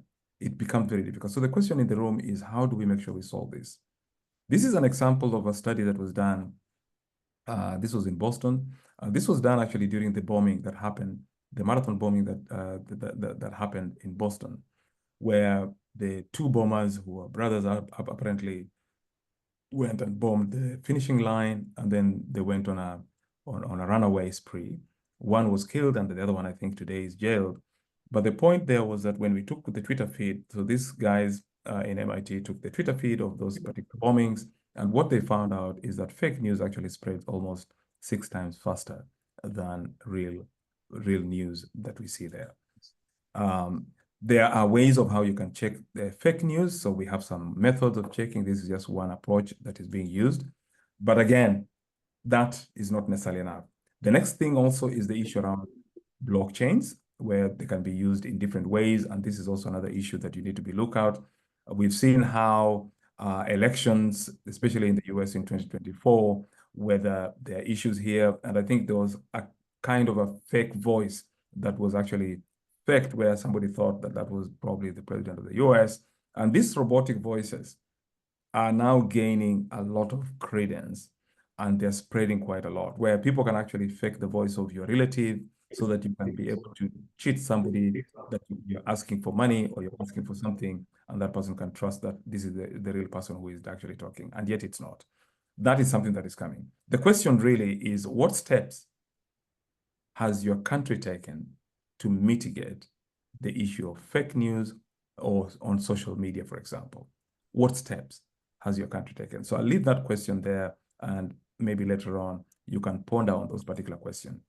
The last part that I wanted to look at here is the issue of deterioration, whereby what is the deterioration issues that we are facing today? One is that we've got so many cameras that are out there. So therefore, exposure of our private data is becoming real, where people either take images of ourselves, whether it's at the airport or at specific security points, or even in shops, even in supermarkets. But do you know what they do with that data? When you go to a hotel, you give your ID, you give your passport. Do you know what that hotel does with that information? There is a possibility that some of the people who are taking this information do abuse that information. And I'm not saying that hotels do that. But the question is, how do you control that information? In Europe, for example, they have what they call the GDPR, which means you have a right to your own data that is collected by the collector of the data. We need to make sure that we are able to protect ourselves with this particular data collection that is being done either inadvertently because we are not aware of it, or even in cases where we are aware that they're collecting our data. The responsibility of the collector needs to be controlled so that we, as the subjects, are not necessarily abused by data that is collected from us. And that is the message here. The second issue is the issue about privacy and regulation. Okay? Regulation, I look at regulation like when you're applying salt to food. If you apply too much salt, the food becomes very, very, very bitter. But when you don't apply even salt, the food does not actually taste well. I'm only talking for those people who take salt. So the question is that when you overregulate, you make it worse. When you don't regulate, it doesn't even look good within the context of an ecosystem. Therefore, regulators who are listening, or you who are going to be regulators in future, need to understand how do you apply regulation when you have privacy of the citizen at hand. Therefore, restricting of individual profiles can result in a conundrum of where organizations either lose the ability to monitor the insider threat, or the organizations defy the regulations and then they become liable on some cases. For example, you find that specific records of individuals cannot be revealed to a third party. But if the organization needs to take care of that individual, where third-party information needs to be released, you find there's a problem. So that's why we're talking about privacy and regulation. There is also the issue about privacy and national security. At what point does the government have to take your information, use your information in the name of privacy, of national security of the country? That's what we are now debating on. There are areas where artificial intelligence has been used in ways that have been very, very abhorrent. There is actually a very well-known case. What you see there, the person on the left there, Joy, she came up with a very, very good system, which was able to really pick out some of the errors that one of the systems that had been deployed by Amazon used to do, where the profiling of individuals when they had light skin and dark skin vis-a-vis the recommendations that were being given. And it was a biased system. The same happens in insurance. The same happens when you go to banks. The same happens where an AI system has been tuned in a certain way, and therefore it gives wrong results and gives very unfair results to specific individuals in specific cases. And the question here for those of you in the room that I'm putting out to you is, we need to make sure that the data that we use for making sure that we are able to provide the engine or to test the engines for AI is data that actually does not have any bias. I have done a little bit of work in this space, and one of the issues that I saw is that when you look at the data that is actually used within AI engines, you would find that that data is a little bit biased. And we've seen that there's also gender bias, which is actually a threat to the future of artificial intelligence systems, because you find most of the systems or most of the tools are written by men. Therefore, we tend to be able to do specific things because we are assuming that particular gender is going to use this particular system. So we see the issue around the data that is being fed to this particular artificial intelligence engines being biased, and therefore the engine is tuned to give a biased outcome. So for those of you in the room who are doing either sciences, working on artificial intelligence, this is a challenge to you. How do we make sure that we democratize the data that we use for our engines so that the engines can work well, especially when we are going to apply them in applications out there? The last but not least is the issue around how these particular AI attacks are being blended into specific systems. So you might find that the letters that you remember, the Yahoo boys who used to write those very love letters and the 419s, you can imagine these letters becoming more very, very much, with nice English because of the AI engine. And these letters being produced in masses because they can be done automatically. They can also be produced in different languages. They can also be sent at different times. These are the challenges that are coming up, because then you find the use of AI could also be adverse in terms of our daily lives, because people are abusing the good use of AI to be able to accelerate the type of attacks. But we also want to make sure that AI can be used to our advantage in terms of doing maybe heuristic analysis of data that is passing through our network, so that it can pick out those elements that we believe are suspicious, because AI as an engine can be able to work at very high speeds and therefore pick out these particular elements that are adverse to us. The question that I want to leave in the room, and the thing that we need to think about, is how can we use AI for good in security systems and not use AI for bad by producing adverse systems that will affect our daily lives? That is a question again for the room. So lastly here, it is faster to deploy, as I said earlier. And then of course, you can also use AI to poison the data. We just had a session on DNS, the DNSSEC, and we talked about DNS being a record of IP addresses. You can imagine using AI to poison those IP addresses so that they go to the wrong direction, so the information doesn't go to the right person. That is the kind of threat we are seeing here. So when you relate this session with the session that has just been, you can now see that the knowledge that you have now of some of the attacks that I've talked about can have a very adverse effect. So lastly, I would like to leave you with some principles here of how AI can be used. These ones will, of course, be given to you in the slides. There are 10 tenets that normally an AI engine or an AI system has to abide by. I will not go through all of them, but just to give you just a glimpse of it, it has to be a human-centered values of fairness when you develop your AI engine or your AI system. You must also look at providing an enabling policy environment so that the AI development can be done in a way that is controlled, that is beneficial. So therefore, your own countries need to have what we call an AI policy or an AI strategy. Africa today has already a strategy, and that is something that you can actually adopt. So the other thing that you can do is to engage stakeholders, as you see there on the right, understand the context, of course, the country's context of a trustworthy AI, and lastly, of course, develop the policies that are required and strategy, and then you can be able to deploy.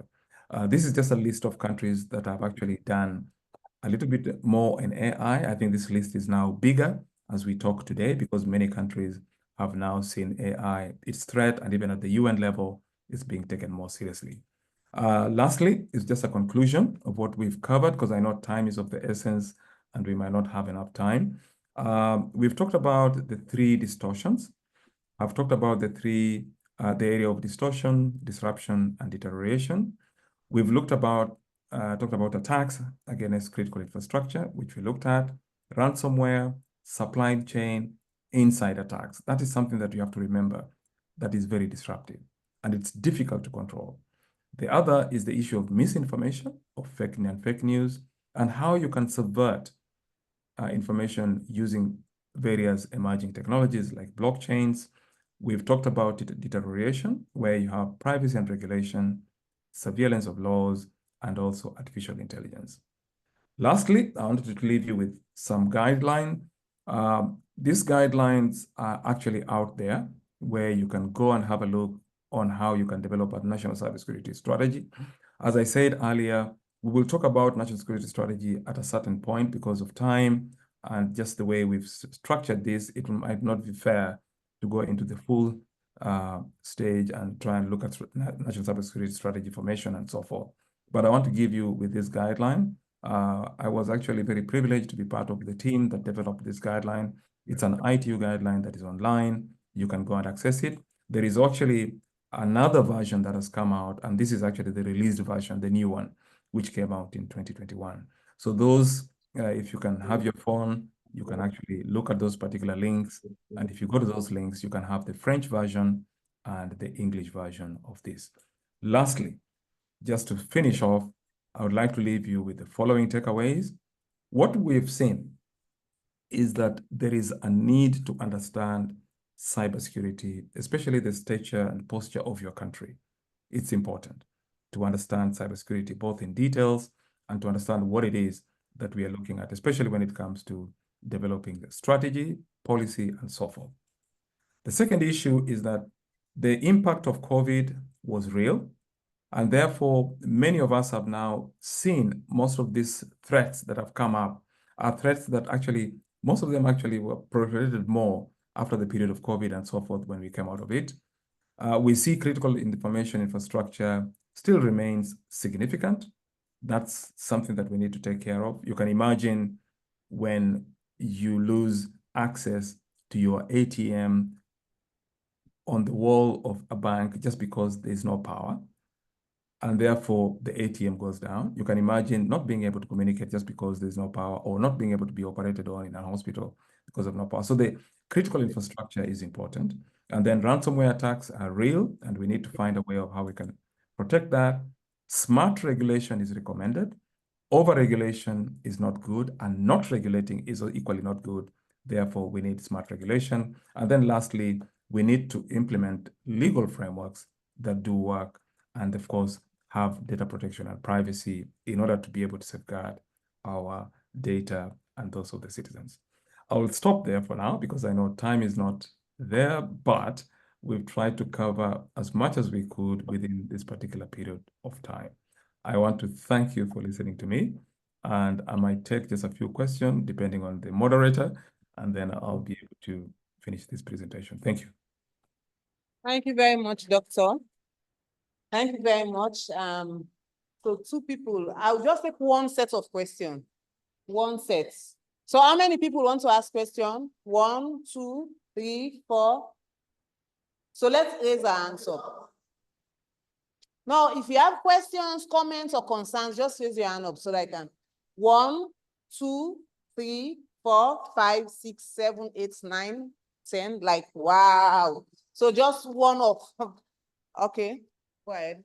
Then go straight to your questions, please. All right, thank you very much. On the area, the speaker spoke on fake news. So I want to know who determines what is fake news and what is not. Is it the government? Because sometimes if certain information is against the government might consider it to be fake. Or is it an individual, or is it an institution? Who determines what is fake? Okay. The next person. Yeah, my question has to do with the issue under discussion. Listen to the speaker, he spoke about cybersecurity, talk some of the good things and some of the bad ones. Well, I want to know, what is the state of Africa when it comes to the fight of cyber espionage, which has to do with a getting of information from a country by another country illegally in the cyberspace? What's the state of Africa? Okay, the next person. Go to the question quickly. Okay, my name is Roberta M. Roberts, and I do want to respond to his first questions, where he said, what kind of government do to get rid of fake news or or information? And I want to say that a government, one of the things they can do to get rid of fake information or news, they have to do more investigation or being critical in their investigation. Okay. So remember, we are just taking this set of questions. Doc will answer and then we'll go to closing. My name is Aloysius Labi Bono from Liberia. So unlike developed country like China and that of the Europe, we see cybersecurity has been highly funded. That is, the financial aid has been given. So what is the stance of Africa? How can Africa generate money as it relates to the challenges they have in terms of funding to actually adapt policies like that we're able to ensure cybersecurity in our country, especially Liberia, Sierra Leone, and that of Guinea? Okay, so the next. I am Mohamed. The first question is, so when we talk about cyber as a security problem, what is it that we really mean? And how can we achieve a security? The next one is a comment. For next presentation, when we want to talk about cybersecurity in a context that everyone should understand, we should look at a wide range of topics, such as the internet, the hackers, statics effect, and cyber surface. And the last one is also we look about the TTPS, where we talk about the phishing, malware. And yeah. So can we please reduce our concerns to just one? Yeah, thank you. Benson from Liberia. So he asked a question concerning minimizing the issue about fake news.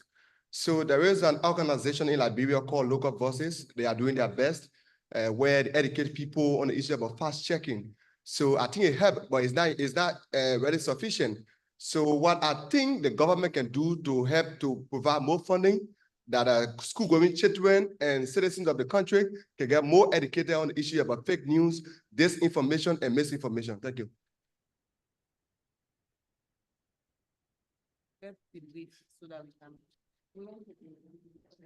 Yeah, thank you. I'm Musa from Sierra Leone. According to the presentation now is on cybersecurity, which Sierra Leone actually we are on it. We launched it in 2021, the Cybersecurity and the Crime Act 2021 is ongoing. So it's all about why is it that people that go against these laws, these regulations are not being punished? So I think if we want this cybersecurity to be effective in any country, I think we have to enforce the law.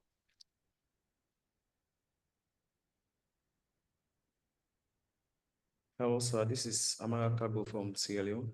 I want to know what strategies can organizations implement to effectively balance the need for robust cybersecurity measures with the potential impact on user experience and operational efficiency.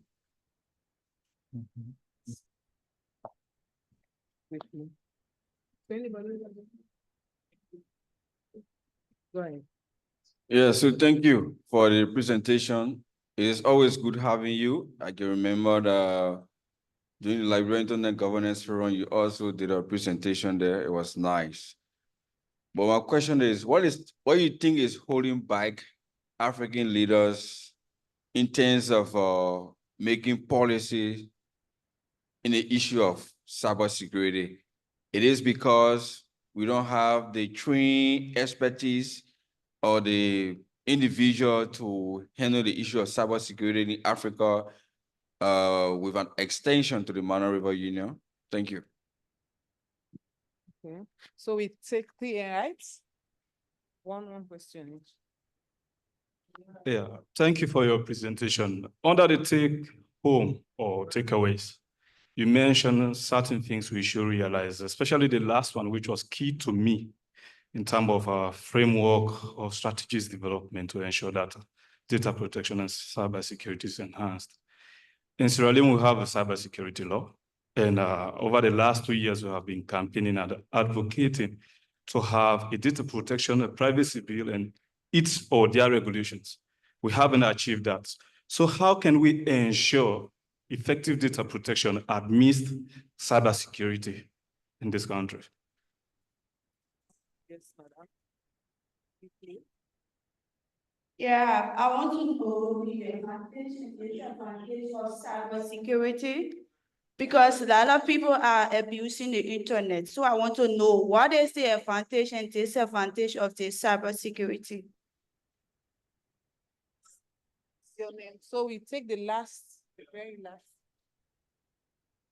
So you give them your name. Okay. Go ahead. I love to stand. I'm Tamba Francis Manga, a Sierra Leonean, but happy to be in Monrovia last 5 years back. In a very content here, I know we are urgent about the time, but you need to know the content and story of the question before they can understand. Yeah. So when you talk of cybersecurity, it's a pivotal that guides our data and the privacy sector. Why is it that some tweeters on Facebook come out plain, give clearance to people how to unlock people's security accounts, give access code to all this? Are they not protected? Or are we protected? We using some of the accounts because it's so common on Facebook. Okay, thank you. Doctor, over to you with all the questions. Those are all the questions we can take for you. Okay. First of all, let me thank the people who have asked questions, and of course, others who are in the room as well. I'll try and answer these questions as much as I can, and some of them are related with each other. Let's first of all take the issue of fake news, and I think this is, as I said, the Achilles heel. It's the elephant in the room. Fake news and issues around how do we deal with fake news is an ongoing problem that still requires very, very, very serious attention. One thing that we need to agree is that we need to bring responsibility of the creator of any article or news online to be able to face the consequences depending on what that news is saying and what that information is saying. That has to be something that we need to make sure that it's clear. But the only problem is how do we identify the originator of this information? We have seen today that if you are a WhatsApp group admin and you spread news that has come to you over to your users, you might be liable, even if you are not the creator of that particular information. The challenge is how do we identify the original creator of the news that is being put online? And if you are in that room and you are thinking of a project, you are thinking of what can you do to the world to bring some change, this is your moment. If you can be able to use, whether it's blockchain or use any technology that could be able to identify the originality of anything that is posted online, you are on my money. That is a problem to look at. The fake news issue, identification of the originator is still a challenge. The only way we can be able to mitigate today is, one, to have specific laws that are able to protect people who have been abused by somebody who has spread the news. We need to bring responsibility to the person who is actually forwarding that information and not necessarily taking care to know the harm that information is going to cause. A good example is you have an accident or you come across an accident on the road.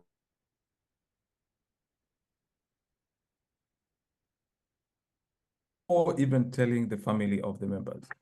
That is how bad that looks. So, which means the idea around fake news can be dangerous because it can actually cause specific things. So the identification, prosecution, and being able to bring responsibility to the originator of fake news is where the solution lies. Governments take responsibility. Sometimes government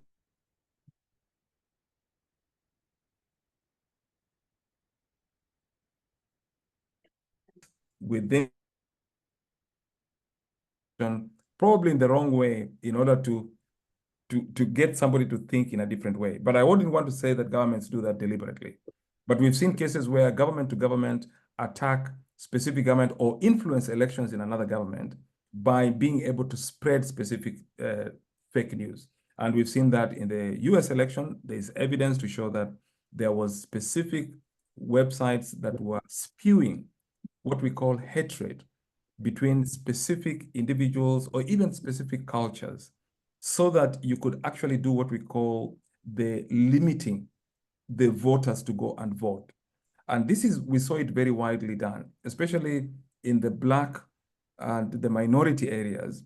There was a lot of push of information that was bringing a lot of racism and other elements within the campaign. And this was the 4-year-ago campaign. And we saw that there was a suppression of voter voting. People going to vote, people just gave up and said, there's no need of us voting if this is what is happening. And yet the information wasn't true. So we've seen the use of fake news in suppressing voter apathy and making sure that voters don't go to vote without necessarily telling them that they can't vote. And we've seen those kind of elements. So therefore, there are areas where, and I agree in point one, where government can be used to that. The question that came around of cyber espionage in Africa and what is the state of Africa, I would urge that there is some specific elements or proof that shows there could be specific countries, not necessarily within the continent, but outside the continent, that are interested in data of specific governments. When you read about the WikiLeaks that came out with Julian Assange, that Australian head of the WikiLeaks, he talked about how specific details of specific European countries were known by the CIA. This is on record. We are not saying that the CIA is responsible for this. We are only saying that there are specific cases where specific information has been used, but in ways where it might not necessarily be to the benefit of other countries. We've seen these cases in Russia, we've seen these cases in China, and all these things do happen from time to time. But the idea here is, yes, it is true.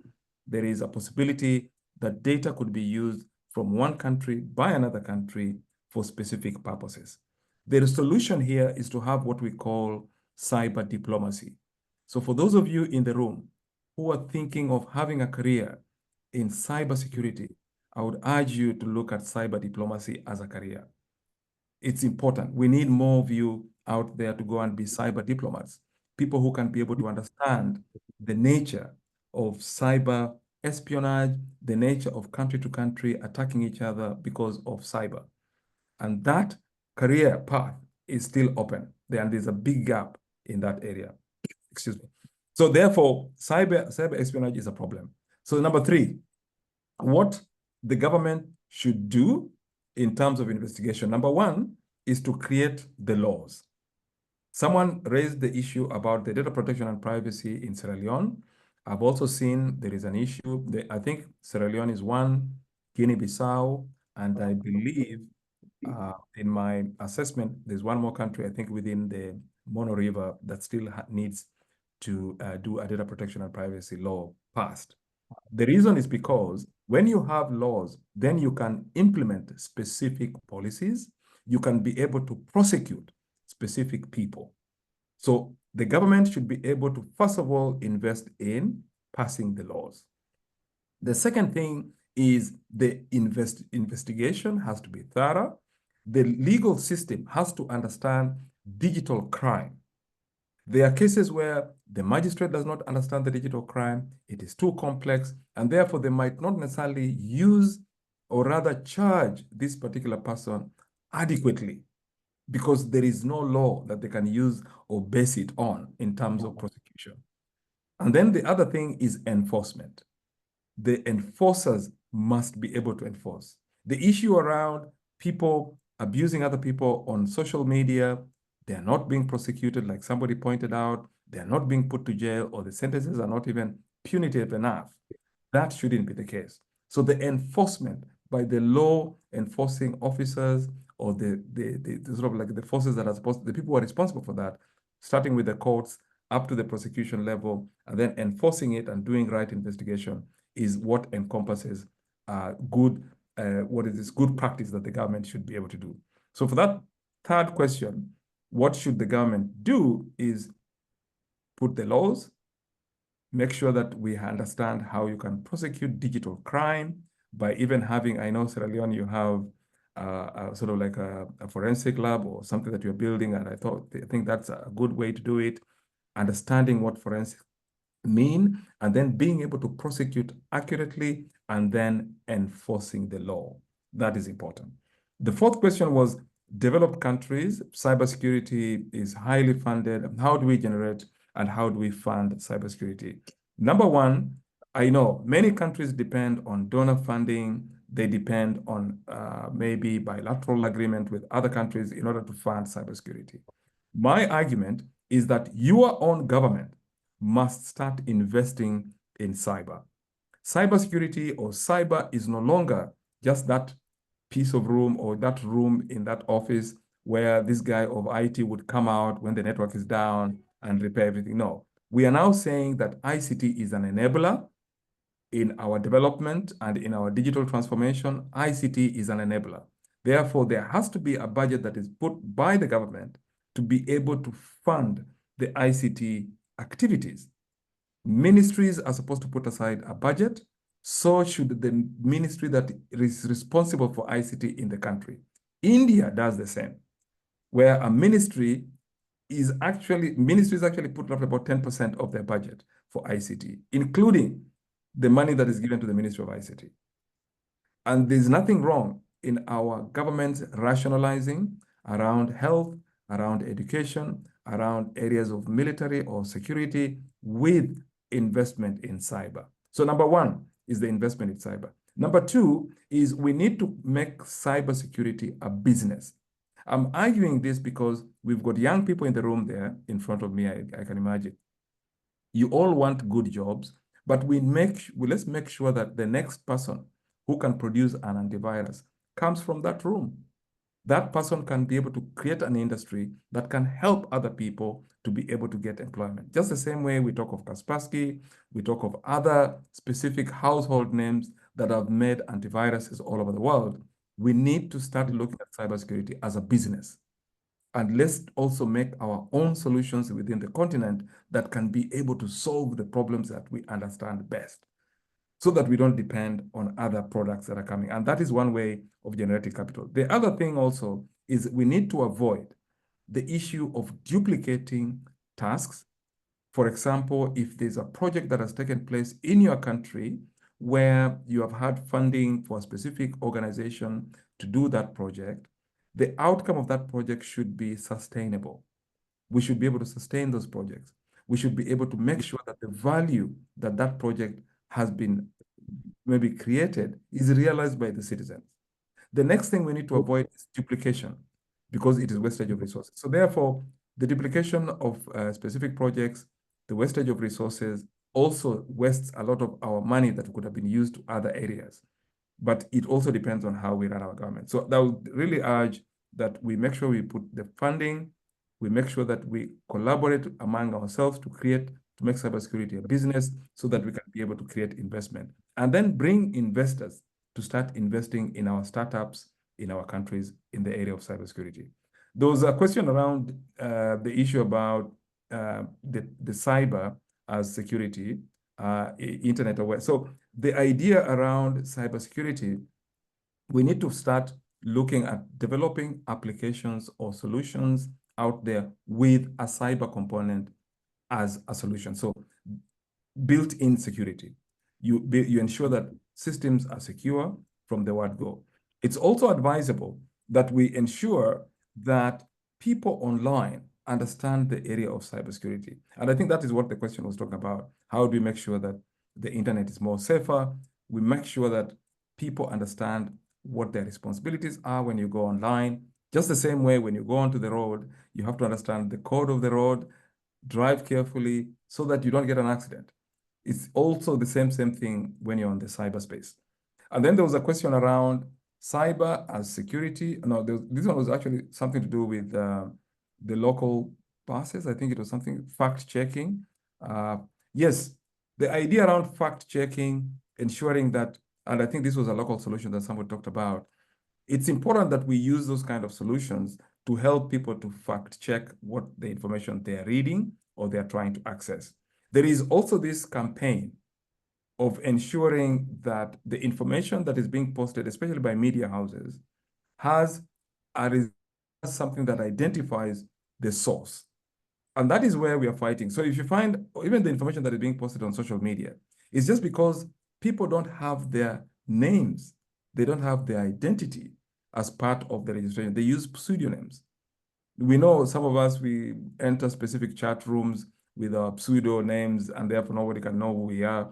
But the notion that these particular social media platforms allow for people to be able to create accounts without putting specific details is a problem.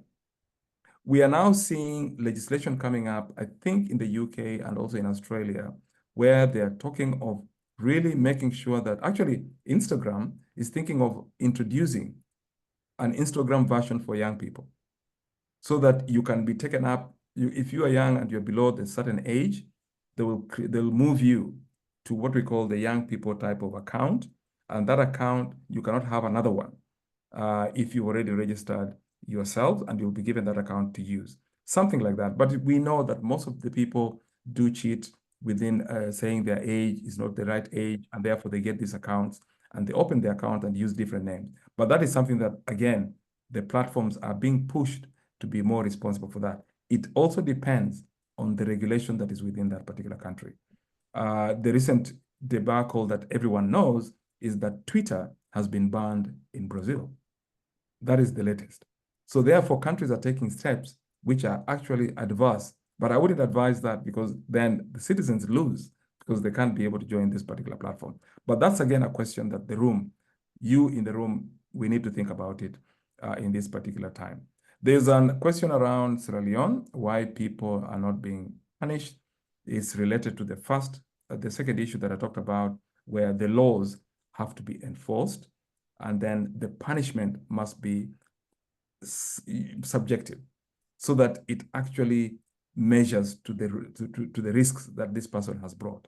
For example, companies spend money to put infrastructure to help us to be able to make mobile calls. The masks that you see in your village, on the roads, in towns, they've been put up with a lot of resources. So if somebody goes and destroys a critical infrastructure like a telephone mast, then that person needs to face jail time, so that you make sure that you create a deterrent. If you go to Rwanda today and you destroy a critical infrastructure, it might be a road barrier, it might be a pillar, you will get a minimum of 10 years in jail. This is the kind of punitive measures you bring to bear so that people can understand that what they're going to do, they take the consequences seriously. And I'm just using that example because it's happening in Africa. It's not anywhere in Europe, it's in Africa, where specific countries have taken this very seriously, and they have put the laws to mean what they mean. And that's what we need to do. So therefore, adhering to the law, ensuring that we can be able to execute the laws as needed is very important. And then the other one is the issue around strategies. How do we make sure that we have robust cybersecurity and operation to operate efficiency? The lesson that we learned today is that each country needs a cybersecurity strategy, number one. A strategy is like a map. It tells you you're going from point A to B. And along the way, you might need fuel, you might need to take a break, you might need to do this. That's what a strategy does. Every country, and I repeat, every country needs a cybersecurity strategy. That will enable the country to know what are the gaps, where are we going, what are the areas we need to put more investment, where are the risks that we have, and so forth. The countries that do have a cybersecurity strategy are on the right path. Those that do not have need to have one. When it comes to issues of data protection and privacy, it is a must that you have it so that you can be able to safeguard the use of data for your citizens. Think about it this way. Somebody comes to your country, collects data of all your citizens for a specific purpose. This person is not in that country. This person is in another country, but they have collected data of your citizens. But because you don't have a Data Protection and Privacy Act or law, you cannot have any agreement in place to prosecute this person who is gone or who is in another location. That's why we need the laws, because they can also help the country to bring back the perpetrator to face the law. That is important. So that point, I think, was very good, and it really brings home the point of enforcement, making sure that the laws are there. And the strategy is important, as I've said. The African leaders making adequate policies, this, I would summarize it this way, that for every country, there must be a political will. Please underline those two words, political will. If there is no political will, even what we are discussing will just be a talk show. We need the political will. The government, the institutions of power need to be able to support the path of cybersecurity as we are talking today. So it is our duty, your duty in the room, within the IGF setup, to be able to convince, to be able to articulate these issues every time when you go out, every time where you're working.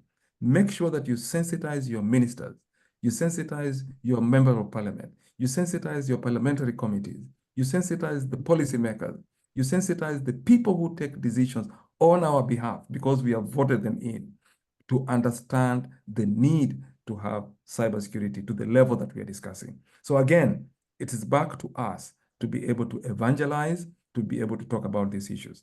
And then the last three questions here was the framework of strategic development and data protection and privacy. I think we've covered this. I've talked about two things. Number one, that you need a national cybersecurity strategy.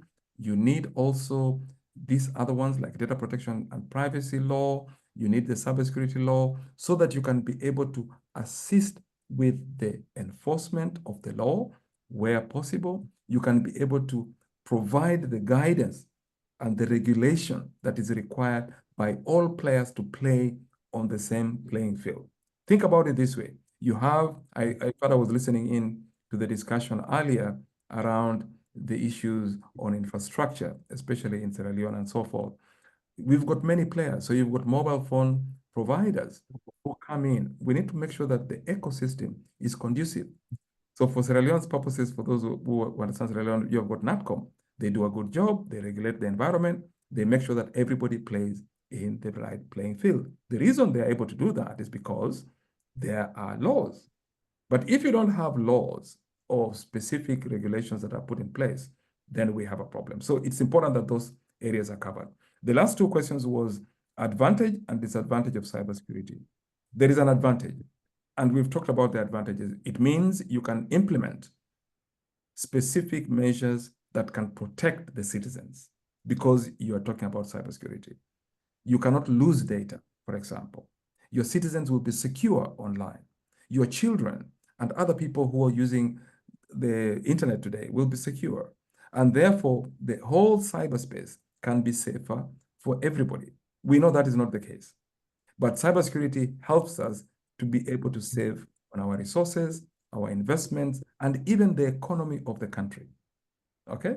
The disadvantage is that if you don't have that, then you can imagine what happens. Remember, investors come to invest in your country because they also look at whether the cyberspace is secure enough. You have these instruments that we've talked about, a strategy on cybersecurity, the laws that are necessary, and so forth. These things determine investment in your country. So it actually affects us in a way. So not doing cybersecurity will not be the right way. And that's why it's an advantage. And then lastly, people using people. The way I understood this was in a case where you've got either people using other people and not being able to be prosecuted. I think that was the case, I think, on the last question. The idea here is that we need to make sure that we are able to identify people who are online. I know this is not the best idea, but there has to be a way whereby people take responsibility while they are online. And that is the only way we can be able to clean up the ecosystem. I am sure I might not have answered all the questions completely to the right way, but we've tried to cover as much as possible. But just take it. Thank you so much. Thank you very much. Thank you very much, Professor. Thank you for the wonderful presentation and for answering our questions. So the participants are only asking if you can send over the presentations to the organizers so they can have copies. I think that's all.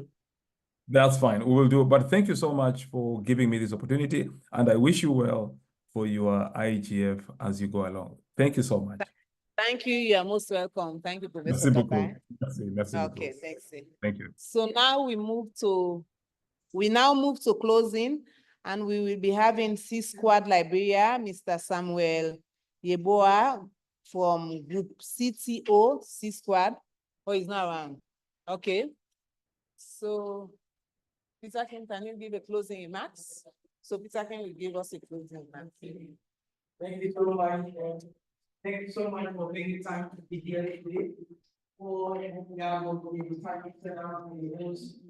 We want to say thank you to the hands-on platform that you are looking at. You are looking at on the phone. And then to each one of you, the people plan of the organization of the house. Hope this day has been very impactful for you. We believe tomorrow is another very important day for this event. Tomorrow we have 2 sessions. We have a lot of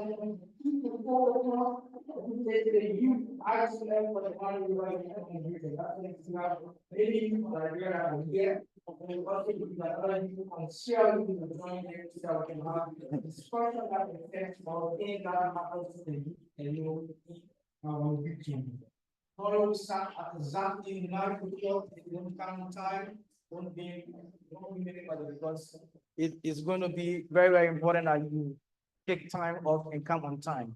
So please make time and be here on time tomorrow. So thank you so much for being here today.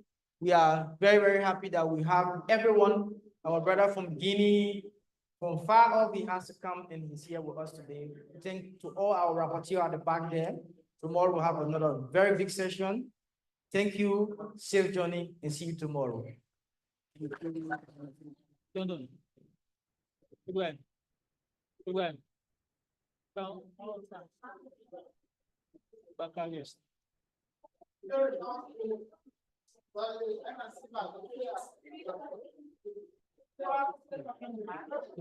Give me a minute.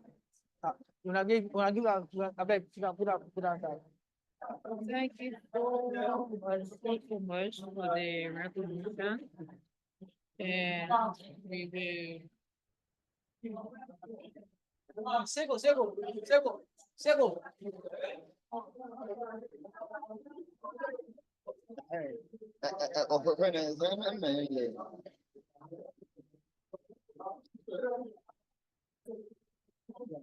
Don't put the lights on, so you have lights.